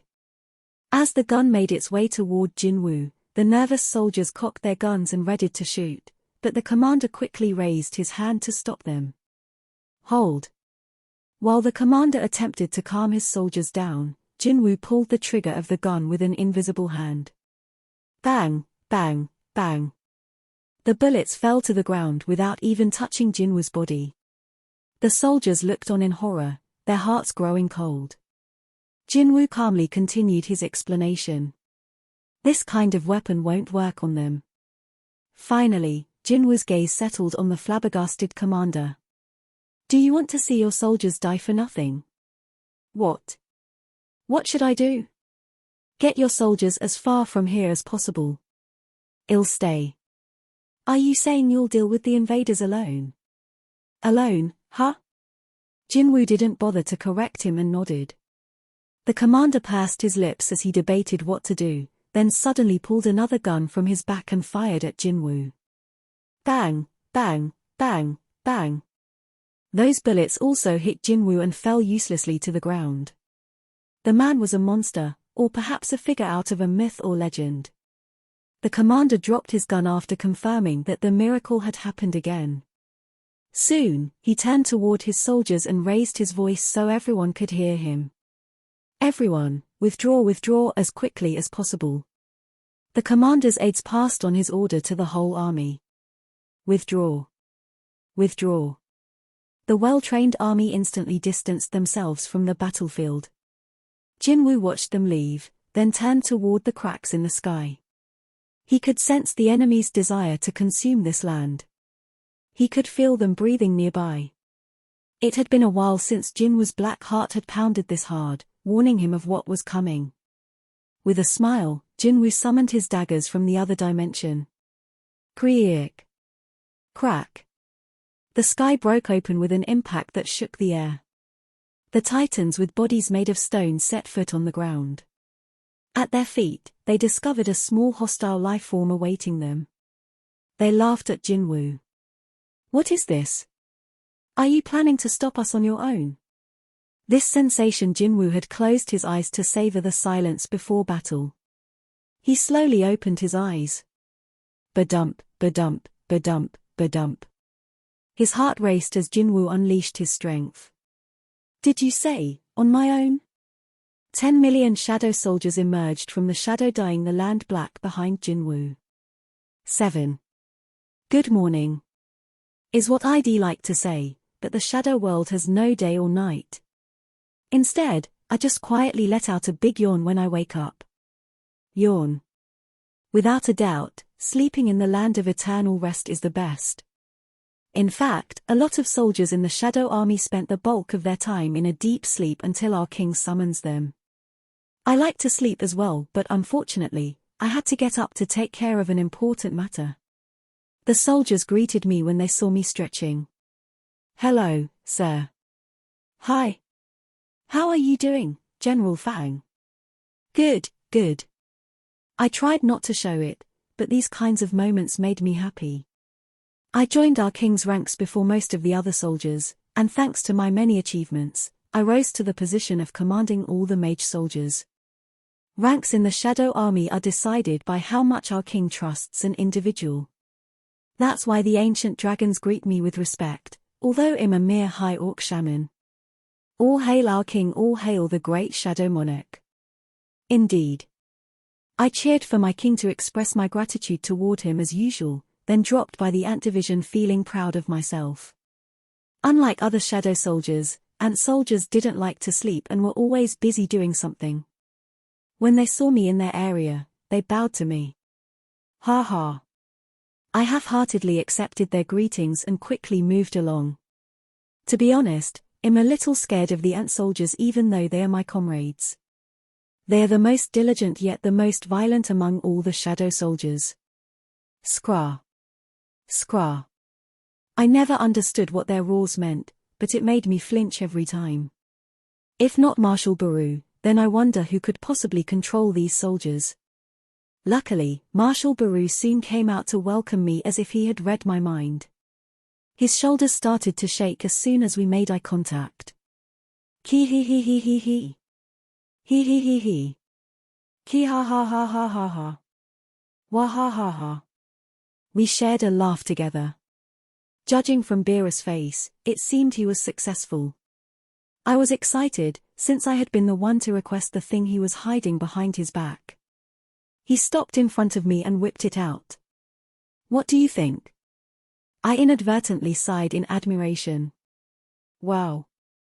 Marshal Baru had been kind enough to accept my request for his excellent crafting services and made me a robe similar to the hooded jacket our master used to wear. The garment was finally done. Hee hee hey hee hey. Ah ha ha ha.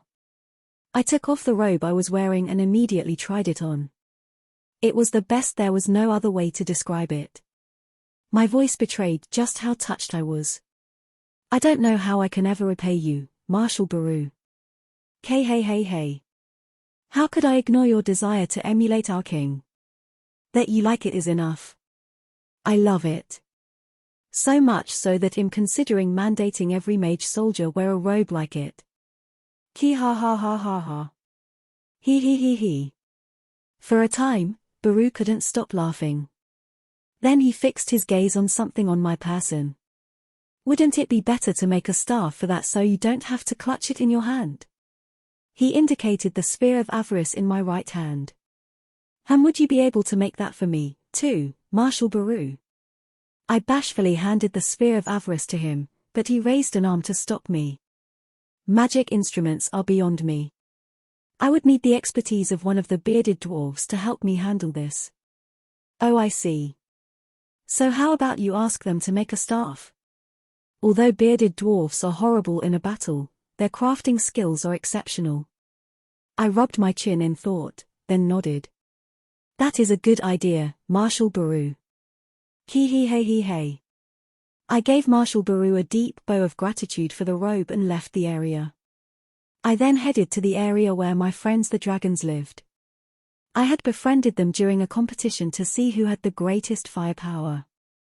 When I explained the situation to my friends, they gladly agreed to help me.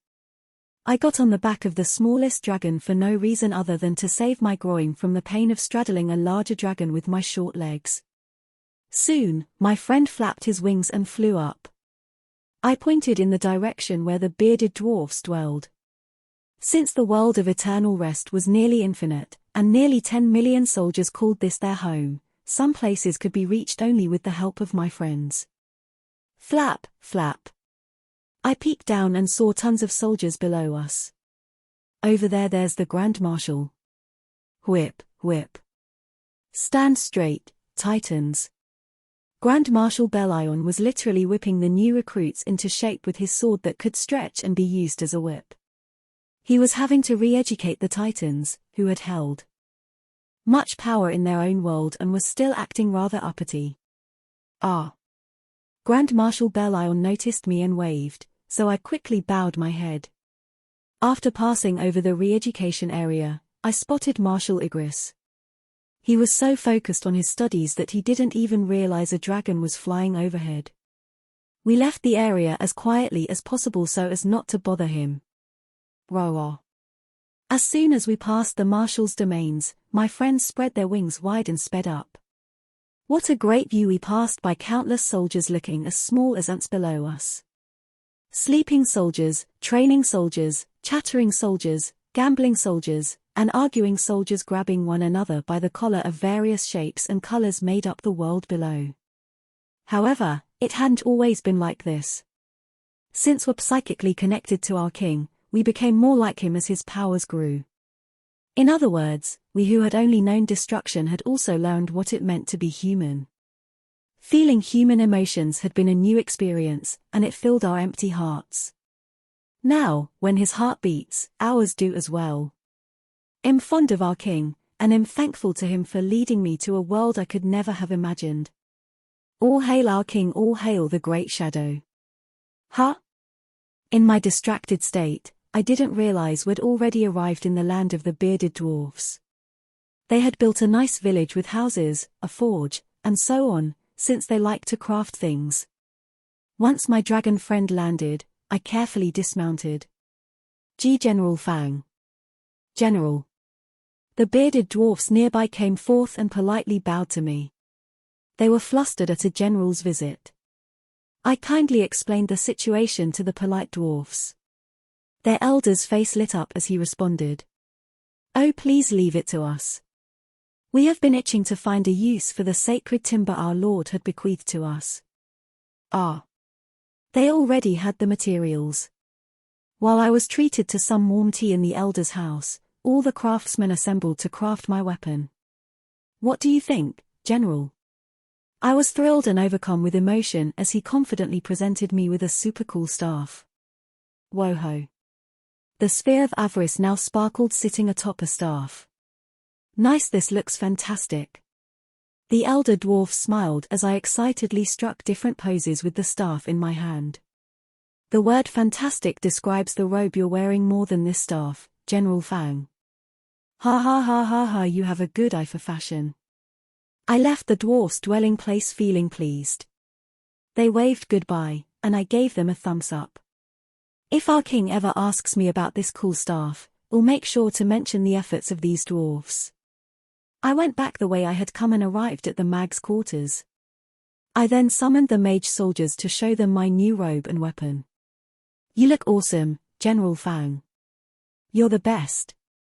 I can't stop crying, General Fang. No wonder they were praising the items. It was every mag's dream to own a cool robe and staff. Ha ha ha ha.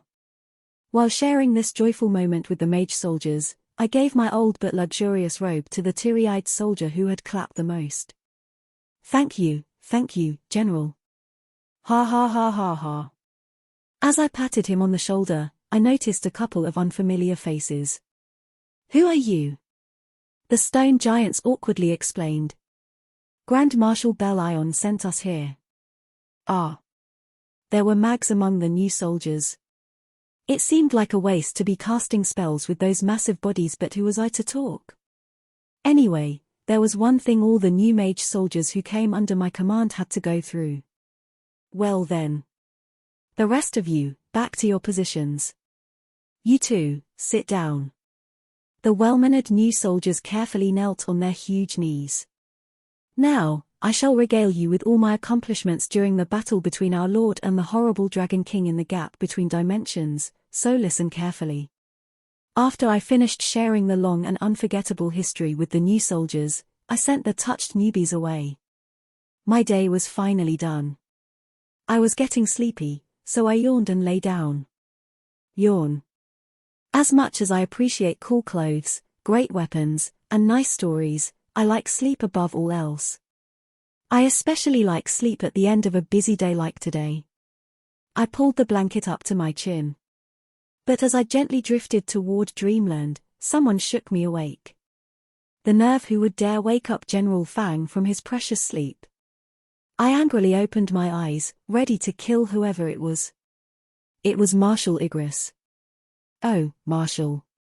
I love you. And I appreciate your loyalty. Sauhat brings you here. As I sat up, Marshal Igris pointed at the sky. It's about to start. Shouldn't we rank officers, as the soldiers closest to him, cheer him on? Oh. I kicked off the blanket and sprang to my feet as I looked up at the sky. Our king's vision was shared with us in the sky like a huge movie screen. Did our master finally meet Miss Hayne? That's right. Woohoo. As I let out a cheer at this auspicious moment, the whole shadow army followed by raising their arms and roaring out loud. Yay! When our king's heart beats, our hearts do as well. I also raised my arms and roared with the other soldiers. Yeah. My heart was beating as well. 8. My name is Antares. I am the first monarch to be born out of darkness. I am also the strongest of the monarchs, the king of dragons and the symbol of fear and destruction. Indeed, those who know of me call me the Dragon King with respect and admiration. But one day, as I prepared to invade Earth with 10 million soldiers in the gap between dimensions, I opened my eyes and found that I had taken possession of a human vessel.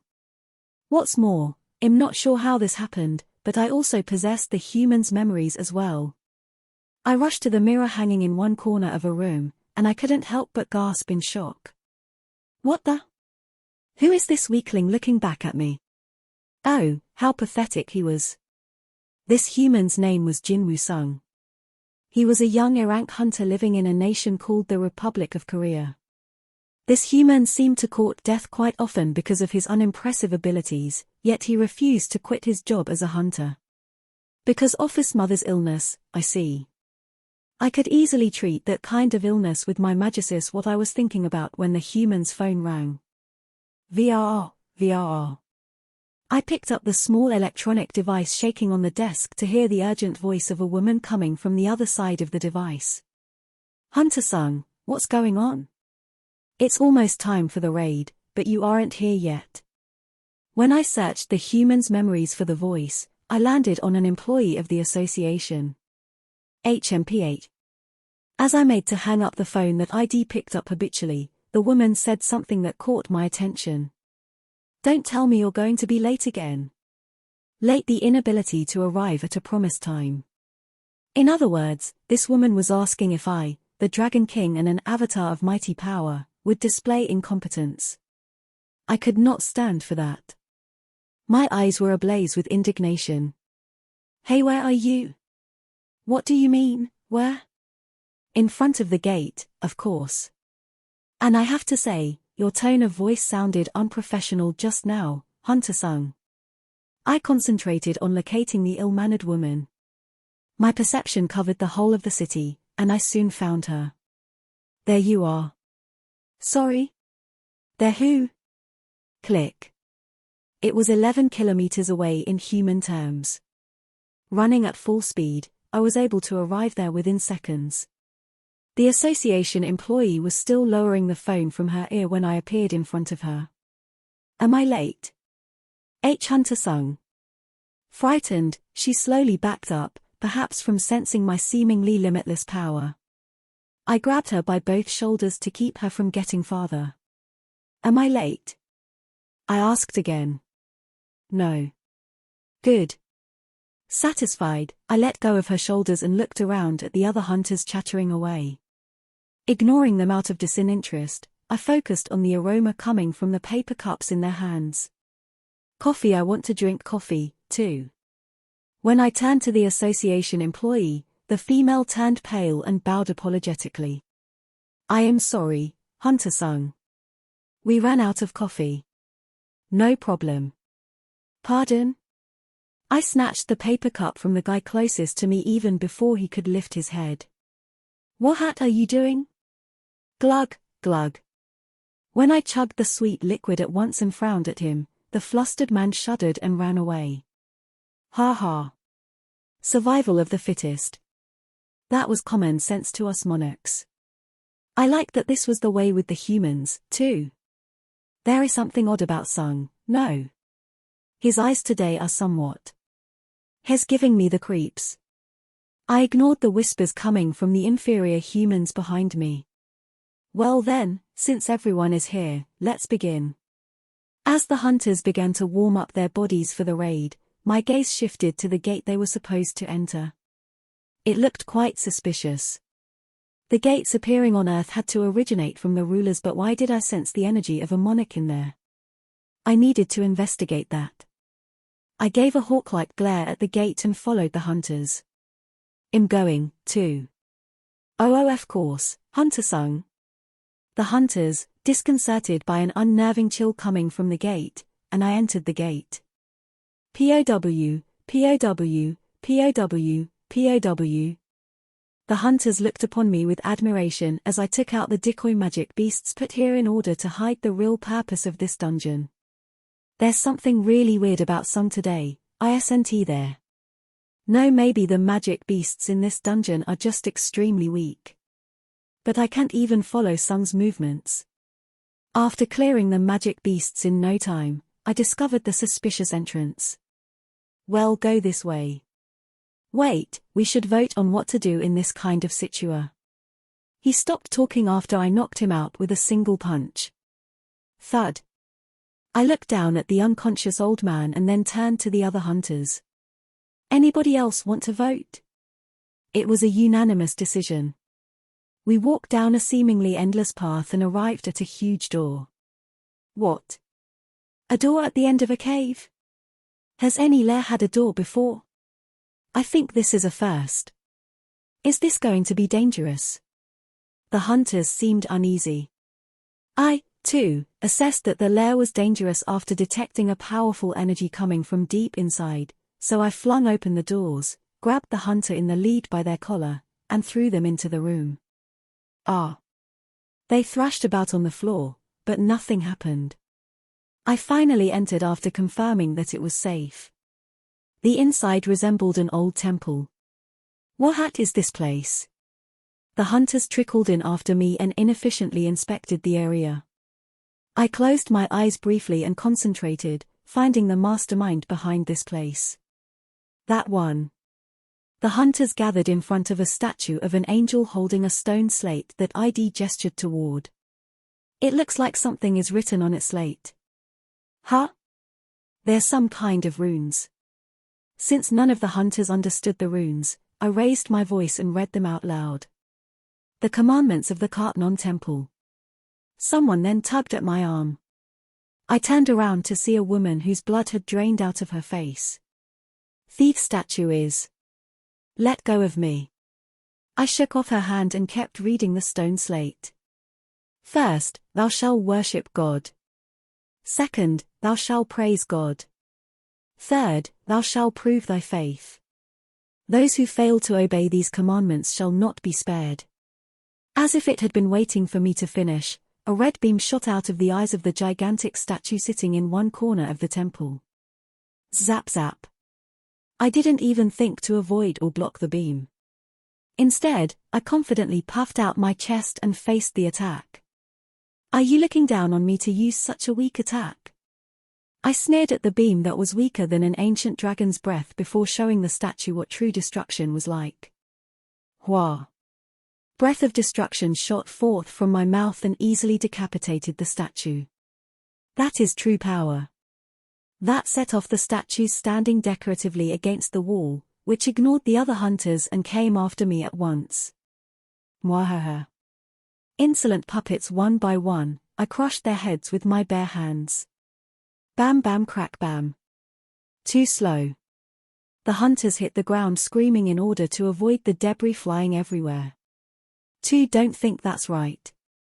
What's up with those commandments? Most of the statues were reduced to rubble even before the hunters finished their wails. Obviously, it wasn't even much of a warm-up for me. Is that it? Seeing its carefully laid plans crumbling down around him, the angel statue holding the stone slate rose and angrily shouted at me. You bastard, who the hell are you? Silence.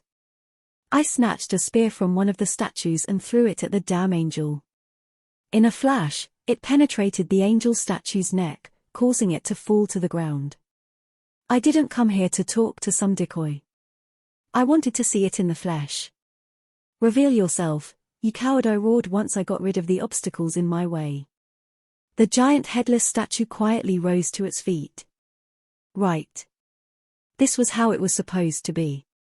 I grinned as I felt my blood boil. The giant statue stopped right in front of me and peered down. Monarch of destruction, it was our destiny to meet. But our ill-fated relationship ends now. Oh, excellent idea. A black aura swirled around the statue, transforming it into a huge shadow as I released all my power to counter this great energy. It was thrilling. Bring it. For our war wouldn't end that easily. Jinwoo bolted up from his sleep. There was the familiar bed, wallpaper, ceiling, and computer. He surveyed his surroundings and realized he had woken up in his own room. Was it a dream? It was a crappy dream in which he had become the Dragon King, or perhaps the Dragon King had become Jinwoo. Wait a minute. Jinwoo hurriedly checked the time on his cell phone and sighed in relief. There was still plenty of time before the exam. Now that I think about it, it's already been 4 years since I defeated the Dragon King. Time had flown by quickly, and today was the day of the university entrance exams. His horrendous nightmare was a testament to how nervous he was. Jinwoo had to laugh as he got out of bed. Today, he'd finally see the results of all his hard work. Jinwoo had his heart set on a particular university because another person he really wanted to meet again would one day attend. I'm glad you aren't good at school, Jinho. Jinho yo. Jinwoo mulled over the name of the young man he missed dearly as he pulled open the window curtains. Dawn was approaching. I'll go ahead and wait for you. He looked forward to their reunion. As he felt the morning breeze coming through the open window, urgent footsteps approached, and his bedroom door opened. Honey, you know today's the day, right? Do you want me to drive you, son?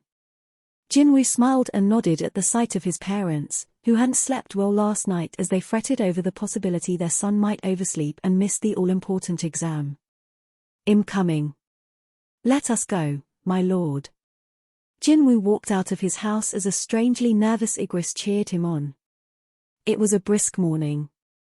9. Important people had gathered in the White House of the United States of America. The leaders of the nation sitting in the meeting room looked nervous. One of them seemed especially concerned. The United States President rubbed his face as he debated over and over whether he had made the right decision. The sky opened, and something started to come out of it. This type of incident had been unheard of until now. Could the government take care of this unprecedented situation without letting its citizens know? Was it even possible to get rid of those things coming out of the rift? The president, who had been anxiously awaiting word from the person in charge of the matter, sprang up from his seat when General Chester Harrison, the commanding officer of the military in that area, entered the room. "Harrison, what happened?" The last report the president had received had been, "The situation has been resolved." I repeat, the situation has been resolved. But there had been no explanation provided on how it had been resolved. That was why the worried leaders had gathered in this room. General Harrison briefly greeted the president first, looked around, and then walked to the very front of the room. "It'll be easier for me to show you this footage than explain things with words." He held up a USB. The curious president quickly nodded his assent. The tension in the room was palpable as everyone focused on the little device. Harrison plugged the USB in, and a video began playing on the huge screen on the wall. This footage was filmed by drones and electronics at the scene. General Harrison gave a brief introduction and then swallowed hard. He couldn't fathom how the people gathered in this room would react to the video. Harrison himself had watched the video several times and did not know what to think of it. However, the most important thing about this footage was that it had really happened. The evidence of it was on the USB, and Harrison had a duty to show them as the person in charge of this matter. The video began with the cracks. "Oh. Ah." Gasps echoed throughout the room as giants made of rock walked out of the cracks where space itself seemed to shatter. The room would have erupted into chaos had they not already received advance reports of these creepy creatures. But what happened next was more shocking. The giants were horrifying enough that the mere sight of them could give someone a heart attack. Yet there was someone standing in front of them all by themselves. Judging by the size of their frame, a young man. Maybe an Asian? The Secretary of Defense was unable to restrain himself and angrily pointed at the screen. "That man, who is that man? Where are all the soldiers, and why is this civilian standing in the middle of those creatures, General Harrison?" He was right. This wasn't a recording of the US military's most elite soldiers defeating the alien creatures as everyone had expected. Instead, the footage featured a man whose face and age were a mystery. Suddenly, on the screen, shadowy black soldiers rose from the ground. General Harrison sounded plaintive as he stared at the screen. "I would like to know that as well. Did you think I was alone?" As per Jinwoo's command, close to 10 million shadow soldiers stood at attention. Several hundred titans lumbered out of the rifts. Normally, the outcome of such a fight would be obvious, but the problem was that each titan possessed the strength of higher beings. Ba-dump, ba-dump. Jinwoo's heart raced, since it had been a while since he fought in a war. He signaled to Fang, who commanded the mage soldiers. "You ready?" "Yes, my lord." All the mage soldiers including Fang had been ordered to cast a spell that minimized the damage of the battle. Jinwoo had no choice, since this world was weak due to the severe lack of mana. These uninvited guests were also likely to hold back from using powerful magic, since their mission was to consume the land. The war about to be waged would inevitably be a physical fight between Jinwoo's army and these enemies, a battle of strength versus strength. Good. Luckily, Jinwoo didn't mind that kind of fight. A smirk appeared on his face. One of the titans misunderstood Jinwoo's smile and immediately threw a furious punch his way. Bam. But his target, Jinwoo, was already in the air. He spryly leaped up as if pole vaulting and then landed on the titan's fist as light as a feather. The titan was now stunned by the sight of the smiling human on his hand and felt extremely uneasy. Sure enough, the human then ran up the giant's arm. Talk, talk, talk, talk. Jinwoo had already passed the giant's shoulder and was headed for its neck in the blink of an eye. Soon, the dagger in Jinwoo's hand penetrated the titan's neck. Ah! It was like keying a car. Jinwoo held tightly onto the dagger stuck in the titan's neck and ran around to the titan's other shoulder, leaving a line in its wake. Shahunk! The black aura on the tip of the dagger cleanly separated the Titan's neck from its body. Wood. Jinwoo stood on the decapitated Titan's shoulder and looked over at its brethren. He could sense their anger, frustration, and fear. It reminded him of how it felt hunting the monarchs one by one in the gap between dimensions. He had succeeded in breaking the Titan's fighting spirit, and his goal now was to annihilate them. Jinwoo finally mobilized his shadow army. Soldiers, charge. He could sense his army begin to move below him. Rah. As their commander, I can't just sit back. That wasn't the fighting style of the Shadow Monarch. Jinwoo scanned the Titans for his next target. One of the Titans made eye contact with Jinwoo and flinched. The fearful enemy was struck down first. Jinwoo brandished a dagger brimming with aura as he leaped toward the Titan. It wasn't Kamish's wrath, but the quality of the weapon didn't matter. Had honed his control over the black aura over 27 years in battle. The black aura emanating from the tip of Jinwoo's dagger spread out in front of him and split open the face of the frozen Titan. SHHK. And just like that, the fearsome Titan lost its life. But not every Titan was a coward.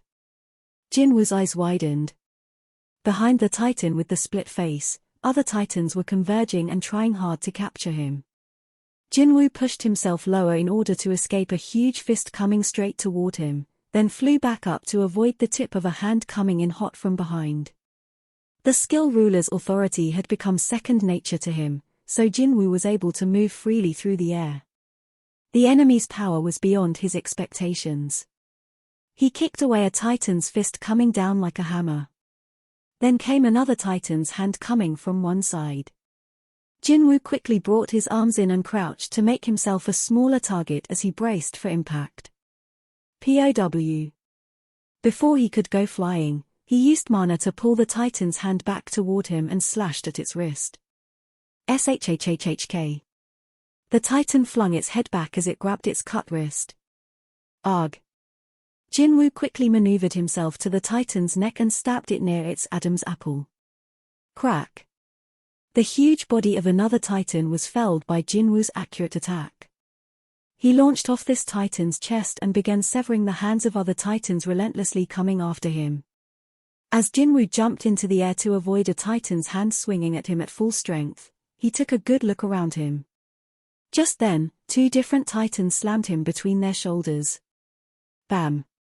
Jinwoo stuck his hands out to keep from getting crushed. He then pushed with all his might and sent them flying with his bare hands. Ah! How is that possible with such a small body? While some Titans were shocked that Jinwoo was physically stronger than they were, one Titan calmly made its move and slammed its palm down like smashing a bug. Jinwoo roared and spat out a powerful amount of mana. The Titan, flustered as its hand was pushed back, saw the black fist coming right at it too late. Kapow! Jinwoo had concentrated the black energy to his right arm and enlarged it to the size of a Titan's arm before knocking the giant's head clean off. Jinwoo eventually wrapped his entire body in a black aura to expand his whole frame before mercilessly going after the Titans. Between the shadow army swarming around like ravenous beasts and the Titans made of stone, the outcome was quickly decided. In the middle of Titans that had been brought to their knees stood the giant shadow, ripping a Titan's arm clean off and crushing it to dust with its bare hands. Crack! The Titans surrounding Jinwoo were shocked by his power and retreated a few steps back. Puzzled, Jinwoo gazed at them in suspicion, only for a Titan larger and seemingly stronger than the others to approach him. Other voice, however, came from a little creature perched on the Titan's shoulder. I see that even this tiny planet on the outskirts of the universe has its gifts. It was a small, humanoid version of the Stone Titans. But enlarging your body in order to maximize your power is evidence that your race is still savage.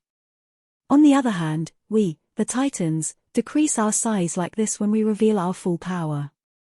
It laughed as it gestured to itself. Ha ha, naturally, only the best warriors such as I can do this. Jinwoo listened to him, unamused. Suddenly, he turned his head to one side. Flash! In the nick of time, Jinwoo avoided a beam of red light that shot out from behind him and instantly disintegrated the best warrior of the Titans. The red light came from a panicking Belion astride an ancient dragon. "Oh dear, were you in the middle of conversation with it, my lord?" Jinwoo waved his hand to indicate that it was okay. "These guys are quite arrogant. So I'll let you take care of them. Please leave it to me, my lord." Belion bowed his head and flew off. Jinwoo looked at the Titans again. He had already defeated quite a lot of them, and the rest were being swept up by a black wave of shadow soldiers. Arg! Gah!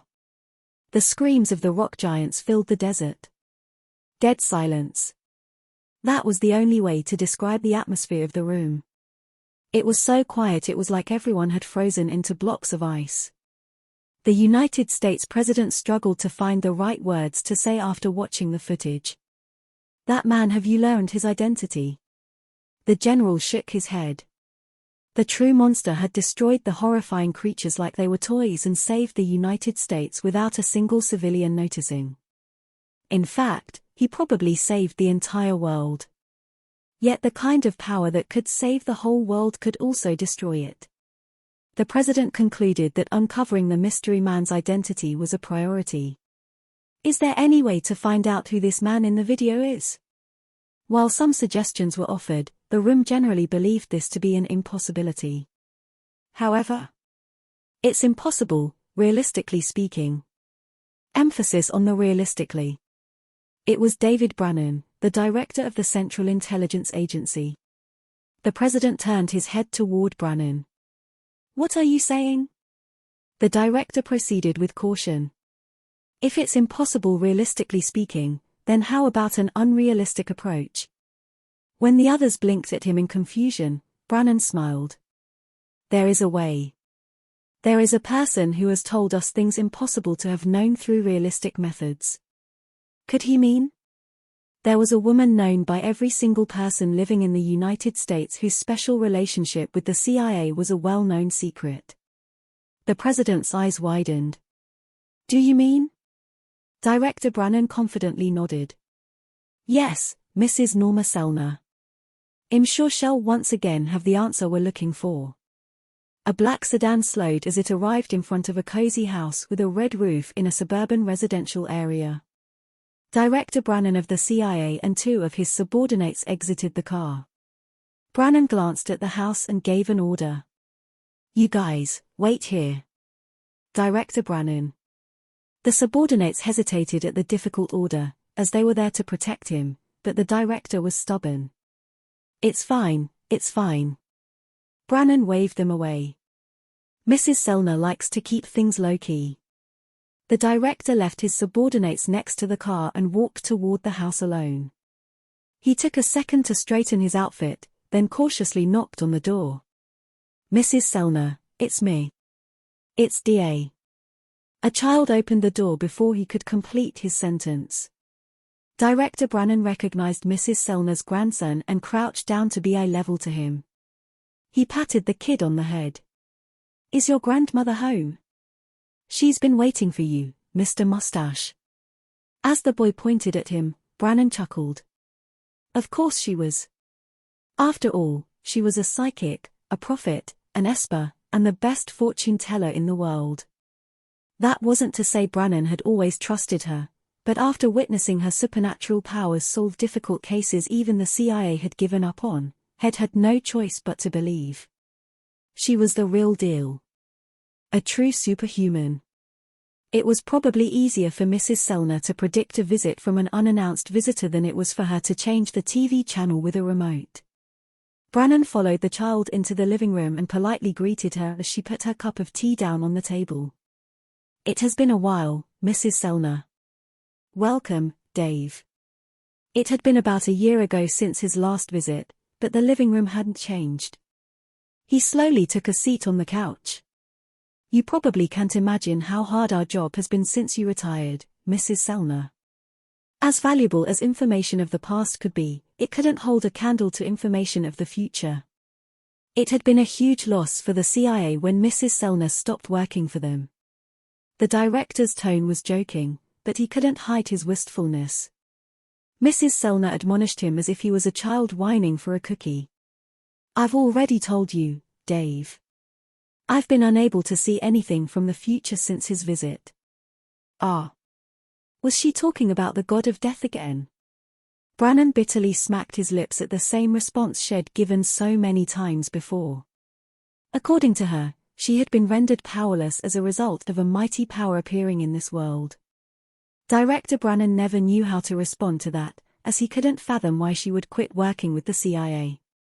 An awkward silence fell over them. Smelling some food in the air, the director broke the tension. "Were you in the middle of a meal, Mrs. Selner?" Mrs. Selner shook her head. "Actually, I have another guest." "Oh, is that so?" It was surprising that Mrs. Selner, who wasn't fond of meeting others, had another guest. Brannon decided to get down to business and wiped the smile from his face. "Then I'll cut to the chase so I don't take up much more of your time." Mrs. Selner was already fully aware of what he was about to ask. "My answer to your first question is yes, and my answer to your second question is no." "Wait." Mrs. Selner grinned at the flustered director. "Are you wondering how I knew what you were going to ask even though I can no longer see into the future?" "Yes. You already chose your questions in the past, Dave. I simply put my answers together by looking at the past." Brannon groaned quietly and nodded. "Shall I elaborate now?" The director took out a handkerchief and dabbed his forehead. "Go ahead, Mrs. Selner." "Yes, Dave. I do indeed know the identity of the man you seek." Her answer to his first question was yes. But her answer to his second question was no. "However, I shall not tell you anything about him." Mrs. Selner, the director's voice grew louder out of frustration. "I'm sure you're aware of what that man has done. We can't just let him get away with." Mrs. Selner snapped at him. "That is exactly why I will not tell you." That had never happened before. Director Brannon didn't know how to react at seeing her angry for the first time. However, Mrs. Selner wasn't done. "Are your eyes just for decoration?" "Excuse me.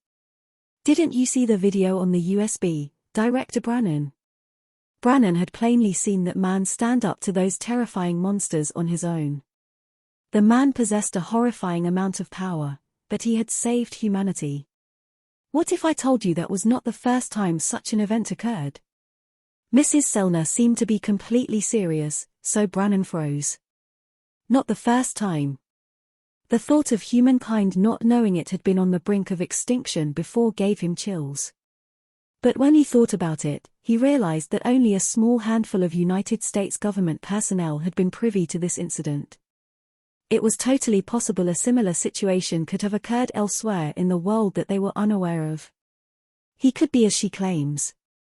Director Brannon rubbed his chin in thought. "I trust you, Mrs. Selner."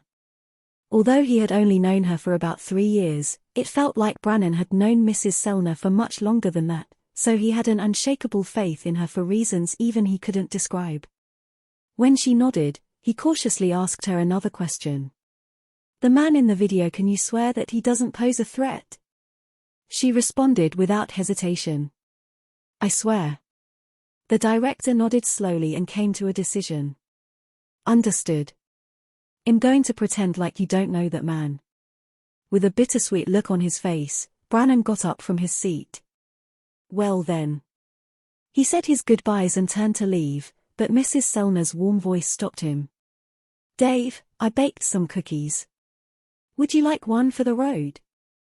Gazing at the bag of cookies in her hand, the director declined her offer with a smile. "No, thank you, Mrs. Selner." Now that official business was over, Brannon looked more relaxed.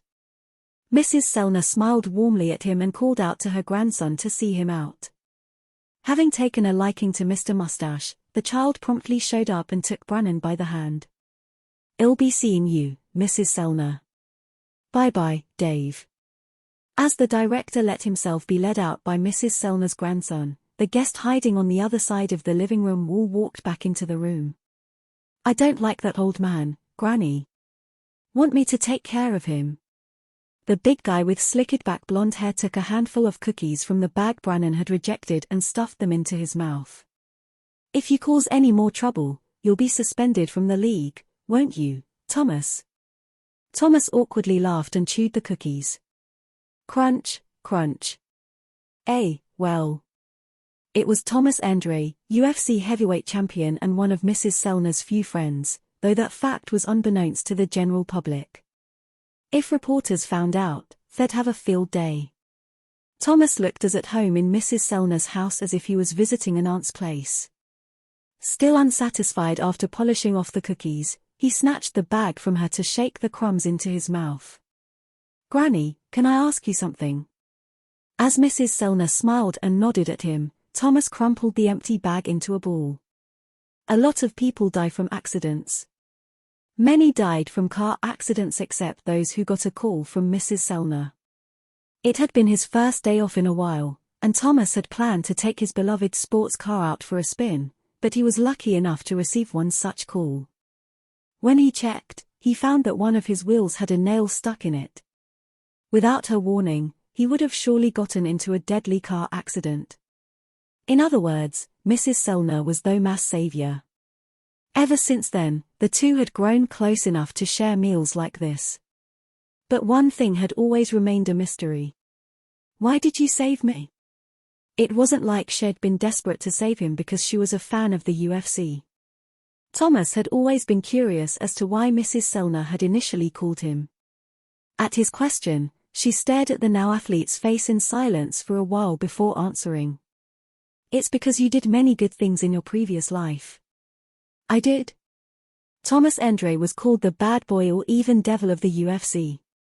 For a moment, he wondered if she had eaten something bad, but he kept his initial response to himself out of respect for his savior. Ha ha, Mrs. Sellner laughed, then shifted her gaze to watch the director get into his car outside the window. Her grandson waved at Mr. Mustache until he couldn't see the car anymore. Relationships. Mrs. Sellner considered it destiny that relationships from their previous life continued in life whether by design or not. After making sure the coast was clear, Thomas plopped on the couch where director Brannon had been seated earlier. So what did the man do in the footage? Why are they looking for him? Mrs. Sellner spoke casually, as if she was talking about the laundry. He saved the world. Thomas couldn't tell if Mrs. Sellner was joking or not. Though this is why it's fun to be around her. Thomas put on the sunglasses he usually wore and asked her another question. Then what is the hero who saved the world doing now? Mrs. Sellner smiled to herself as she watched her grandson return inside. Who knows? Perhaps he's enjoying his youth somewhere. Yee. Cheers rang out at the qualifying round of the National Track and Field Student Athlete Competition. There were sparks in the eyes of the team captains as two rival schools ran into each other. Hey, Taewon, you must be desperate to put a freshman in every event. Ki-suk Jo, the captain of the track and field team of Hwasong Tech High School, taunted Jinwoo's team. The two schools were longtime rivals. Sanjin takes a break for a few months and now your worthless team is relying on a freshman. Taewon patted Jinwoo's shoulder as he sneered at Ki-suk's continuous jibes. This freshman is going to make you eat your words. At least your sense of humor is better than your record. Jinwoo was troubled as he observed their argument. They are making it harder for me to lay low. Ki-suk's confidence grew as he caught Jinwoo's frown. You know, this is quite a coincidence. He gestured at his team members, and the confident big guy standing at the back of the group strode forward. We have a pretty monstrous rookie, too. Jinwoo recognized the rookie's face and inadvertently let out a gasp. Huh? Looks like your fresh is feeling the heat, isn't he? The rival rookie was more muscular than any high schooler around. Ki-suk put his hand on the rookie's shoulder and loudly introduced him. Meet Hwasong Tech High School's secret weapon freshman Chul Kim. An overwhelming impulse, so powerful that all rationality flew out the window, engulfed Chul. Why do I feel like? Why did Chul want to kneel in front of a student his age he was meeting for the first time in his life? If he hadn't put all his energy into locking his ankles and calves, he would have embarrassed himself in front of everyone, but it was a close call. He wiped the cold sweat off his forehead with the back of his hand. Then a thought hit him. No way am I afraid of a dude in the same grade as me.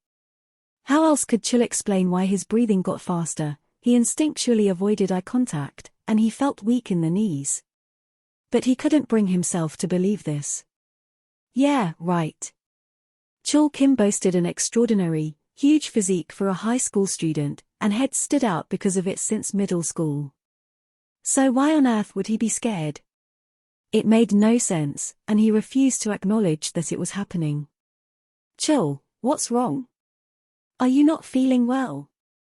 At his upperclassmen's worry, Chul firmly replied. I'm completely fine. Right. There was nothing wrong with him. Chul nodded like he was trying to convince himself.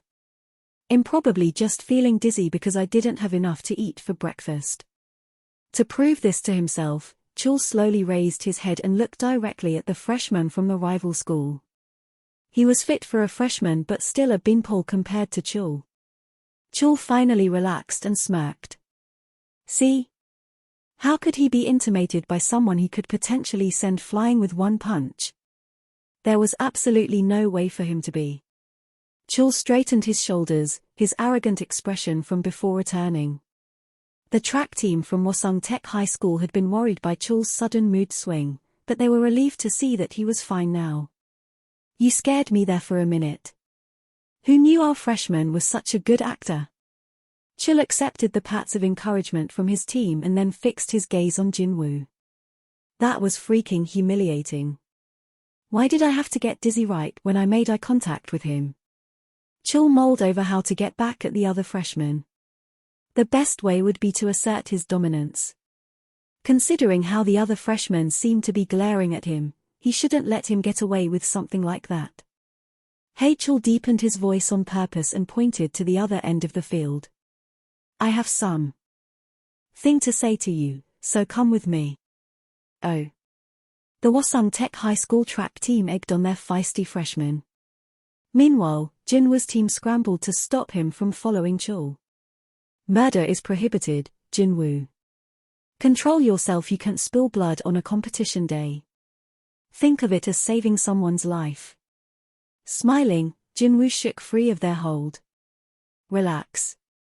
Nothing's going to happen. The team looked him over for reassurance. You sure? You're not going to do anything, right?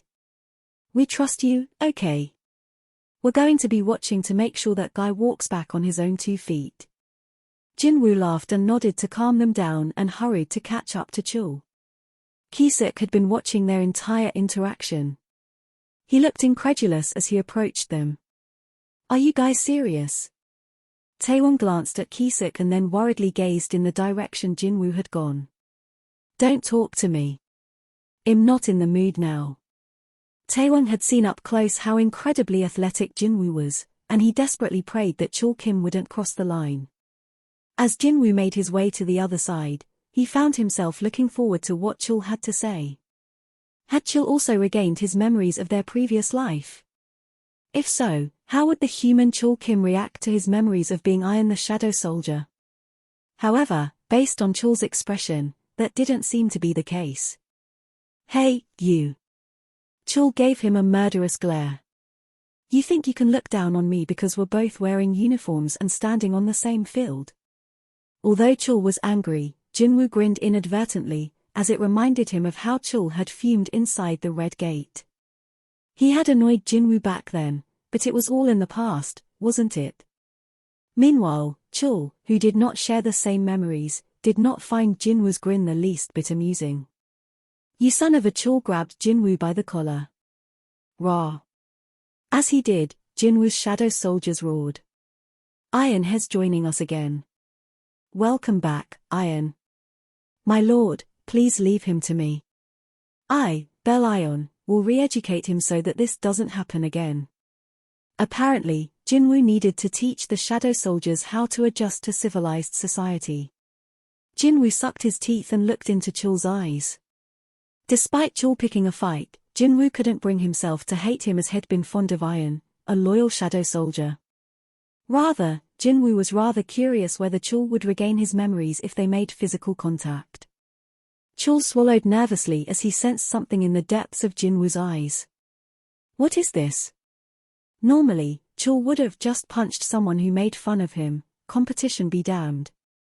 But instead of feeling anger toward this opponent or wanting to seek revenge, he felt a deep tug at his heart. Suddenly, Jinwoo gently wrapped his hand around the hesitant Chul's wrist. As soon as he did. Huh? Inexplicable tears poured like rain from Chul's eyes. His legs gave out, and he plopped down on the ground. Why? Chul looked up at Jinwoo. His eyes were begging for an answer, but Jinwoo could only smile wistfully. Even with physical contact, I guess his memories won't return, since he didn't share the monarch's memories in the past. Jinwoo would have to purposefully restore those memories. Jinwoo recalled the people who had shared his memories during the deleted past. President Jinchul Woo and Mrs. Norma Selner. Jinwoo turned to leave, suspecting that Mrs. Selner might have the memories from the time before. Since Chul Kim was no longer the shadow soldier Iron, Jinwoo didn't have any business with him. Chul called out to Jinwoo before he could get very far. Hang on, wait. Chul quickly got up as he wiped tears from his face. Although he had stopped crying, the tip of his nose was red. As Jinwoo turned back, he spoke with a sob. Is this what people call love? He had never experienced such overwhelming emotion before and was conflating that feeling with love. Jinwoo could only stare at the unexpected question before letting out a deep sigh. Oh geez. Jinwoo couldn't leave Chul with such a huge misunderstanding, right? As Jinwoo approached, Chul blushed. Snap. With a snap of Jinwoo's fingers, Chul's face smoothed out and his eyes lost focus. Jinwoo stood in front of him and planted fake memories in his mind. Okay, so you picked a fight with me, but then you found out I was your father's friend's son, so we're cool now. Chul nodded in a daze. And Jinwoo smiled gently as he recalled the weeping Iron as they bade him farewell, just before he used the cup of reincarnation. From now on, you should behave yourself. Be proud that you were someone who fought to save the world. Yes. After Chul replied, Jinwoo released him from the hypnotic hold. Snap. Huh? Chul regained consciousness and looked around in confusion. He spotted Jinwoo walking away from him, who waved back at him like they were old friends who hadn't met in a while. See you next time. Sure. Chul waved back and smiled at Jinwoo, too. Good. Pleased, Jinwoo went on his way. With the unexpected reunion with an old colleague behind him, it was time to search for the person he'd actually come here for. As if on cue, an announcement echoed across the field. The preliminary round for middle school students will begin shortly. All athletes, please report to the field. On the backside of the field away from prying eyes, a girl hobbled over to the shade of a tree and then plopped down on the ground. With shaky hands, she took off a shoe and pulled down her sock. Her ankle was badly swollen. She bit her lip as she stared at her ankle, then closed her eyes and leaned her head against the tree. It had been an accident. A sprinter running beside her had bumped her shoulder, and Shed landed on her foot the wrong way. Though Shed somehow made it through the preliminary round despite the serious injury, participating in the following rounds would be impossible. Damn it. She was frustrated. This could be her last middle school competition, and she didn't want it to end with an injury. So, she made the irresponsible decision to continue to run with her leg in this condition. From the dawn of time, children have always needed adults to steer them down the right path. Are you trying to hide the fact that you're injured? A boy noiselessly walked out from the other side of the tree, startling the girl. The boy looked off in the distance. I know someone else who ran with an ankle injury and then had to spend more than a year in recovery. They ended up a run-off female athlete and regretted the decision for the rest of their life. You still thinking of doing it? The girl stared at the boy with wide eyes. He looked down at her and smiled. It's the story of someone I know. What a strange person with a strange story. But instead of leaving, Haynes looked him over. A track and field athlete. Is he in high school? There was a nice scent coming from here. In the far-flung future, she would discover that it was the smell of pure mana radiating from Jinwoo and that she had a special ability to detect mana with her sense of smell. Jinwoo crouched down by the bewildered Hain to gently touch her swollen ankle. Hain winced a little bit but didn't resist much. When Jinwoo took his hand off her ankle, the injury was gone. Hain whipped her head around to stare at him in shock. Run with no regrets. You only get one shot. Hain had shone when she battled magic beasts as an Srank hunter, and she shined just as much now, sweating under the spring sun. As Jinwoo grinned and made to stand up, Hain hurriedly grabbed his wrist. Wait. Did their physical contact have another effect by chance? Hain blushed a little bit when she met Jinwoo's curious gaze. Have we met somewhere before? She had to muster up all her courage just to ask him that question. The back of her neck turned red in the process. Running. What? Jinwoo chuckled as she became flustered. Run against me. Beat me at least once, and I'll answer you. I'm pretty sure I saw you finish first place in every preliminary round. Jinwoo smirked. So you give up? Okay then. Hain mustered up her courage once more. Whatever your time is in the final heat, if I beat it, will you answer me? Jinwoo tried to hide his laugh. She's as innocent as she used to be. Jinwoo briefly entertained the thought of breaking the world record at this student competition before nodding in agreement. Sure. Hain smiled brightly at successfully securing the deal. She won't be smiling later, though. Jinwoo turned away from Hain and headed to the track. On this sunny spring day, the world record for male high school students in track was shattered, and Jinwoo's team successfully won first place after defeating their rival, Hwasong Tech High School. Since he hadn't shared his memories with them directly, Jinwoo forgot that there were a few more people who had connected with higher beings in their previous life. And one of them was very lucky to have made direct contact with Jinwoo, a higher being himself. Early in the morning. What's the matter, son? Ilwon moved to place his hand on his son's shoulder when he emerged from his bedroom in tears. As soon as he did, his past life flashed in front of his eyes. Though it lasted for a couple of seconds, the moment contained an eternity. I did want to see you this whole time. I'd like to talk to you more, but I'm so sorry that I wasn't a good father. As that last scene played out, Ilwon's heart sank. Then the footage seemed to play backward and restart at the beginning of the new timeline, like someone had pressed rewind. This was possible only because of the cup of reincarnation. Ilwon, who had known of the existence of the cup thanks to the memories of the rulers, realized by the look on Jinwoo's face that some kind of deal had been struck between his son and the rulers. And Jinwoo had decided to take on the burden, no matter how steep the price. Ilwon bit down hard on his lip to keep his emotions in check.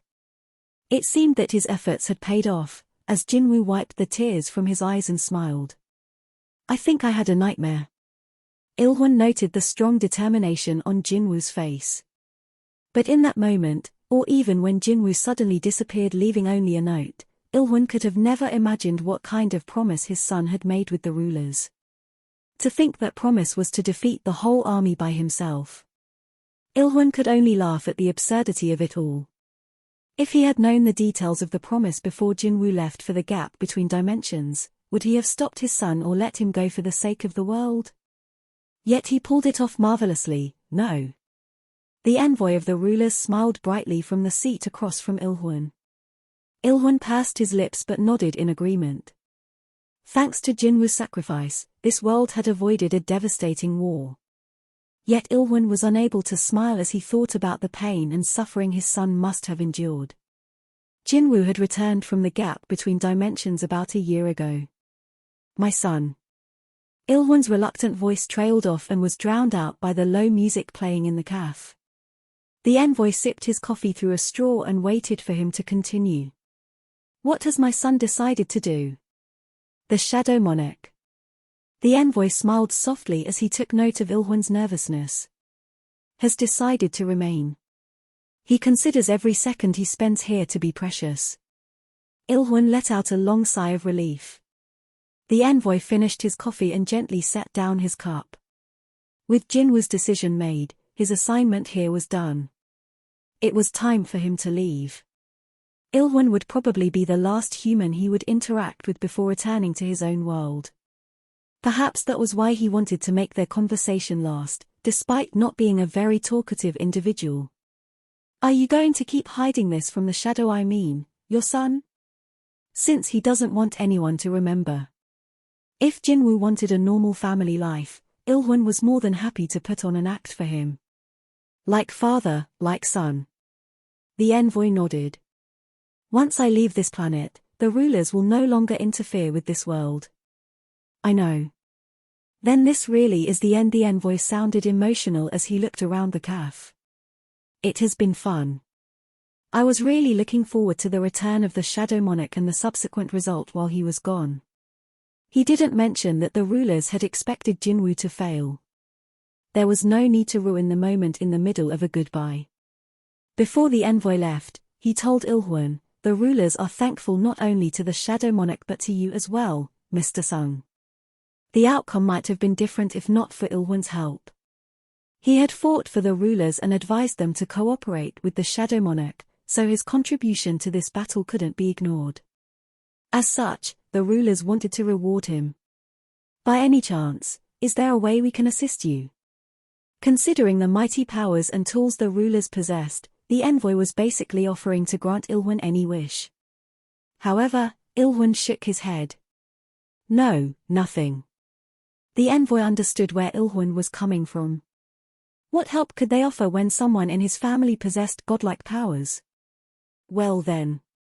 The envoy bowed his head to Ilhwan and made to stand up when Ilhwan belatedly spoke. Wait. The envoy sat down again. Is there anything else? Ilhwan briefly debated something before continuing with difficulty. My memories. Can you erase my memories from the previous timeline? Of course, but why would you choose to do that? I'm afraid my son is too quick to catch on, so it'll be hard for me to fool him. Ilhwan chuckled. Like father, like son. Ilhwan's smiling face resembled Jinwoo's. Plus Ilhwan looked down as he slowly continued. Well, I just want to be a normal dad who looks out for his son. Ilhwan wanted to be a normal dad who felt anxious that his son could get hurt or relieved about exam results. Jinwoo isn't the Shadow Monarch to me. He is my beloved son. That was Ilhwan's small wish. I see. If that was what Ilhwan wanted, the envoy was glad to do him this favor. Once you leave this cafe, everything that happened in the deleted timeline will be completely erased from your mind. As the envoy cast a magic spell, he said goodbye to Ilhwan in a low voice the human likely couldn't hear. You won't remember this, but I hope you have a peaceful life. Time passed, and it became winter. One morning, Ilhwan woke up with a start from the alarm that rang at 6 o'clock. His wife woke up next to him at the same time, and they exchanged looks. What about Jinwoo? What about Jinwoo? The couple hurriedly checked the time and were relieved to see it was only 6 in the morning. What should I do, hon? Should I wake Jinwoo up now? There's still time before the exam. Let him sleep a little longer. Sounds good.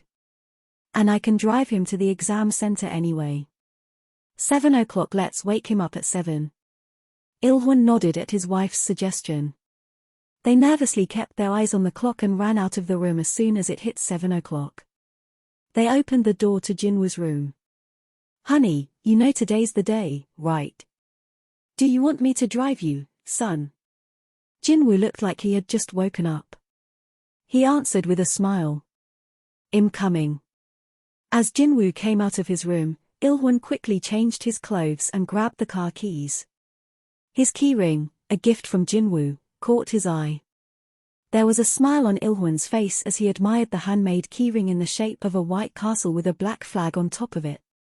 It was a brisk morning, the sun shining to usher in a brand new day.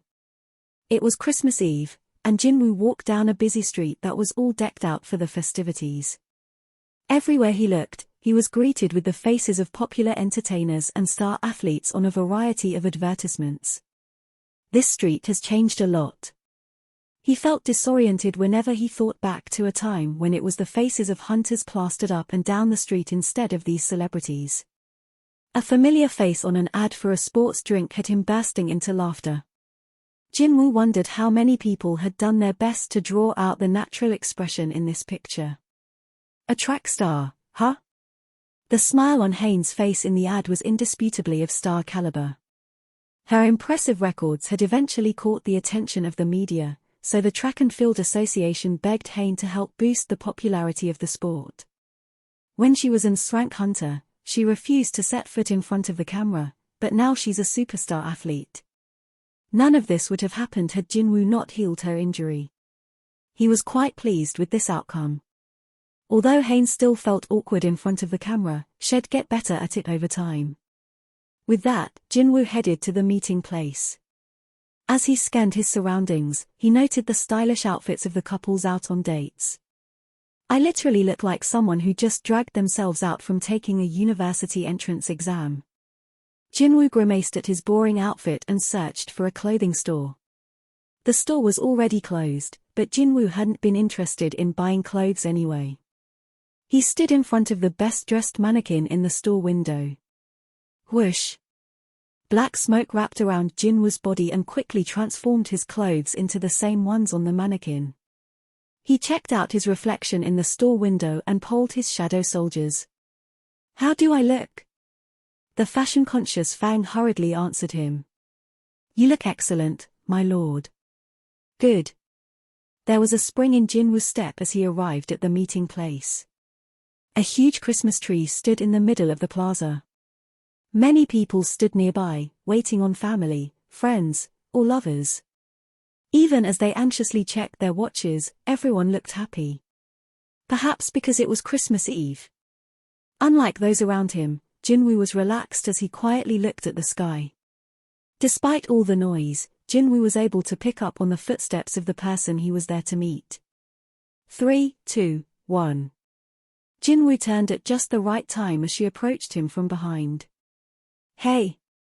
Hain, who had been planning to take him by surprise and cover his eyes, lowered her hands. "Do you have eyes in the back of your head?" Jinwoo giggled, as he thought Hain's disappointed expression was adorable. She pulled her hood down low the way he used to in order to avoid the attention of other people. "Want to walk around for a bit?"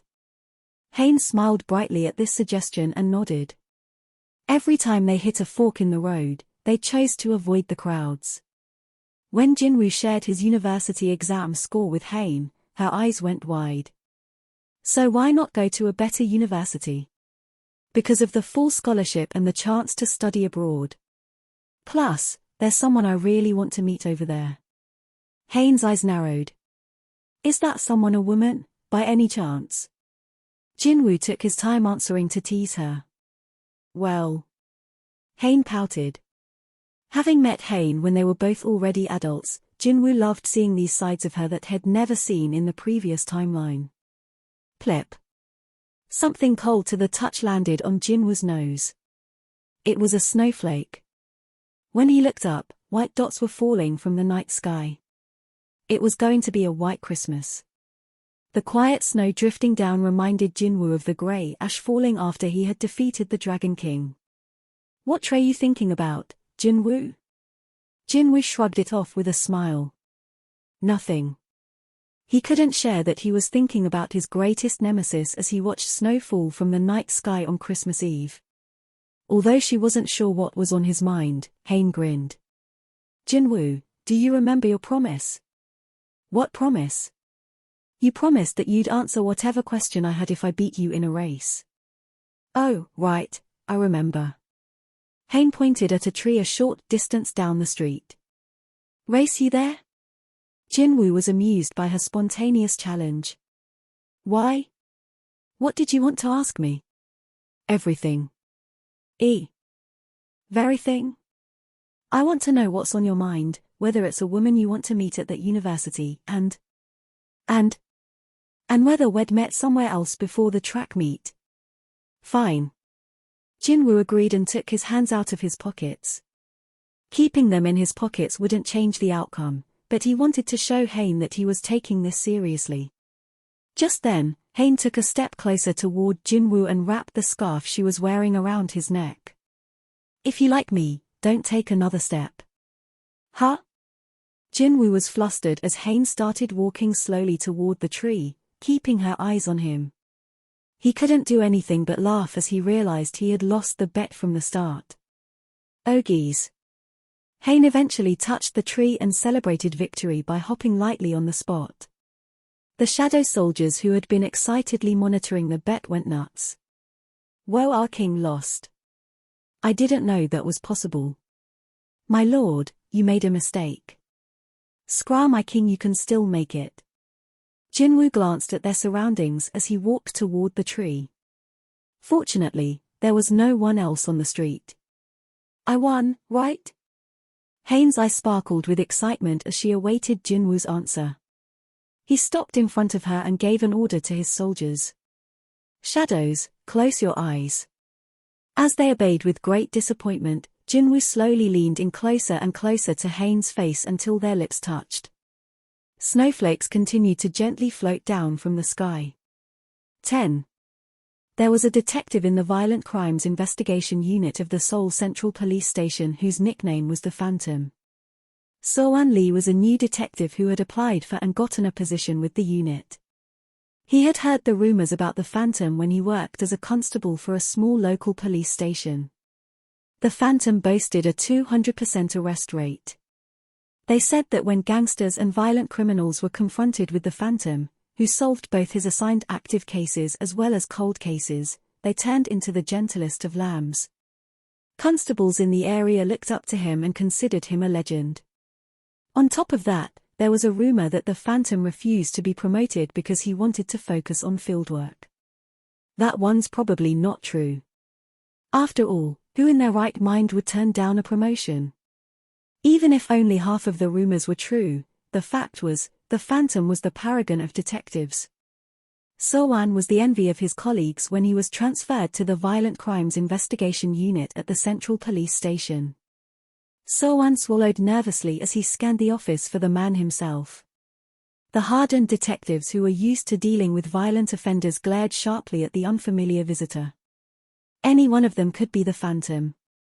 Everyone's eyes look. Intimidated by the veteran detectives, So-Wan began to worry if he could cut it here. Are you the rookie who is supposed to start today? A voice came from behind So-Wan and startled him. So-Wan hurriedly turned around and saluted. Sir. Relax. No need for that. You're part of the family now. The middle-aged male detective offered one of his 2 paper cups of coffee to So-Wan. Here, my treat. Thank you. So-Wan bowed and took the coffee. The gesture felt like a comforting phone call from home after having moved out. A sip of coffee helped him relax.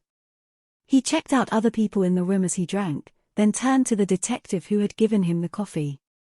The chief told me I'd be working with a detective son. Oh, the Phantom. PFFFFT. So-Wan barely managed to stop himself from spraying his coffee or having it come out of his nose. That's the nickname we gave Detective Sung because he appears and disappears so quickly, and it spread to other precincts before we knew it. You've heard about him, too, right? Yes. The detective laughed as he watched So-Wan nod nervously. Actually, the coffee I gave you was supposed to be for him. He briefly popped his head into the hallway and pointed with his chin. Speak of the devil. Here he comes. So-Wan couldn't contain his curiosity and hurried into the hallway. He turned toward the direction the other detective had gestured to and saw someone walking slowly from the other end of the hall toward them. So that man is. The man was not rushing in the slightest, but he reached them in the blink of an eye. So-Wan felt intimidated by him. Despite being the height of the average Korean male, So-wan seemed to be suffocated while looking up at the man who was a head taller than he was. The Phantom of Central Police Station.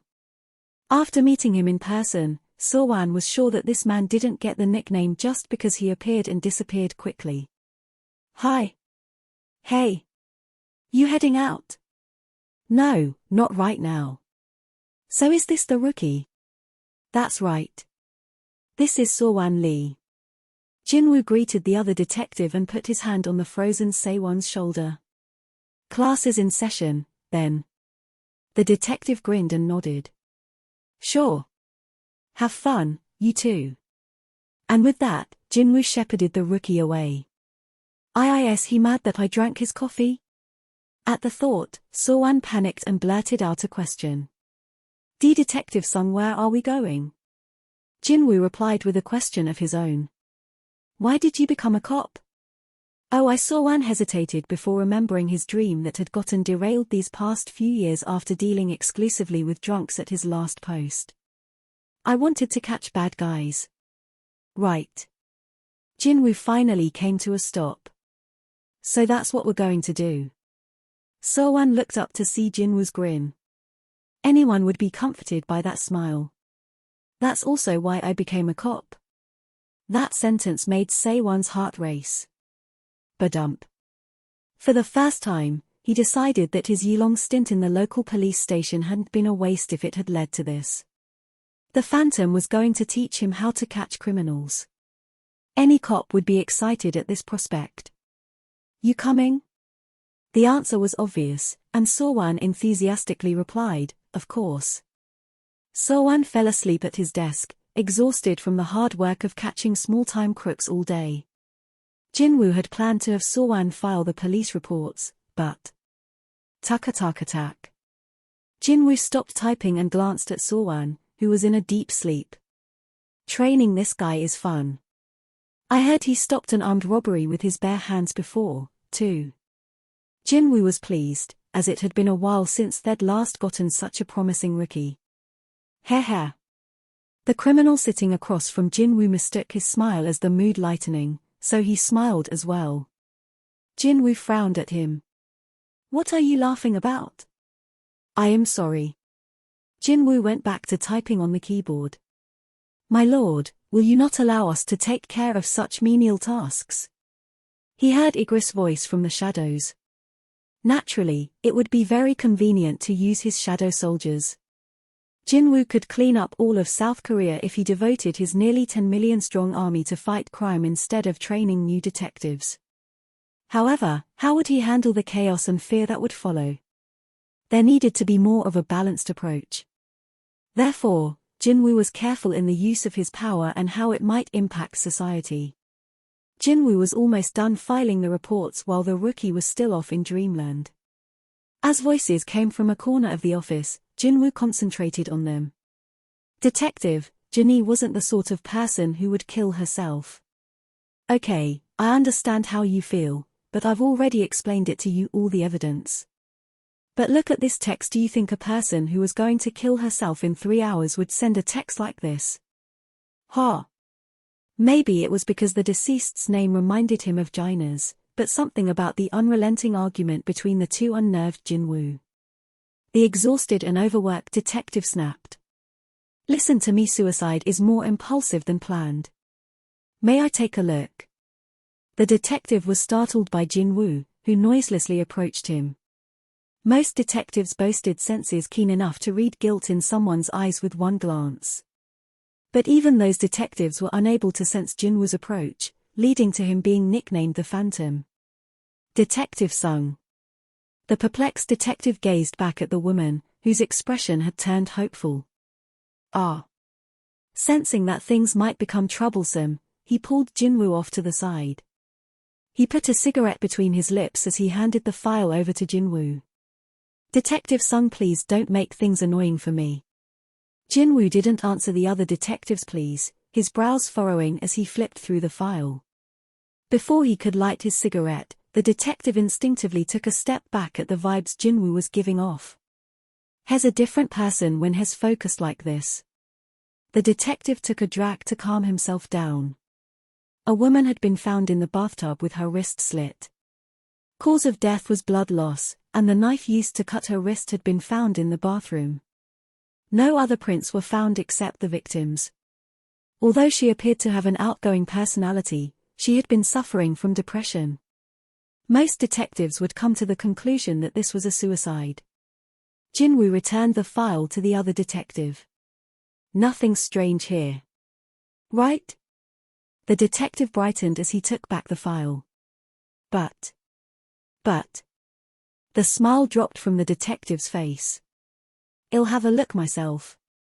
Oh. The phantom smelled something fishy.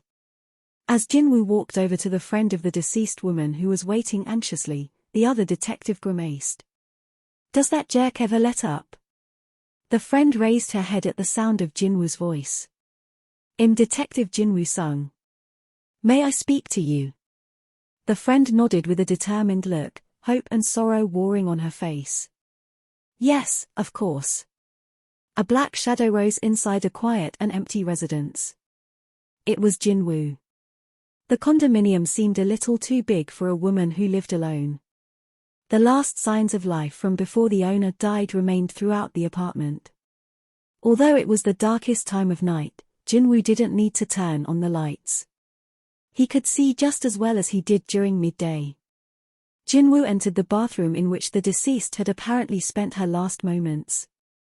The smell of blood that hadn't been cleaned hit his nose. Standing on the spot where the woman had decided to kill herself, Jinwoo stared at the tub in silence. As he scanned the bloodstains, he could only imagine the pain she must have been in. But that was all he could do imagine. Those left behind never really knew why the person chose death or how much pain they had suffered in the moment. Jinwoo crouched to look at the blood spatters. He then recalled the last text she had sent. It had been filled with excitement about seeing her friend soon. As the friend had said, it didn't read like a text from someone who was planning to kill herself. But maybe she just wanted to believe her friend wouldn't choose death and leave her behind without saying goodbye. Those left behind often had no way of knowing what dwelled in the minds and hearts of the deceased.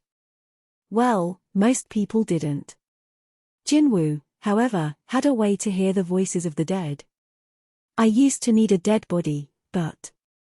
At Jinwoo's command, the dry blood began to change into a blackish liquid flowing all around him. The liquid gathered in one place and became a pool of boiling blood. The mass of blood moved on its own as if it was still alive and grew bigger and bigger. The king of the dead, the shadow monarch, then gave the absolute order a dead person could not disobey. Arise. The shadow of a young female adult shot out from the pool of blood. Splash! Blood dripped from the ends of the woman's hair. She looked around in confusion and let out a painful groan. She was likely in pain from being stuck in the moment of death. Using the authority of the shadow monarch, Jinwoo ordered the woman to be calm, as she was now an undead being, separated from the pain of the living. Don't be afraid. The comforting voice of the king of the dead helped her compose herself. She appeared as her physical body had looked the moment of her death, so Jinwoo conjured up clothes made from the darkness to cover her up. Oh. She cautiously wrapped the clothes over her shoulders even tighter around her.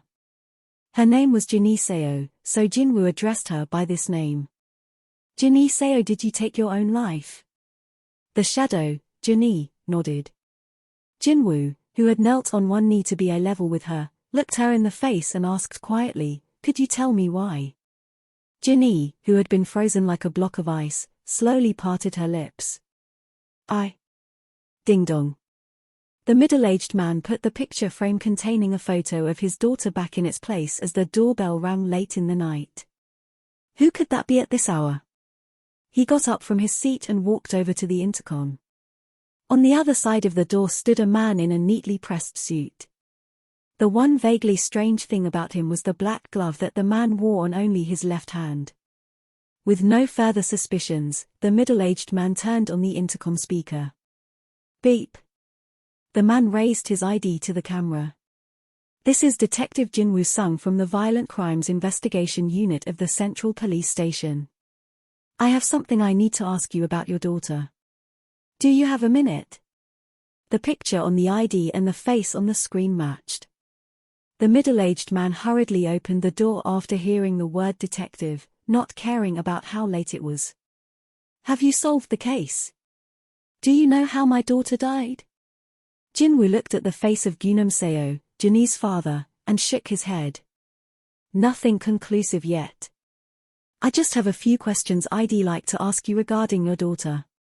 Gunam looked a little disappointed that there had been no developments in the case. Jinwoo quietly asked, would you come with me? Gunam thought about it for a minute, then nodded firmly. Of course. I'll do whatever it takes to find out how she died. He stepped out of the apartment and locked the door before turning to Jinwoo. Let's go. With a quick nod, Jinwoo headed off.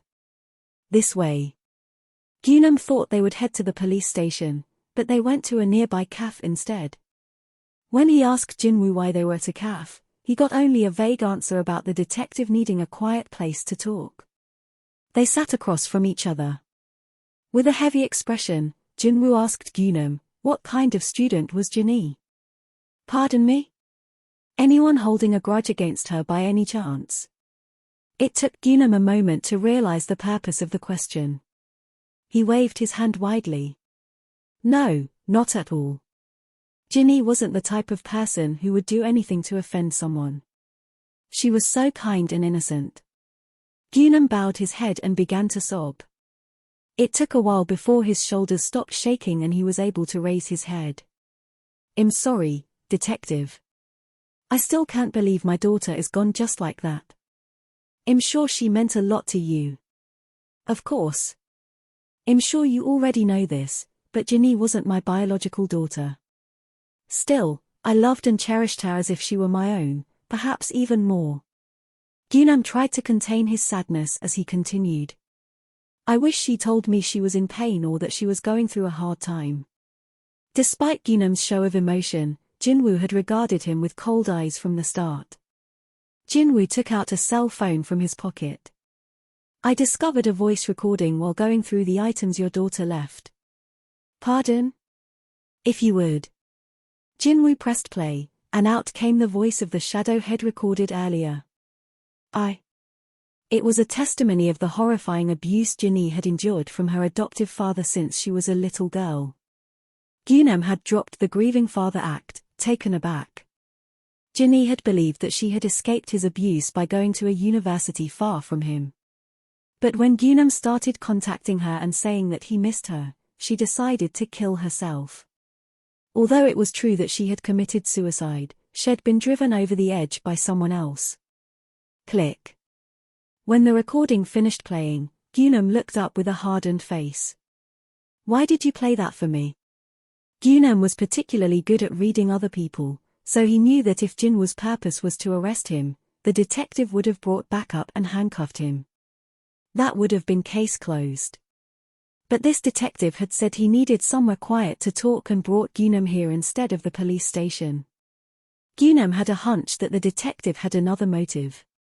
As if to prove him right, the emotionless detective finally showed a smile. You have two choices. Gunam actually had choices. He clenched his fists tight at being thrown a lifeline. Nice. The detective continued. The first is to turn yourself in and confess all your crimes.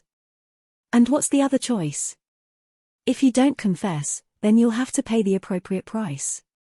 Gunam had to clamp his jaw shut to contain his gleeful laugh. If there was a will, there was a way. To think the detective who uncovered dirt on Gunam was just as dirty himself. As a doctor, Gunam lived a comfortable life. He was wealthy enough to pay this lowly cop whatever he wanted. Stifling a smile, he probed Jinwoo. How much will it take? This is good enough. Smiling bitterly, Jinwoo put the cell phone back in his pocket. Knowing how many people had ended up regretting making this choice, he thought this man trying to stifle a laugh was pretty pathetic. In an instant, Jinwoo's facial expression changed. Listen carefully. Jinwoo seemed to exude a strange but powerful presence. This world you're currently in isn't the world you know. It's similar, but it's a different world of my creation. It was a world where the living could not exist without his permission, the realm of eternal rest. Jinwoo calmly added that it was also Gyunam's prison from here on. Confused by Jinwoo's mood change and explanation, Gyunam was flustered. Look, detective, I don't know what you're talking about. Think carefully. Gyunam began feeling suffocated by Jinwoo's glare. Do you remember how you got here? As Gyunam tried to think, he sensed a strange chill run up his spine and felt disoriented. Huh? Why was there no one in this brightly lit cafe except for him and the peculiar detective? Never mind customers, the owner of the cafe should be there to run the store. At the very least, there should have been people walking by outside. Yet there was no trace of anyone inside the building or outside the windows. As the strangeness registered, everything around Gyunam began to disappear into darkness. Eventually, in the pitch-black environment, all that remained were a table and the two chairs he and the detective were sitting on. Gyunam knocked over the chair as he bolted up. He stumbled backward, white as a sheet. Who are you? This is a dream, right? Right? He stabbed his finger at Jinwoo as he yelled. Bump. He backed into something hard like a wall, so he turned his head as goosebumps covered his body for no apparent reason. The wall moved. Or rather, the giant ant with a body as sturdy as a wall moved. The ant put his face closer to Gyunam and quietly put a finger to his own mouth. Shush. At that moment. Ngh. The arms of several dozen ants emerged from the darkness to drag him somewhere. Gyunam was going to experience extreme pain and wish to die, but they wouldn't let him off that easily. After all, the shadow in charge of Gyunam's punishment was both an excellent soldier and an outstanding healer. Scrabaru returned into the darkness after politely bowing to his king. Jinwoo slowly stood up. At that moment, a figure who had been watching the whole thing while hiding in darkness walked toward him from behind. It was Jinhee. Jinwoo knew that her pain would never be erased no matter how much the guilty suffered. But if this simple gesture could serve as a small consolation. He approached Jinhee and touched her forehead to erase the memories of her adoptive father. Thank you. Thank you, my lord. Jinhee bowed several times in gratitude. Reborn as a shadow, she instinctively knew who he was. However, Jinwoo wasn't planning to use her as a soldier. Thus, it was time to send her to the void. Before releasing her, Jinwoo kindly asked, "Do you have anything more you'd like to say?" She paused in thought. "Well, if it's not too much trouble, would you grant me one request?" The next day, Jinhee's friend came to the police station early in the morning. Jinwoo spoke to her outside of his office. Considering the circumstances, this case cannot be deemed a homicide. We'll be closing the investigation soon. The friend stared at Jinwoo in disbelief. Grasping at straws, she pleaded with him. Really? Isn't there even the slightest chance? Jinwoo quietly shook his head in reply. Jinhee's friend dropped her head in sorrow. Then Jinhee. Jinwoo wordlessly handed her a gift wrapped in some cute wrapping paper. Huh? This has your name on it, doesn't it? Yes. It was a birthday gift to her from the deceased. It could have been lost, but it had found its way to its intended recipient. Jinhee got this for me? Yes. I figured she'd want you to have it. Oh, thank you. Her eyes welled with tears as she thanked Jinwoo. If Jinhee hadn't received her adoptive father's texts containing his evil intentions a mere hour earlier, would she and her friend be celebrating the birthday as they had planned instead of her slitting her wrist an hour later? Jinwoo was staring off into the distance, lost in thought, when he felt his phone vibrating in his pocket. Excuse me. He turned away from the weeping friend and answered the phone. Boss. A welcome voice came from the other end. It's me, Jinho. Later that evening, Jinwoo headed to the pork belly restaurant he usually ate at with Jinho. I have something to tell you, boss. Jinwoo could hear the purpose in Jinho's voice over the phone. Jinho was already seated at a table with a good view of the entrance, anxiously awaiting Jinwoo. As soon as Jinwoo entered the restaurant, Jinho raised his hand quickly. Boss. Since graduating from university, Jinho had been learning the ins and outs of business from his father. He was a fine young man now, but to Jinwoo, he was like a little brother to him. Hey, Jinwoo greeted Jinho with a smile and sat across from him.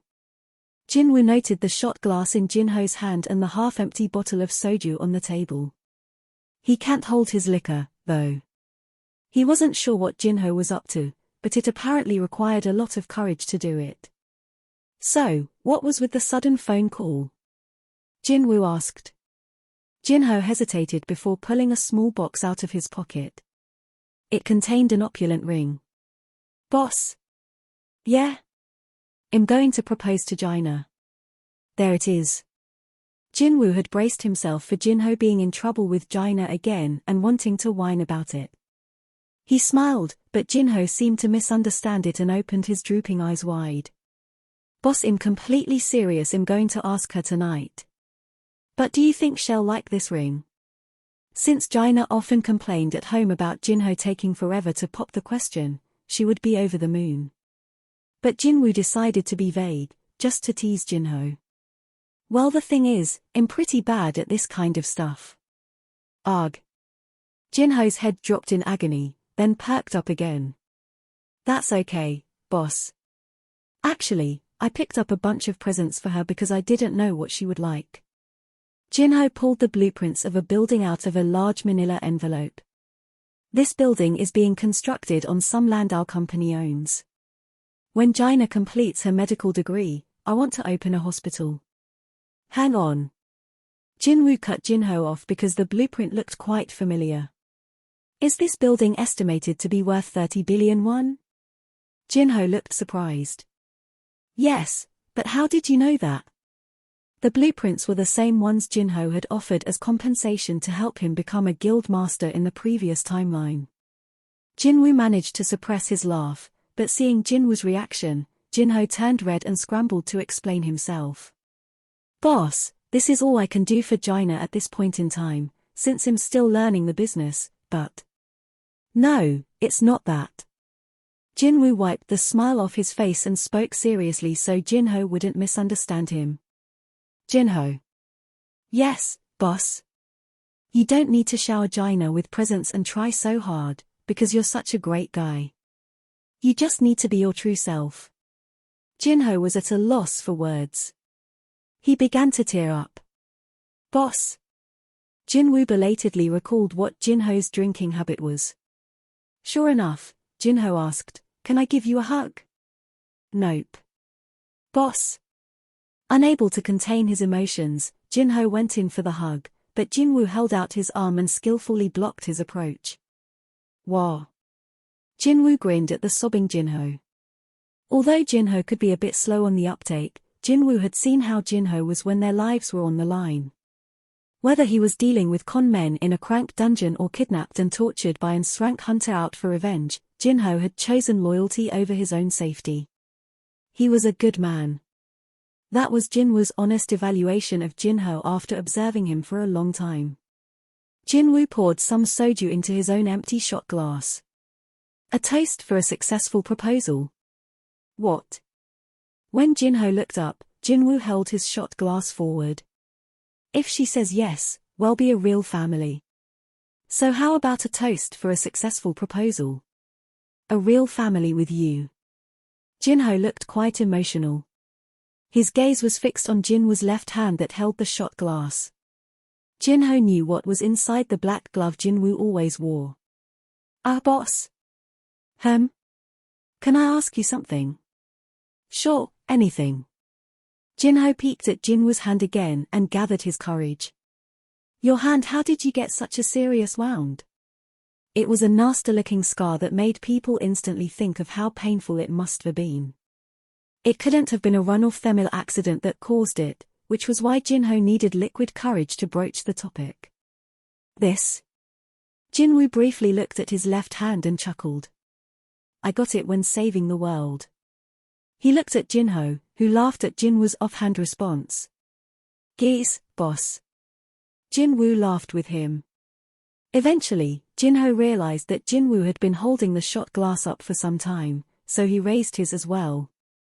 To a successful proposal. Jinwoo gently brought his glass closer to Jinho's and wished him luck. To a successful proposal. Clink. The two men toasted and downed the shots. While Jinho frowned at the bitter taste of soju, Jinwoo put down his glass on the table with a wistful smile. "I wish I could feel the alcohol on a day like this, but absolute power did have its cons." Oh.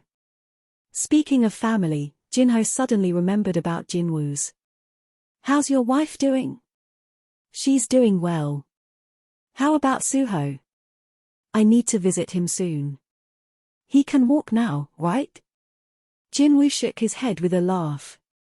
"No, he's barely 6 months old, so he can only crawl." "It's weird, but I feel like you and your wife's kid should have started running right out of the womb." "What kind of people do you think we are?" "Ha ha." Jinwoo smiled at Jinho's joking grin. It crossed Jinho's mind that childcare for a baby at this stage was difficult for the parents. "Then I guess you should head home soon." I think I will."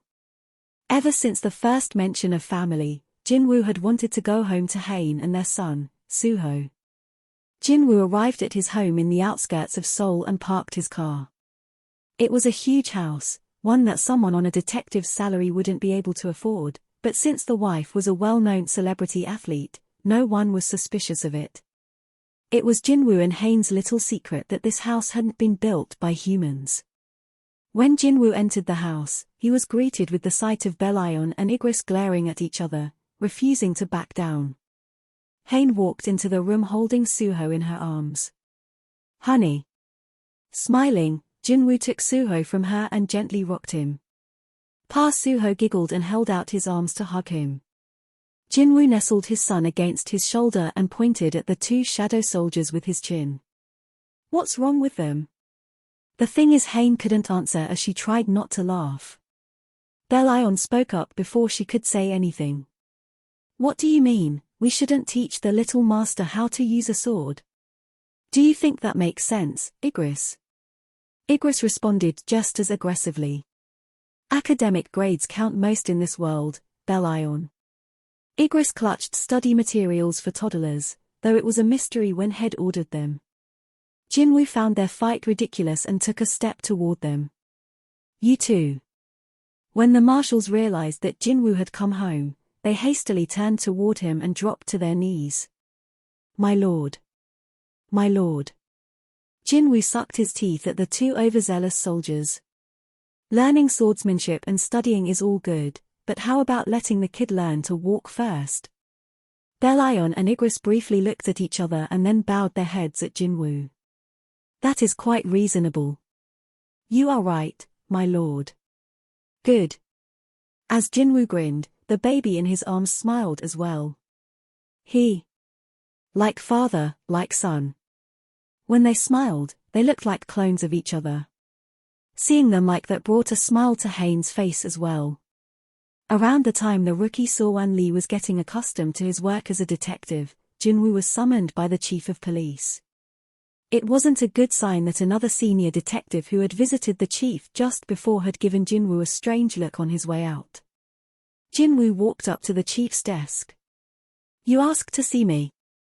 The chief of police was gazing out the window. "Rumor has it that you're still poking around other detectives' cases." This was just as Jinwoo predicted. No wonder the other detective had looked at him like that. Jinwoo stifled a cough. The chief of police then turned toward Jinwoo and smiled. "Please back off a bit so the other detectives don't resent you, Hunter-sung." It was Jinchul Woo, the youngest ever to be chief of police. Naturally, Jinwoo's covert operations had helped make that happen by assisting Jinchul with his casework on the down low. Jinwoo smiled and corrected his boss. "I'm not a hunter anymore, sir. I'm still more comfortable calling you Hunter-sung." Jinchul then eyed the file on his desk. "Did you know that the legal guardian of that woman who committed suicide suddenly went missing a few days ago?" Really? Coincidentally, every surveillance camera around his house has been out of order. Oh my, what a coincidence. Jinchul couldn't help but laugh at Jinwoo's fake reactions. He tossed the file into the garbage can. I have complete trust in you, Hunter-sung. Jinwoo briefly bowed to Jinchul in appreciation of his unconditional trust in him. But that's not actually why I called you in here. Jinchul gently pushed forward a note from one corner of his desk. The name and room number of a hospital were written on the memo. I thought you would like to know. What's this? Association President, or rather, just President Gun Hee-go is in critical condition. This was the second time that Jinwoo had visited Gun Hee-go's hospital room. About 10 years ago, the elixir of life that saved his mother's life had also saved the life of President Go. Jinwoo now faced a frail President Go on the verge of death once again. President Go wasn't surprised to see Jinwoo on this second visit. He nodded at the young man wearing a hood and tapped the oxygen mask covering his mouth. After Jinwoo carefully removed the oxygen mask, President Go spoke between labored breaths. You came back, young man. Truth is, I have searched for you for a long time. Jinwoo looked at President Go in sorrow. If you want your illness to be cured. Even before Jinwoo could extend his offer, President Go shook his head. I have lived long enough. I did everything I needed to do during the 10 years you gave me. That's good enough. In the deleted timeline, President Go had sold his business and founded the Hunters Association. In the current timeline, he was a model businessman who headed various charities. And instead of extending his life, he wanted something else. I have a favor to ask you. Jinwoo nodded. President Go's eyes shone earnestly. You said there was a world in which I fought with you, right? Jinwoo silently nodded once again. By any chance, could you show me that time? I want to see what kind of people you and I were. There might be memories you wouldn't want to remember. That's okay.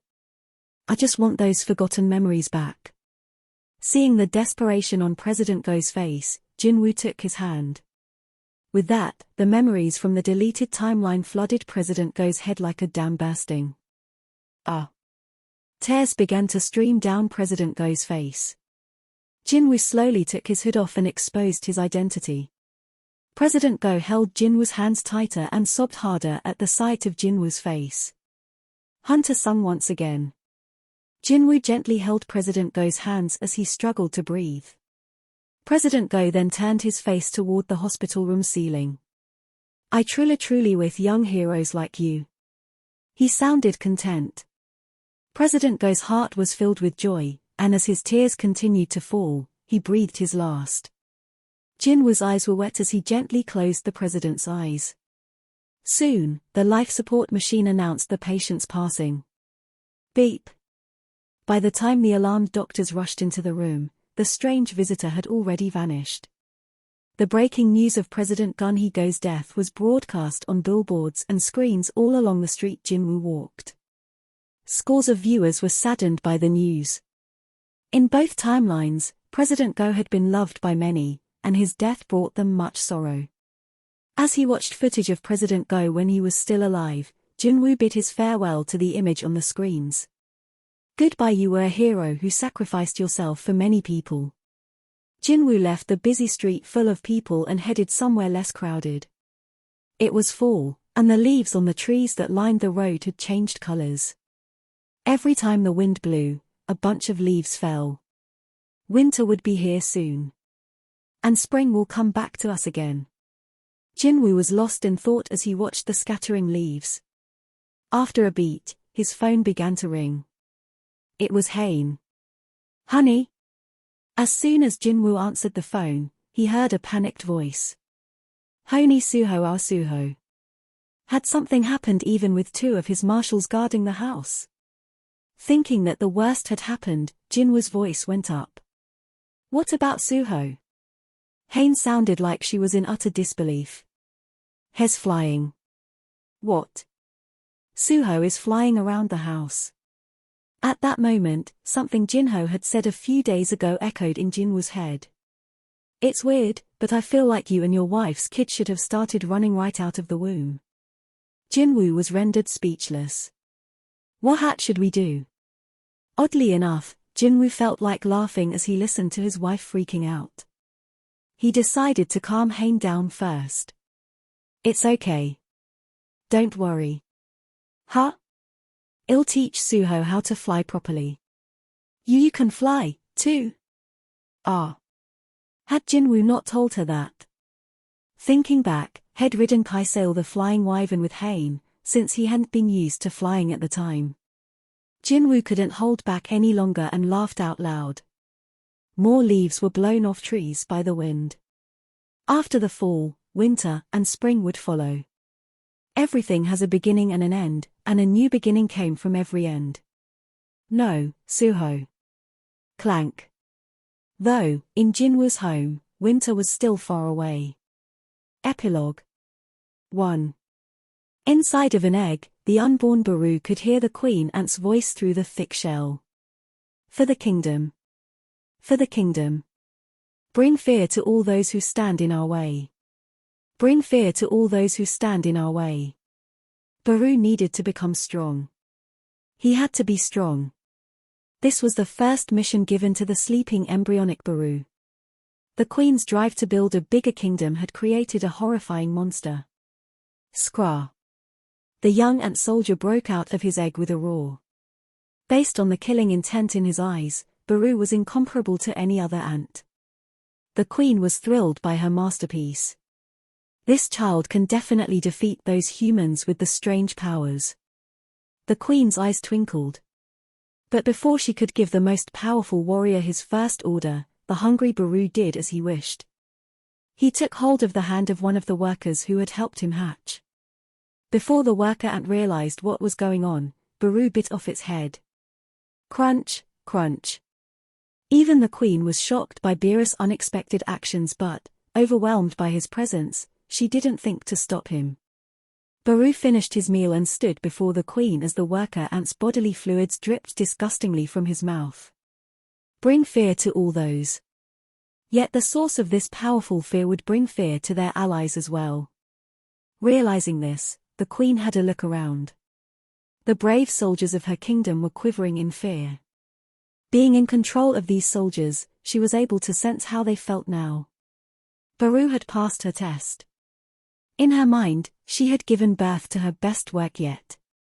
Become even stronger. The queen gave Baru another command to prepare for the invasion of the humans' territory.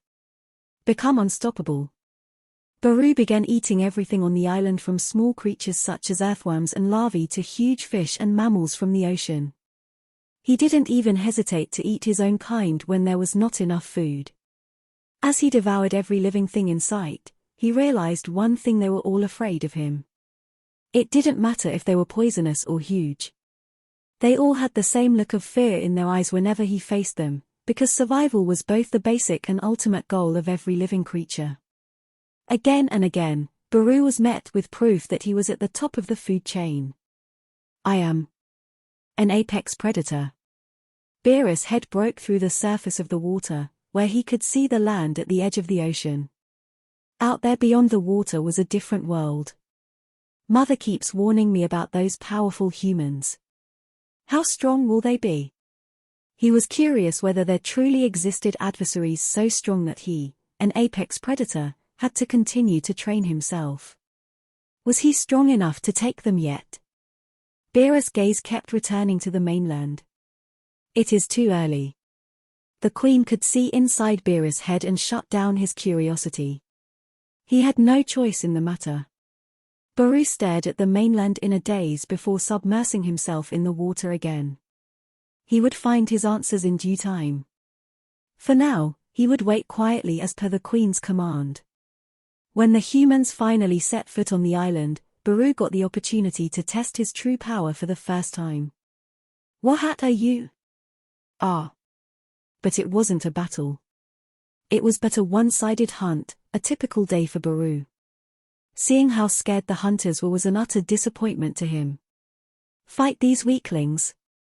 Had Baru waited all that time just for this? His prey gave off the scent of intense fear. Once again, Baru was confirmed as being at the top of the food chain. How boring. Just then, an adversary who didn't fear him appeared. Never having experienced this, Bira's heart began to pound. Human, are you not afraid of me? Not wanting to kill the human right away, Baru addressed him. Are you the king of humans? The human replied, to think a bud could talk. It was likely the second time any living creature looked at Baru with an emotion other than fear in their eyes. Twinkle, twinkle.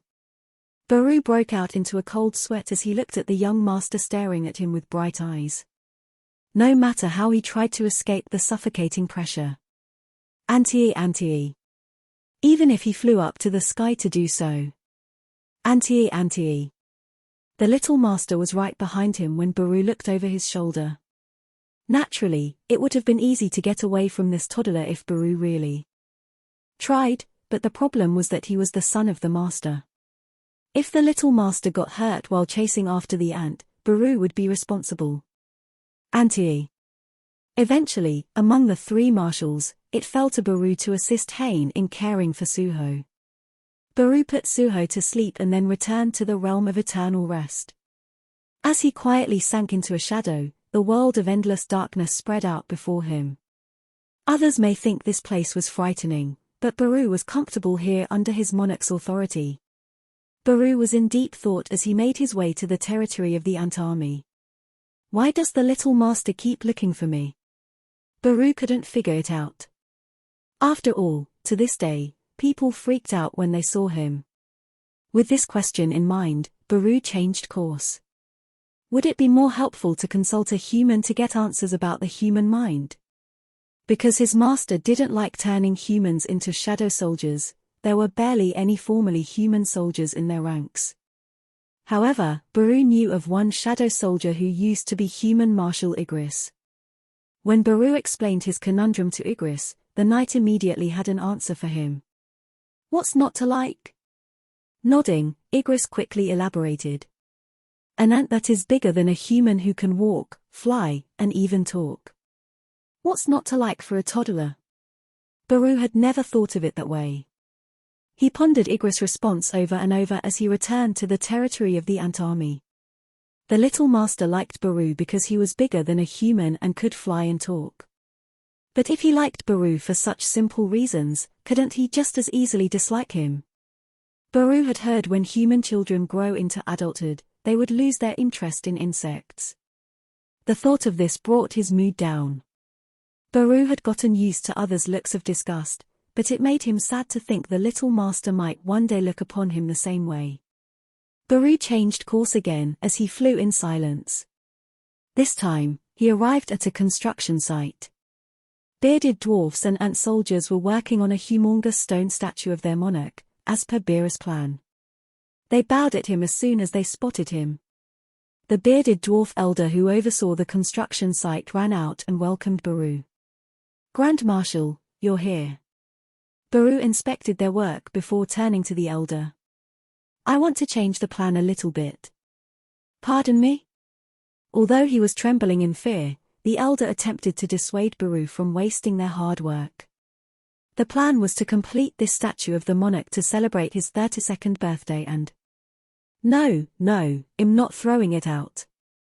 I just want to change one part here. The elder quietly nodded as he listened to Bira's explanation. Yes, this is most certainly possible. I think the result will be even better, Marshal Baru. He good. They both grinned at each other excitedly. Then well, go ahead. Baru put his index finger on his lips and interrupted him. I'll be back after I take care of some business. Are we really doing this, boss? Come on, you backing out? No, boss.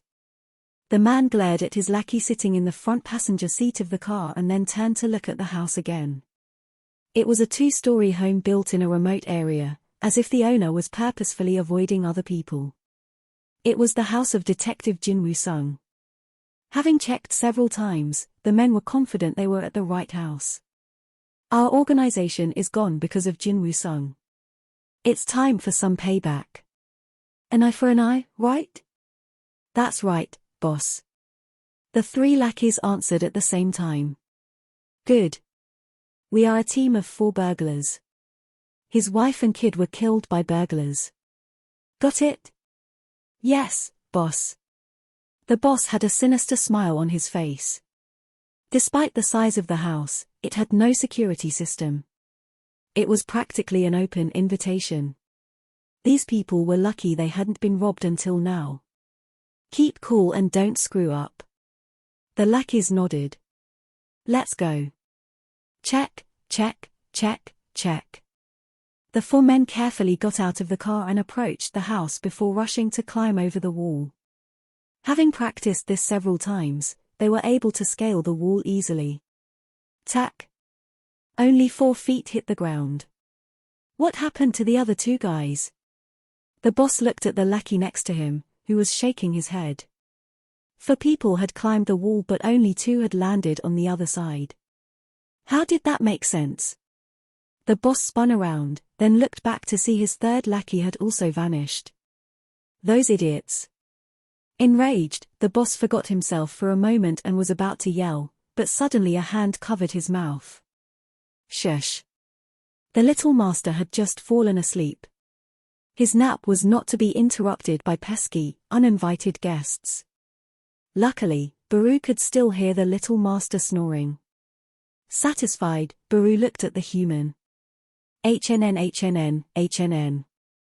It was a familiar look. It was a familiar feeling. Prey always looked the same in the presence of a predator. As much as Baru appreciated his liege's trust and the little master's affections, this felt good to him, too. He. Baru relished the fear in the man's eyes as he dragged him away. The screams ended as abruptly as they had started. "What do you think?" The elder proudly presented the statue of the monarch to Baru. The statue bearing their master's visage was so incredibly tall that one had to strain their neck looking up to see the top of it. Every bearded dwarf and ant soldier had been summoned to complete the statue on time. Baru looked upon the statue with satisfaction, noting the change had requested. "As you asked, on his left shoulder." The little master was perched on their master's left shoulder. The father and the son. Their king would likely be elated at the sight of this grand and beautiful statue. And it would certainly be a significant gift to present the little master should he visit this place in the distant future. Baru laughed out loud at the inevitability. Hey. The bearded dwarfs and the ant soldiers laughed along with him. Ha. Ya, a toddler's joyful shriek interrupted the laughter. Surprised, Baru looked over his shoulder to find a toddler standing there. Auntie. As they say, like father, like son. Suho was already able to enter the realm of eternal rest. Marshal Baru, currently the one in charge of helping to raise the child, gave a deep sigh. Scra. 2. Hello, Mrs. Cha. Oh, hello.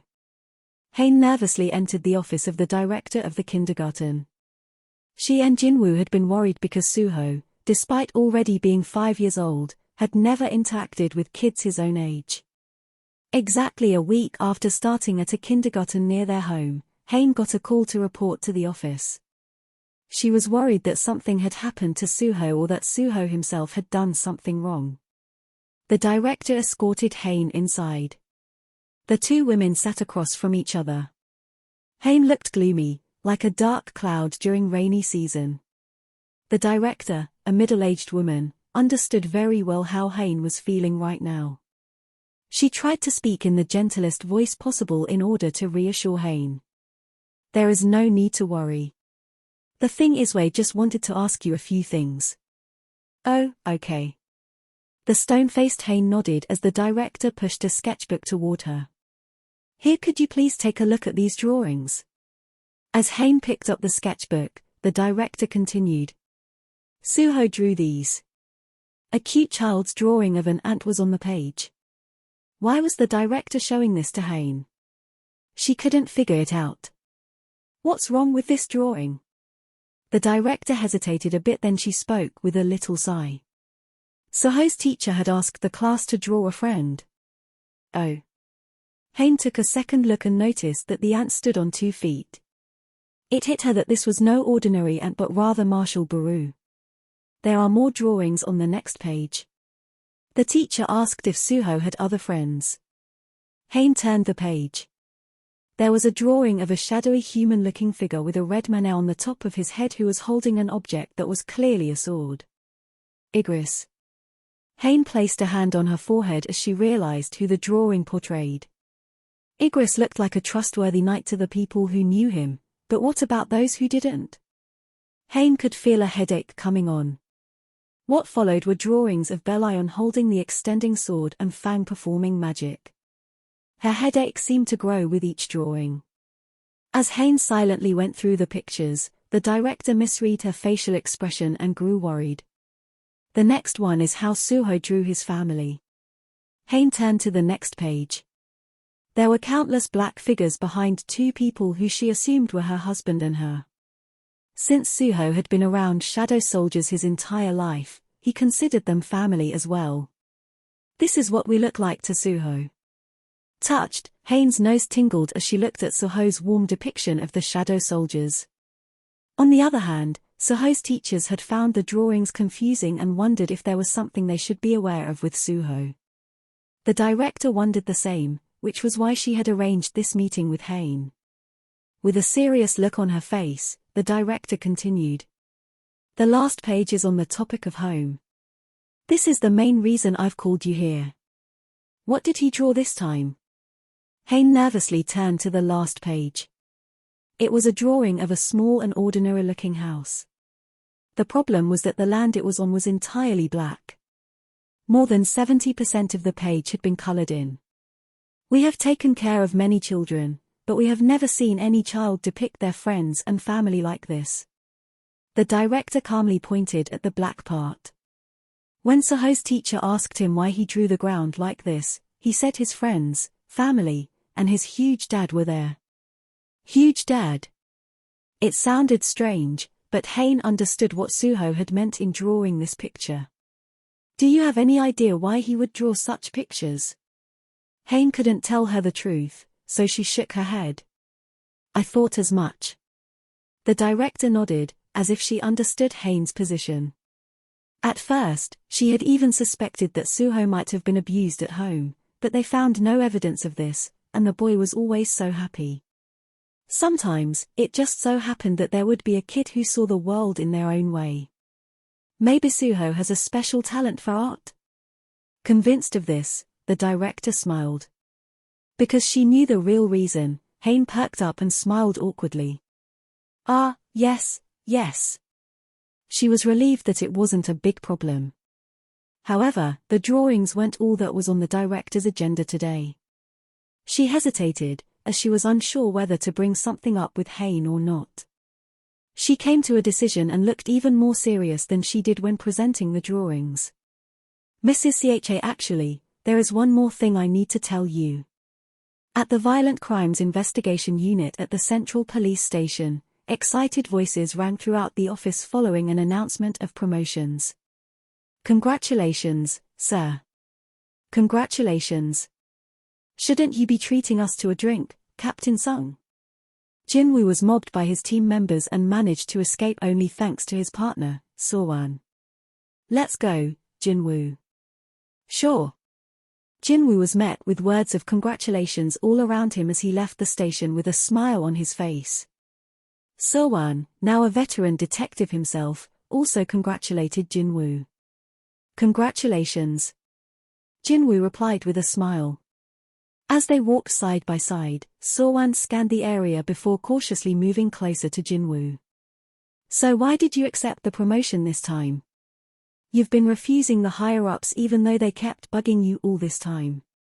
Jinwoo gave Sowan the side-eye as to ask why he wanted to know, then replied with a chuckle. Because I didn't have any more reasons to refuse. Sowan laughed at Jinwoo's facetious answer. Wow, okay. The reply sounded like a joke, but Jinwoo had been genuine, and Sowan knew that as well. Just like any other job, as detectives ranked up, they ended up getting chained to their desks.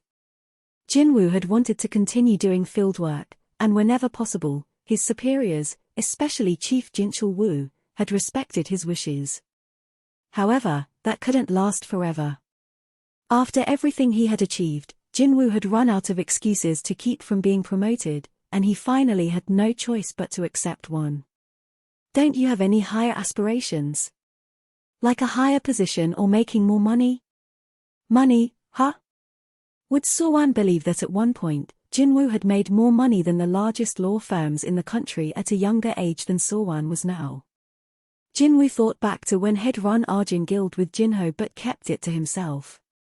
Talk about a nostalgic memory. He wasn't lost in his sea of memories for long. Before he got into the car with Sowan, Jinwoo had to answer his phone. It was a call from Hain. Jinwoo went home earlier than usual after receiving Hain's call. He chuckled after seeing Suho's drawings. I didn't know our son was such an artist. Out of Suho's drawings, Beerus' picture caught his eye. No other 5-year-old kid could draw an ant this well. Jinwoo wiped the proud smile off his face when Hain glared at him. Well then. Hain couldn't help her giggle when she saw her husband's quick change of attitude. She spoke to him as if she was talking to herself. This is no laughing matter. Look at the last page. The last page. It was Suho's picture of his home. According to Suho, his huge dad lives in this black land. Do you know? Why are you laughing? Oh, nothing, I just remembered something funny. Jinwoo laughed so hard he had tears in his eyes as he realized that was how Suho referred to the statue of the monarch located in the center of the realm of eternal rest. He closed the sketchbook as he wiped his tears off his face. Jinwoo's expression made it clear that he didn't think this was a big deal. However, Hain quietly sighed and told Jinwoo what the director of the kindergarten had told her. Apparently, kids are afraid of Suho. Jinwoo's smile dropped slightly. They are? Looking worried, Hain nodded and continued her explanation. Although he never bothers or yells at other kids, they act differently when he's nearby. Jinwoo couldn't laugh this off. He stood frozen, his smile completely gone now. His worries were coming true.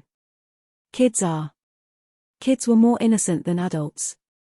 Not only were their thoughts immature, but they were innocently perceptive. While adults could control their emotions with logical thinking, kids relied more on their instincts, so they were probably trying to avoid Suho because they could sense the shadow of death looming over him. The power of the Shadow Monarch. The only reason the power hadn't led to disaster was because Jinwoo was the one wielding it. It was a horrifying weapon created by a god from another world and concealed inside his most loyal subject with the intention of using it to destroy everything he had created. Now this power had been unintentionally passed to Suho, and it grew stronger every day. Suho wouldn't be able to lead a normal life. Until he could perfectly control his power, it would be necessary to suppress it. Jinwoo looked at the pictures hanging on the living room wall. Their wedding portrait was in the biggest frame, and many pictures of Suho hung on either side of it. Most of the boys' pictures were with shadow soldiers. In one picture, Suho was grinning from ear to ear, riding on Beerus' shoulders and yanking his 2 antennae. There was a picture of Suho running away from Igris, who had volunteered to be his tutor. Another picture showed Suho fighting Belion with his toy sword. There were so many others besides those. One by one, Jinwoo began sending them to his inventory in another dimension. Honey? Until Suho can live with other humans without any issue, I'm going to seal his power and his memories regarding the shadow soldiers. Suho would have to learn how to coexist with humans instead of shadow soldiers. Until then. When the last picture was placed in inventory, Baru quietly rose from the shadows after finding out about Jinwoo's decision. My king. Jinwoo could sense that Baru treasured Suho like his own, but Jinwoo had made up his mind. Realizing he couldn't change his king's mind, Baru lowered his head. That was when Baru noticed the drawings. Jinwoo was holding the sketchbook toward Baru. Is this? Suho drew a picture of you. It was the greatest work of art Baru had ever seen. Tears welled in the ant's large eyes. My king, may I say goodbye to the little master? With Jinwoo's permission, Baru cautiously entered Suho's room. Creak. Suho was in a deep sleep, and his steady breaths were like soft, sweet music to Beerus' ears. Baru quietly knelt on one knee so as not to disturb him. My little lord, I bid you farewell on behalf of all the shadow soldiers. His low voice seemed to permeate Suho's dream. The boy turned over and faced the direction the voice came from and began to talk in his sleep. Boss ant, boss ant. Suho's pronunciation for the word ant was much better now than when he'd first started following Baru around. Baru gazed proudly upon Suho. It was an honor to serve you, young master. Please stay in good health until next we meet. Baru kissed the top of Suho's hand dangling over the edge of the bed. As he got up, the soldiers who had gathered beneath Beerus' feet said their goodbyes to him as well. Young master, please study hard even when I'm not with you. Please be healthy, young master. Wah. With that, Baru turned around. Jinwoo nodded and approached Suho silently. He tucked him in his blanket before placing his hand on Suho's forehead. Powerful magic flowed from Jinwoo's fingertips. When Suho opened his eyes, his abnormal powers and memories would be gone. Sweet dreams. Jinwoo kissed his son on the forehead as he slept like an angel. He then closed the door to Suho's room. Suho danced with ants, knights, and orcs in his dreams all throughout the night. 3. Beep, beep. High school freshman Yunchul Lee had his radar on. It was a new school, a new classroom, and new classmates. Yunchul sat at the back of the class, scanning the environment and its inhabitants. Who would be his underlings and who would be his friends? With just one look, he quickly made his decisions. The laws of the jungle applied in this classroom. Even in junior high, Yunchul had ruled with his fists, so many of these classmates looked like prey to him. Most of them averted their eyes when they made eye contact with Yunchul. Weaklings. However, one student approached him with a smile. Sungo Cho. Sungo was pretty famous in the neighborhood next to his. They had run into each other while out for drinks with other friends. You're in this school, too? Yeah. They briefly exchanged news about mutual friends, which disguised a subtle power play. However, aware of Yunchul's notoriety, Sungo decided to back off quickly. Let's have a good 3 years. Sungo extended his arm for a handshake. Yunchul grinned and took his hand. There may be a hierarchy in the classroom, but Yunchul considered Sungo to be a friend. As Yunchul observed the pecking order of the classroom, one student stood out to him. The student wasn't a teacher's pet sitting at the front of the class, nor was he trying to act tough by lurking at the back of the classroom. He was a weirdo who dared to look Yunchul in the eye as he sat smack dab in the middle of the classroom. There was always a guy like him in the class, some punk who was a little too full of himself and didn't understand his place until something happened to him. The weirdo looked over his shoulder at Yunchul and sighed. Feeling judged, Yunchul couldn't take this sitting down. KRRK. The sound of Yunchul dragging his chair back echoed throughout the classroom, and all eyes swiveled to him. Enjoying the attention, Yunchul carkily approached the punk. Hey! But before Yunchul could grab his shoulder, something stopped him from behind. Hang on. Yunchul was startled to see Sungo holding his wrist.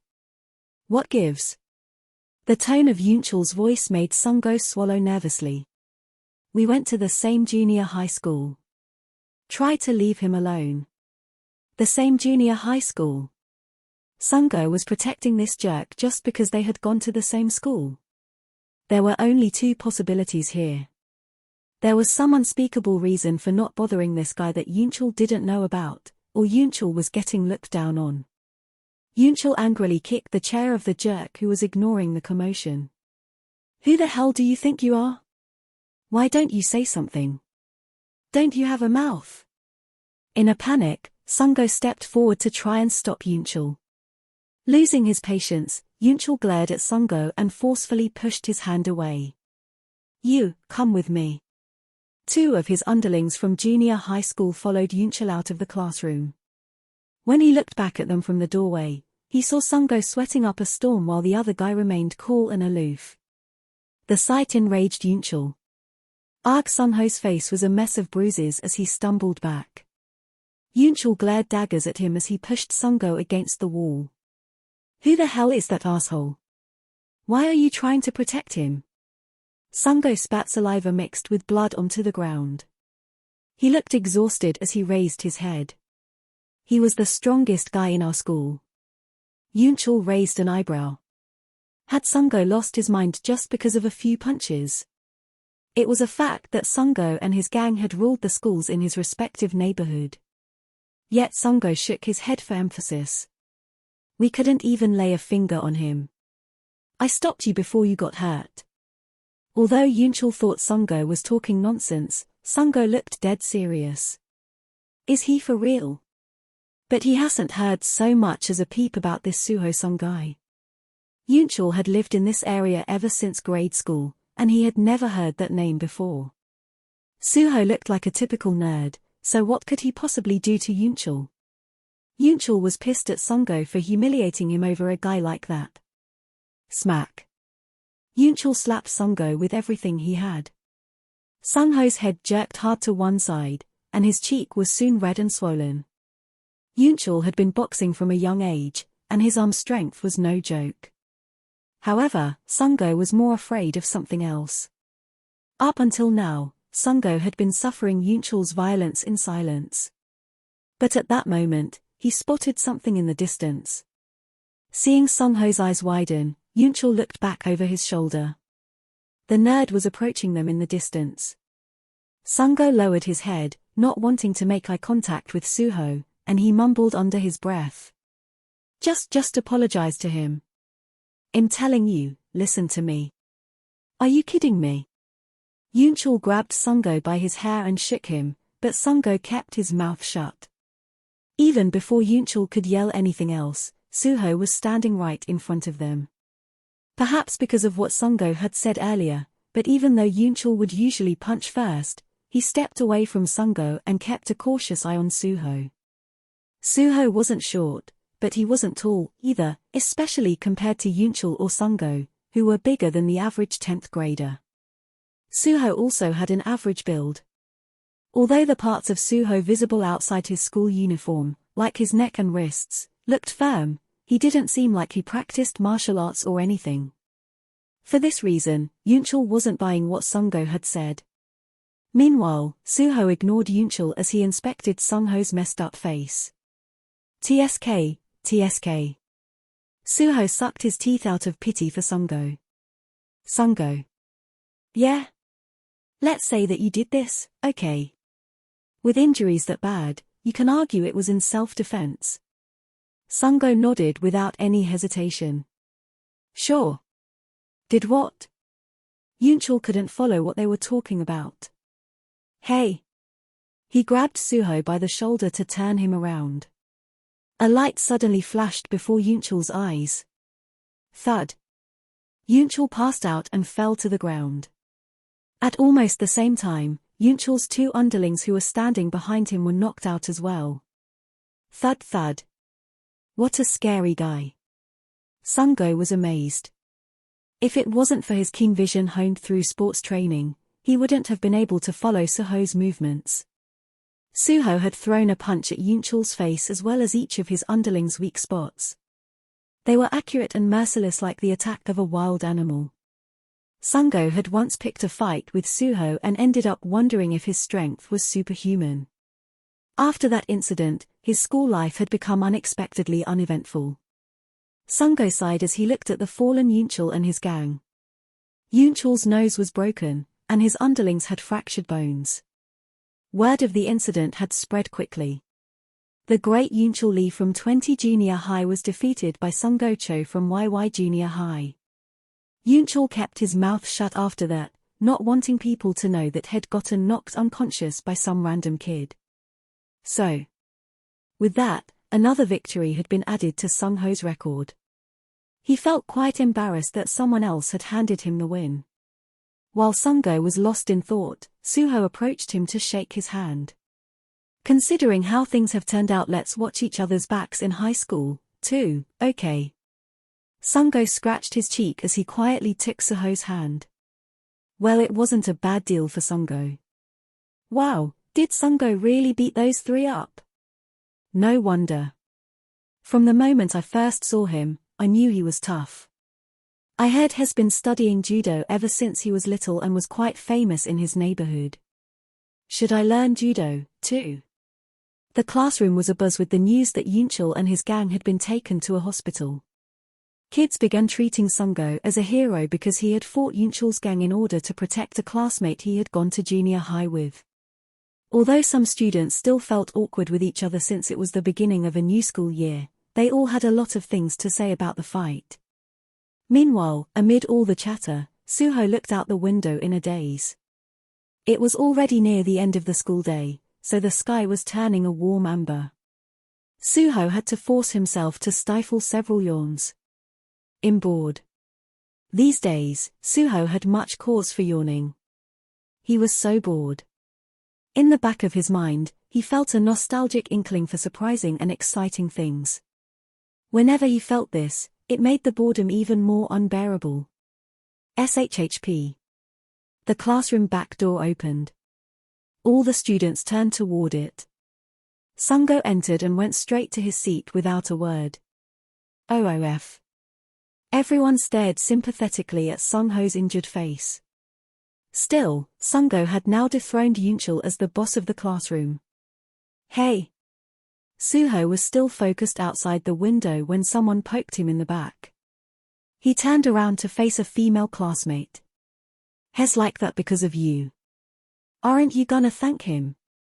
I already did. Oh, okay. The embarrassed girl hastily opened a textbook upon hearing Suho's short reply. Suho returned to looking outside again. So bored. The sun was now setting. It was time to go home.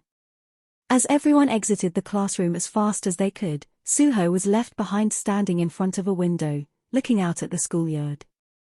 A steady stream of students left through the school gates. Suho didn't like being in crowds. His mom always told him with a smile that he was just like his dad in that regard. Instead, Suho passed the time by reading a book he had borrowed from the library. When he finally looked up to start heading home, there was no one left in the classroom. Suho took his time packing his bag and slung it over his shoulder. It was good to take his time, but he would be late for dinner at this rate, which would mean he would have to face an angry mom.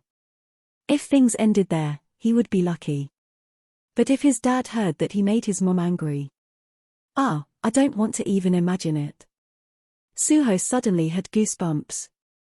He shook his head. How old would his dad have to be to finally stop being so scary? Suho figured he would never win against him even in his old age. As Suho quivered, he ran toward the closed back door of the classroom. But when he tried to open it, I can't open the door. If the door was simply locked, it would at least move, given the amount of force Suho had applied. But the door didn't even move an inch, like he was trying to pull a wall. What's going on? Suho's eyes widened as he ran to the front door of the classroom and grabbed the doorknob. The front door was the same. Surprised, Suho ran to the window and looked outside. An unbelievable scene unfolded before his eyes.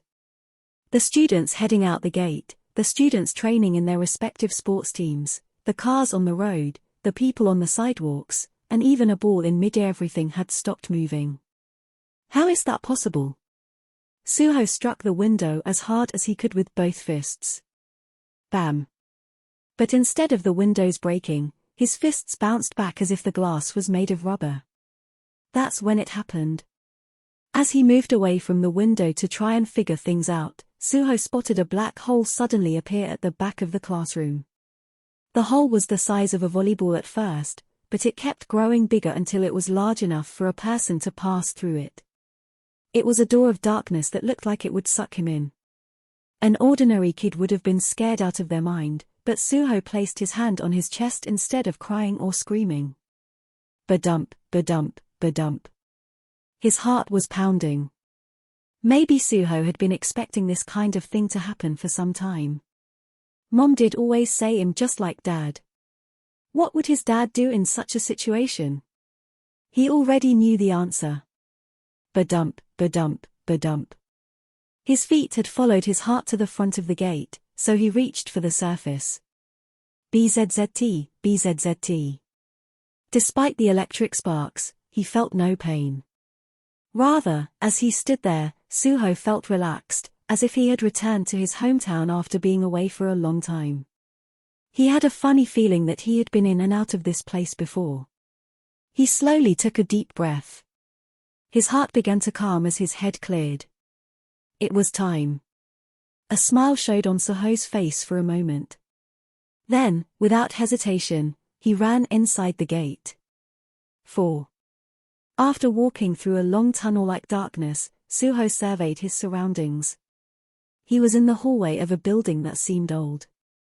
The only light brightening the place was a single torch hanging on the wall. What is this?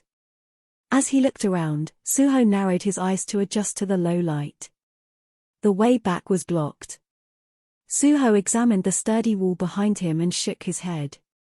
He couldn't feel empty space on the other side of the wall. I guess there's no way to go except forward. The flame of the torch flickered. Suho took the torch down from the wall to light his way ahead. Whoa. Weapons were displayed in an orderly manner on the walls on either side of him. Swords, daggers, bows, spears, maces, etc. An endless array in the quiet darkness, as if they were awaiting their owners. In a daze, Suho checked out the weapons and swallowed hard. Why were there weapons here like this? It was obvious. I have to pick one. Suho was more serious than had ever been. He didn't know why he had been brought to this place. But if there was an exit at the end of this path, the weapon he chose would become his trusty companion. However, there was something off. Why did it feel like everything he felt was amplified? His heart had never pounded this hard when he ran around with his friends or when he played a video game someone had recommended. But here it was racing like crazy. Suho's eyes twinkled excitedly as he scanned the weapons. Okay. He checked out every weapon carefully, then turned around and checked them all out once more. A few of them caught his eye, but one particular set of weapons drew his attention. Suho stuck the torch in the wall behind him and carefully put them on. Clung, clung. His hands fit perfectly within the gauntlets as if they had been made for him. Unlike other weapons that needed some getting used to, Suho's fists were his most used and most powerful weapons. This is it. As Suho admired the gauntlets, he folded each finger down one at a time. Whoosh! All the torches ahead lit up at once. A long hallway stretched forever deeper and deeper inside like a secret passage within an ancient castle. It felt like something was going to happen soon. As he attempted to calm his heart and move forward, Suho noticed daggers on display nearby. Who would use such lame weapons? Suho slowly walked away from the pair of daggers that now somehow looked sad. Suho cautiously made his way down the hallway. Is anybody here? When he checked to see if anyone was around, no answer came. He sensed no presence at all. He'd been walking for a while, but instead of being tired, he remained alert of his surroundings. The flames of the torches crackled along the walls of the classic-looking architecture decorated with medieval armor. Is this the basement of a castle or something? As he proceeded ahead, Suho became more and more curious about where he was and why he'd been summoned here. Wait a minute. Suho felt a chill and walked back the way he had just come until he was standing in front of a suit of armor. Oddly enough, the armor was in a different position from when he'd first walked past it. Was it holding the sword up like that earlier? The tip of the sword was definitely pointing toward the ground before. When Suho tilted his head and took a step closer to inspect the suit, the sword came down at him. Clang. Had Suho not hurriedly pushed the sword aside with his gauntlet, it would have split his head in two. What the hell? Without giving him time to be surprised, the suit of armor dropped its sword and leaped at Suho to strangle him. Bang bang bang. Suho urgently drove his gauntlets into the armor, crushing its helmet noisily until it stopped moving. Huff, huff, huff. As he kicked the armor away, Suho struggled to catch his breath. Fortunately, he wasn't hurt, but his heart was racing like crazy. Wait a minute. What if this wasn't the only moving armor on display here? And what if all of them had hostile feelings toward him? He thought about the decorative armor he had passed by without much thought until now. That wasn't the last of them. There was another one right in front of him and even more armor lining the path ahead. Sure enough. Clink, clink. The metallic sound of armored joints moving.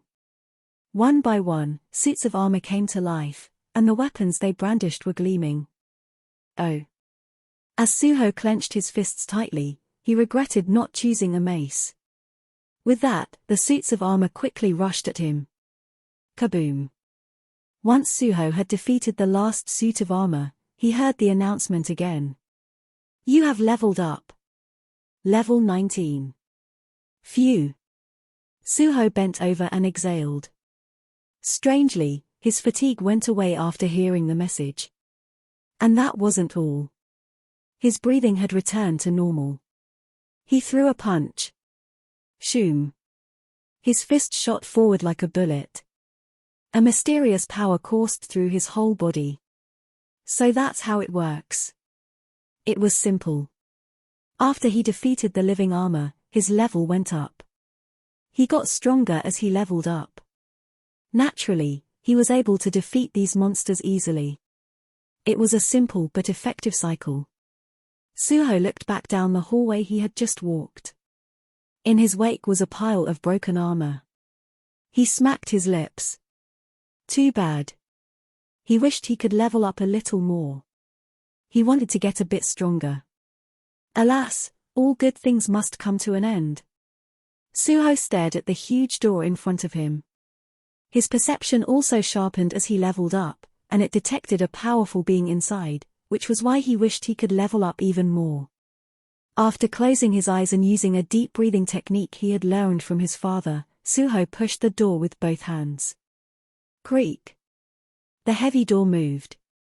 Inside was a huge lair. Suho walked past the pillars lining either side of him until he reached the farthest part of the lair, where he found a throne. Feeling nervous, he felt his body stiffen. A suit of armor sat on the throne. Suho sensed its strength was on a different level from the other monsters. That's the one. He had sensed its chilling existence from the other side of the door. The monster slowly got up and walked down the steps of the throne's platform. It was a black knight with a red manet on its helmet. The energy he sensed from the knight gave Suho the shivers, but somehow, he couldn't help but laugh. The excitement was palpable enough to make the hair on his arms stand up. Sheeing. The knight unsheathed his sword. Suho thought he needed to strike first, before the knight reached him. But as Suho was about to make his move, the knight was already in his face. The sword the knight was swinging suddenly lit up. Huh? A bright light blinded Suho. Suho quickly sat up and nervously scanned the area, but the Black Knight was nowhere to be seen. In fact, Suho wasn't even in its lair anymore. He was back where he had started.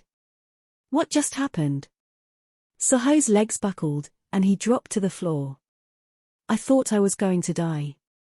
Thinking of the moment the knight had struck him gave him chills. So do I have to go down the same path again? As he reluctantly rose to his feet, Suho realized that something was different from before the torches at the starting point. Whoosh. There had been exactly 3 torches with blue flames, but one of the flames had gone out. Could it be a coincidence? No.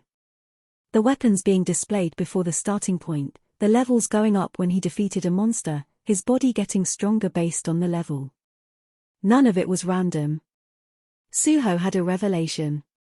I'm not going to die. In this strange place, there was no suffering or death. Instead, a blue flame represented how many opportunities he had. But if all 3 flames went out, Suho couldn't even guess what would happen at that point. If that's the case, he would have to be more cautious. Suho's eyes were much sharper than when he first started. He'd give it another go, and this time, he wouldn't waste the opportunity. Bam! Suho resolved as he smashed an oncoming armor monster. Gah! Having returned to the starting point, Suho rolled around the ground. It wasn't because he was in pain, of course. It was because he was frustrated that he had lost another opportunity. He struck the ground as tears welled up in his eyes. He was that upset. After blowing off some steam, he cautiously looked up, and sure enough, there was one less blue flame. Only a single torch remained. That Black Knight is too strong. There was a huge gap of power between Suho and the Black Knight. It was an imbalance of power and practically cheating. He wouldn't be able to beat it like this. Suho rolled around the ground some more. After a while, he got tired and leaned against the wall to look at the path. He wasn't sure where the suits of armor were coming from, but they had reappeared and were guarding the same places. Aren't you tired of this already? This was the third time they were going to face each other. Suho almost felt glad to see them at this point. He kept sighing as if he were trying to sink into the ground. Huh? Something suddenly popped into his head. He turned toward the armor monsters again. When did they reappear? He'd assumed they just reappeared when he returned to the starting point. But maybe that wasn't the case. What if they respawned after a certain time had passed? Ba-dump. Ba-dump, ba-dump, ba-dump. There was a ray of hope left after all. Let's just try it and see. Suho destroyed the suits of armor near the entrance and then returned to the starting point to wait. He sat down and leaned against the wall to observe the changes in the monsters. After some time had passed. FSSST. One by one, the dead armor monsters turned to sand and were absorbed into the ground. Suho's eyes widened. Then sand gathered to form brand new decorative armors where the monsters once stood. Yes, Suho pumped his fists. He had the answer. The armored beings helped him level up, and thankfully, they respawned after a certain time. So what Suho needed to do was smash these monsters again and again until he reached a level that matched the Black Knight's power. Suho smiled as he stood up. The glint in his eye made the armored monsters uneasy. Level 70. No matter how many more suits of armor he went after, Suho's level didn't go any higher than that. But that was good enough. A black aura slowly rose from his shoulders. He didn't know what this black aura was, but he knew one thing. Powerful energy was coursing through his body. Suho forced open the door to the lair where the Black Knight was located. Unlike the last two battles, the Black Knight was waiting for Suho near the door. This brought a smile to Suho's face. Did I keep you waiting? In response, the Black Knight pulled out his sword. Somehow, Suho thought the Black Knight was smiling back at him. Now at level 70, he released all mana from his body. The ground rumbled, and debris was thrown into the air. It's my turn now. 5. The knight was about 30 meters away. Let's go. When Suho concentrated, time seemed to move much slower for his surroundings, and he was able to see things he hadn't been able to before. The tip of the sword the Black Knight was swinging crackled with blue lightning as it headed straight for him. So that's what it was. Suho could now see the powerful attack that had quickly ended their two previous bouts. His agility and perception had increased a lot. They now operated at the highest level. Suho moved one step forward to avoid the lightning coming straight at him.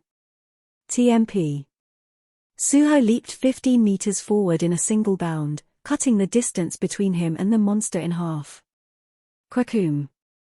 A second bolt of lightning barely cleared Suho's head. The Black Knight had shifted positions and immediately attempted another attack. Amazed by the knight's reaction time, Suho took another step forward, which brought him right up to the knight. Crunk. Suho clenched his fist in one of his gauntlets. He's in my space now. Suho could sense the Black Knight was tensing up. Grateful that leveling up had given him such a boost, he threw a direct punch. Whoosh! He landed a solid hit on the knight. His punch was so powerful, it was more like a cannonball than a bullet. POW. Before the Black Knight could raise his sword for a block, Suho's gauntlet had already sent him flying. Crack! The Black Knight's boots left gouges on the tile, barely stopping his backward trajectory. That's when he realized that there was a pillar behind him. Flustered, the Black Knight looked forward to see Suho blocking his way. Did he mean to corner me here? While he was impressed by his opponent's clever move, the Black Knight reflexively raised his sword. Suho could see his eyes reflected in the sword emitting a cold blue light. He held his breath and used a gauntlet to block the sword as it came at him at an angle. Suho took a big step forward, leaving no room between him and the knight, and threw another punch. This time, it connected with the Black Knight's chest. Kapow! It was powerful enough to blow the knight away, but he was instead shoved into the pillar behind him, cracking it with the impact. And there was more where that shockingly destructive power came from. Suho dealt a series of attacks in a row. POW, POW, POW, POW, POW, POW, POW. The Black Knight, Igris, admired Suho's strikes as he blocked them, as they reminded him of his king's. So the young master is already this powerful despite not being at full strength yet. His father had become a godlike being, and his mother used to be an Srank-awakened being. The potential of the child born to the two was beyond Igris' imagination. Crack! Bit by bit, the attacks tore away his armor. Although Igris was operating at maximum speed, it wasn't good enough to block all of Suho's attacks. Clang! Barely able to block Suho's powerful strikes, Igris' sword eventually broke. It was over. As he watched the weapon shatter into pieces, Igris realized that the battle was done. But the loss made Igris' heart leap, just like when he had met Jinwoo here for the first time. For the final blow, Suho concentrated his mana in his fist. Boom. The mana spread out around him in waves. Boom. His fist penetrated the Black Knight's stomach and left a huge hole. The Black Knight slammed into the pillar and slowly slid down to the ground. There was no sign of further movement. Suho carefully poked the Black Knight and let out the breath he had been holding. Whew. He had won. He had won against an opponent he thought he would never defeat. Joy emanated from deep within his heart. But against expectations, nothing changed. It's not over yet. Suho slowly looked around and discovered a newly spawned gate at the bottom of some stairs not far from the throne. His eyes widened. That had to be the exit. Suho smiled, thinking the end of this adventure was near, whatever the reason for this adventure was. He gladly ran toward the gate and threw his body into it immediately. After traveling through a dark tunnel just like at the entrance to this place, Suho opened his eyes. Scree. Scraw. This time, it was screaming, human-sized humanoid ants. HFF, what is with these insane ants? As he looked at the ants he had just defeated, Suho tried to catch his breath. Ironically, Suho had always liked ants since he was a kid, and he always tried to avoid stepping on them whenever he came across an army of them. But now he was having regrets about that. These ants were vicious and powerful. The armor monsters paled in comparison. Still, the good thing about these ants is had begun to level up again, and rapidly, as soon as he battled these ants. SHF. Suho heard the footsteps of ants coming from somewhere. He regained his composure and clenched his fist. Crick. Scraw. Scraw. Having learned his lesson from dealing with the Black Knight, Suho focused on leveling up by hitting every corner of the cave. Within the maze-like area, the screams of ant monsters echoed throughout. It felt like he'd been hunting them forever. Okay. Once he stopped leveling up, Suho entered the last room of the cave. It was a huge empty chamber. Another lair. Despite the limited lighting in the boss lair, it was no problem for Suho because of his raised perception. This room is huge, so how big is whatever lives here? Despite his worries, Suho spotted a single humanoid ant standing at the end of the lair with his back to him.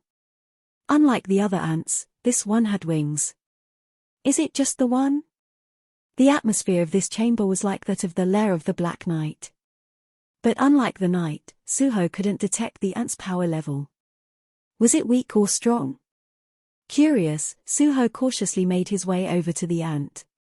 When he was close enough, the ant suddenly turned toward him without making any noise. Gulp. Suho was startled and took a step back, not out of fear but out of surprise. Strangely, the ant seemed to be crying. Although he knew he couldn't communicate with the monster, Suho couldn't bring himself to make the first attack either. Even though the normal reaction would be to freak out over the human's eyes crying insect, Suho somehow felt like he should console the ant. His compassion for the monster didn't last long, though. Suho picked up on some powerful energy and jumped back. The ant wiped his tears with the back of his hand, as if trying to pull himself together. Damn. Shocked by the ant's incredible power, Suho looked at the hair standing on his arm. Compared to the Black Knight, the ant was on a completely different level. Suho had goosebumps all over his body. Huh? A shadow fell across him, and when he looked up, the ant was right in front of him. It had grown twice as big and let out a frightening roar. Scrah. He was relieved. Exhausted, Suho lay on the ground thinking things over. The winged ant had been an insane enemy. Yet he seemed hesitant and held back his attacks at crucial points. Because of that, although it was a close call, Suho was able to defeat the ant. Ah! Suho sat up, stretching his aching body. A new gate had spawned, the reward for beating a formidable foe. He checked his level. Level 99. His level stopped at 99. In most video games, 99 was the highest level attainable. I guess I can go home now. Suho's heart pounded in anticipation. He gladly jumped through the next gate. But when he opened his eyes. Huh? What? Growling. All he could see were giants and dragons. Ah. It was one thing after another. Suho made mountains of the corpses of giants and dragons, piling them up as he made his way down a path through a large field. His level was still 99, but because he was better able to control his power during these battles, his confidence was at an all-time high. Eventually, Suho discovered another Black Knight waiting for him at the end of the path. Unlike the Black Knight with the red manet on his helmet, this knight had a much larger frame, and the scars of broken wings were evident on his back. This knight was strong. Perhaps stronger than the ant Suho had fought earlier. However, it's a red herring. Suho was certain about that, because he could sense the real boss floating above his head. At the overwhelming presence, Suho looked up. Craw! A wyvern flying in the sky cried out loud. Following that cry, someone dismounted from its back and fell to the ground. After what seemed like an endless descent, the figure gently landed, kicking up a cloud of dust and leaving a big dent in the ground. Thud. Suho swallowed hard. That's the one. The mysterious figure, whose hood was pulled down low to hide his face, emitted energy that made it hard for Suho to breathe. When the figure landed, the knight paused in drawing his sword and took a few steps back, as if retreating from the battle. I was right. Struggling to catch his breath, Suho put some strength into his shaky legs. This was the first time that a human had appeared instead of some monster. Excuse me. When Suho attempted to talk to the man, he only smiled beneath his hood and remained silent. Okay, seriously. Suho gave up on making conversation but went wide-eyed when he noticed something. Is that? For the first time, a gate spawned before Suho had defeated an enemy. The gate was directly behind the hooded man. Does this mean? This was probably the last battle. Suho could go back home if he defeated this man. With that conclusion, his body began to move. His level had peaked to its highest, and his fighting skills had improved to the same heights. Ba-dump, ba-dump. Suho's pulse quickened, and it felt like his heart was about to explode. Talk, talk, talk. Traveling faster than the speed of sound, Suho charged at his adversary until he was right in front of him. At this distance, Suho delivered a series of punches that should have been inescapable. Yet the man evaded the attacks easily by simply tilting his head one way or the other. At that moment, in slow motion, Suho saw the face of the man beneath the hood. "Dad?" The man grinned. "It's not time yet." The palm of the man approached Suho faster than the speed of light. He shut his eyes tight. Soon, all he could see was light. Gah! Suho bolted upright in his chair and looked around. He was inside his classroom after school, and the air was calm and clear. Suho wiped off his sweaty forehead. What a strange dream. Had he played too many video games lately? The final boss at the end of a dungeon crawl was his own dad. The dream was too embarrassing to share with anyone. Suho was glad it was just a dream. He let out a sigh of relief and turned to see a female student standing there, frozen like a block of ice. Apparently, Suho waking up so abruptly had startled her. Suho broke the ice. "Aren't you going home?" Upon closer inspection, Suho realized it was the girl who had poked him earlier. "I'm in charge of the classroom chores this week, so I have to lock the door." As she stammered out those words, Suho casually asked, "Do you need a hand?" "What?" The girl was taken aback by the unexpected offer but nodded shyly. "Sure." Meanwhile, Jinwoo, Baru, and Igris stood on the roof of the school. Igris spoke first. "My lord, isn't this an acceptable time to restore the young master's power?" Jinwoo had tested Suho a few times before, too, but this was the first time his son had reached Jinwoo. Suho had passed the test with flying colors, and Igris wanted to give him a pass. But Jinwoo answered with a smile on his face.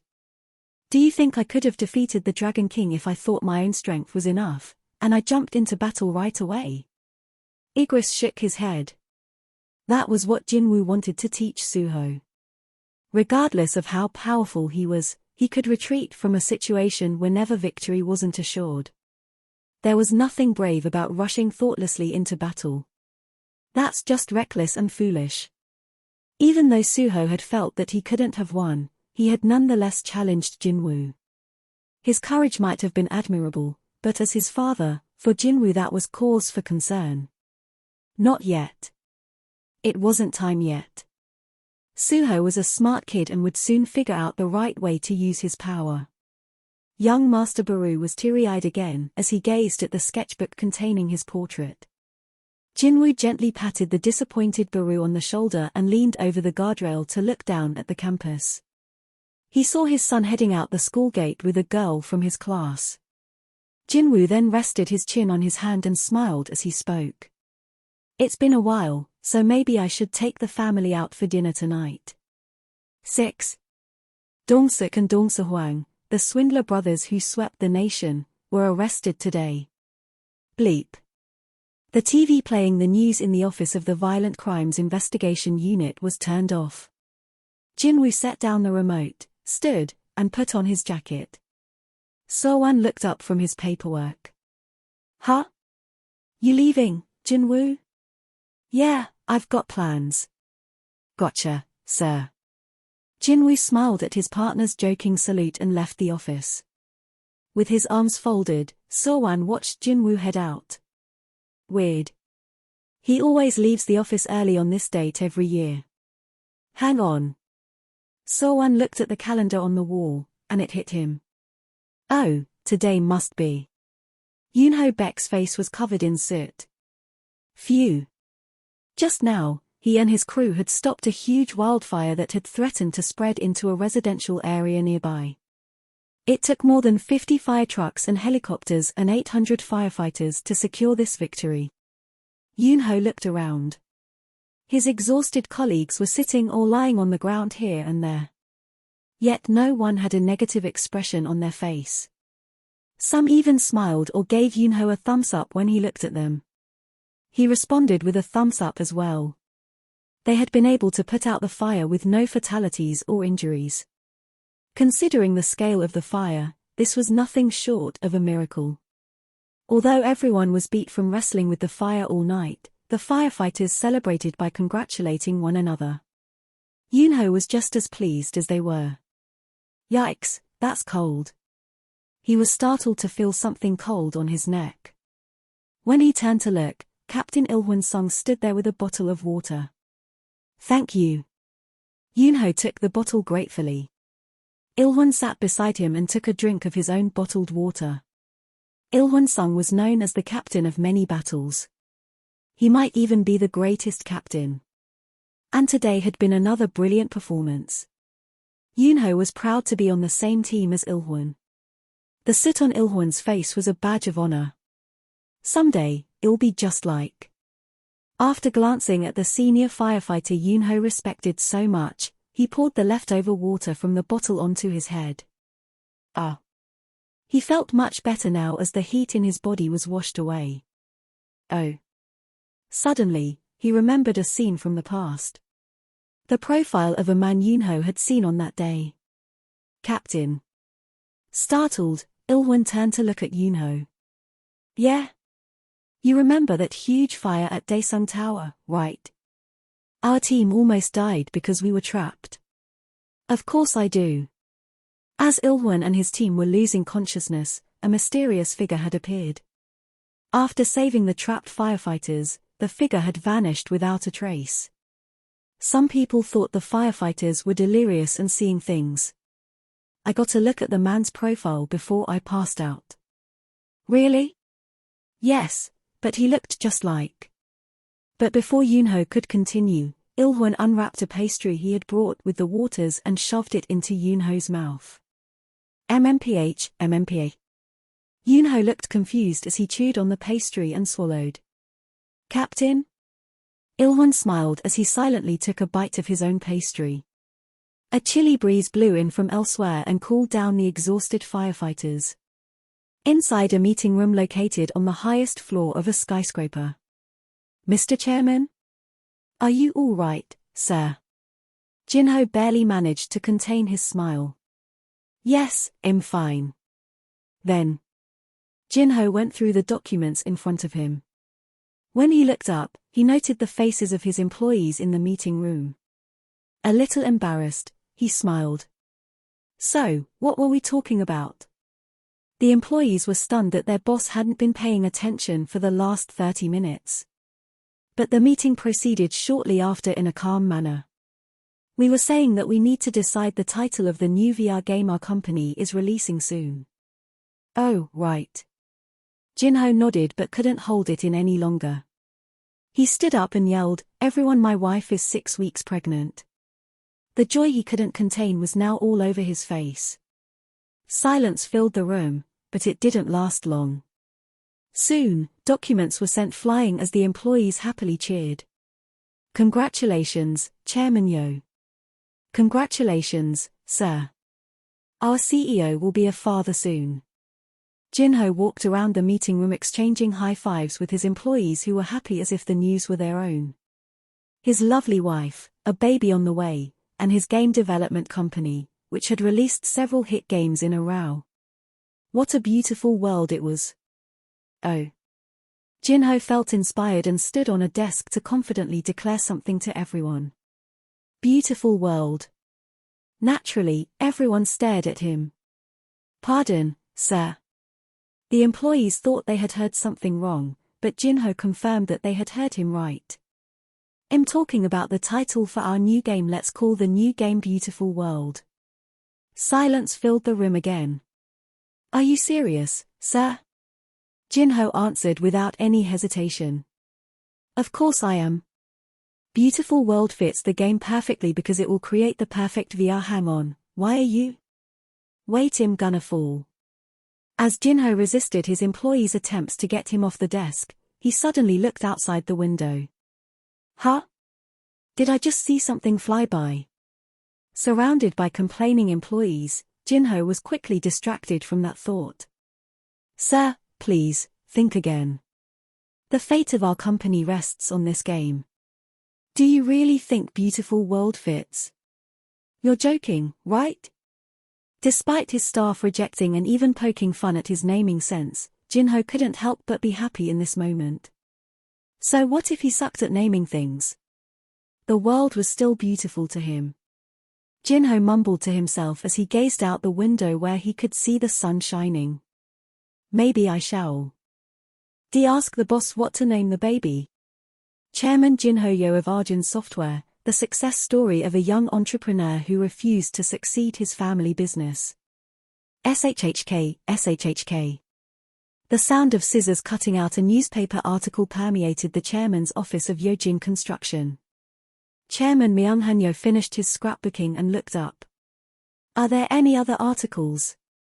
Secretary Kim shook his head as he held a bunch of newspapers in his hands. I see. Chairman Yo closed the scrapbook with a dissatisfied look on his face.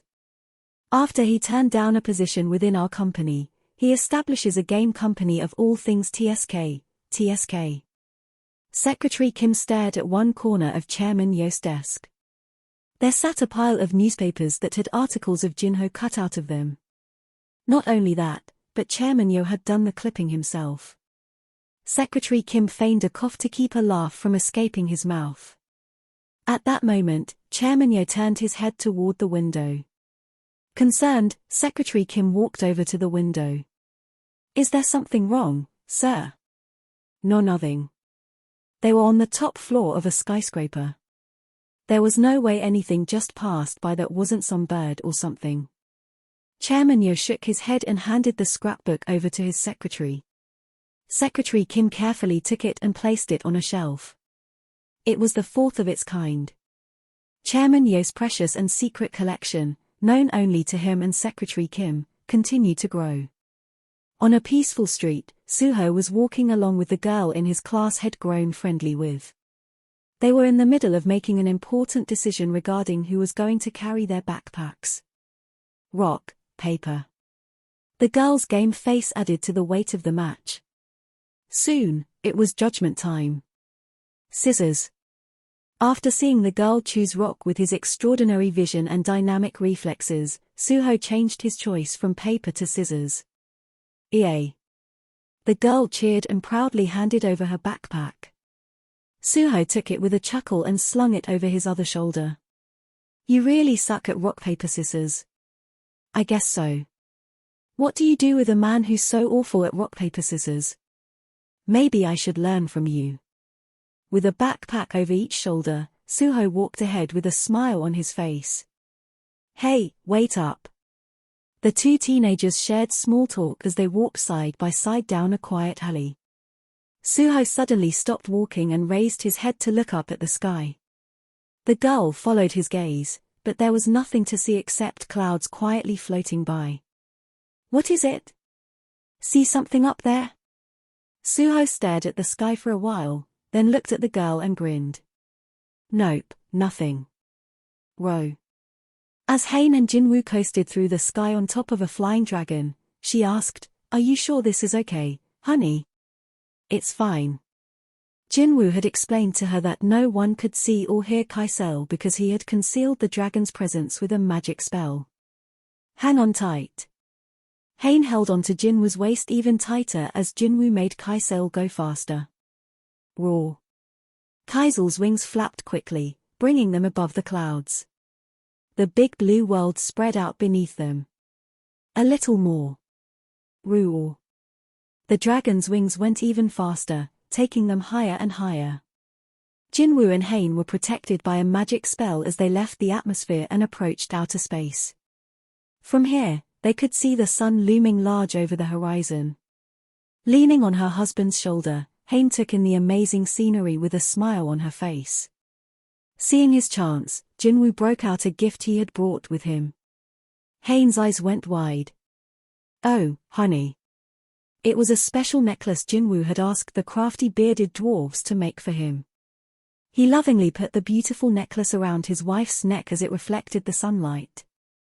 From the shadows, Jinwoo's soldiers cheered in celebration of their master's wedding anniversary. Yi. Jinwoo and Hein leaned in for a kiss, but right before their lips touched each other. You should go home first, hun, they'll be back soon. It was their 16th anniversary, so Hein knew the drill by now. You'll hurry home, right? Jinwoo nodded and ordered Kaisail to return to Earth. He watched in silence as his wife got farther and farther away. Then he turned around. Sure enough, a part of space was twisted and distorted. A blue fog emerged from the rift, then began to gather and form into a figure.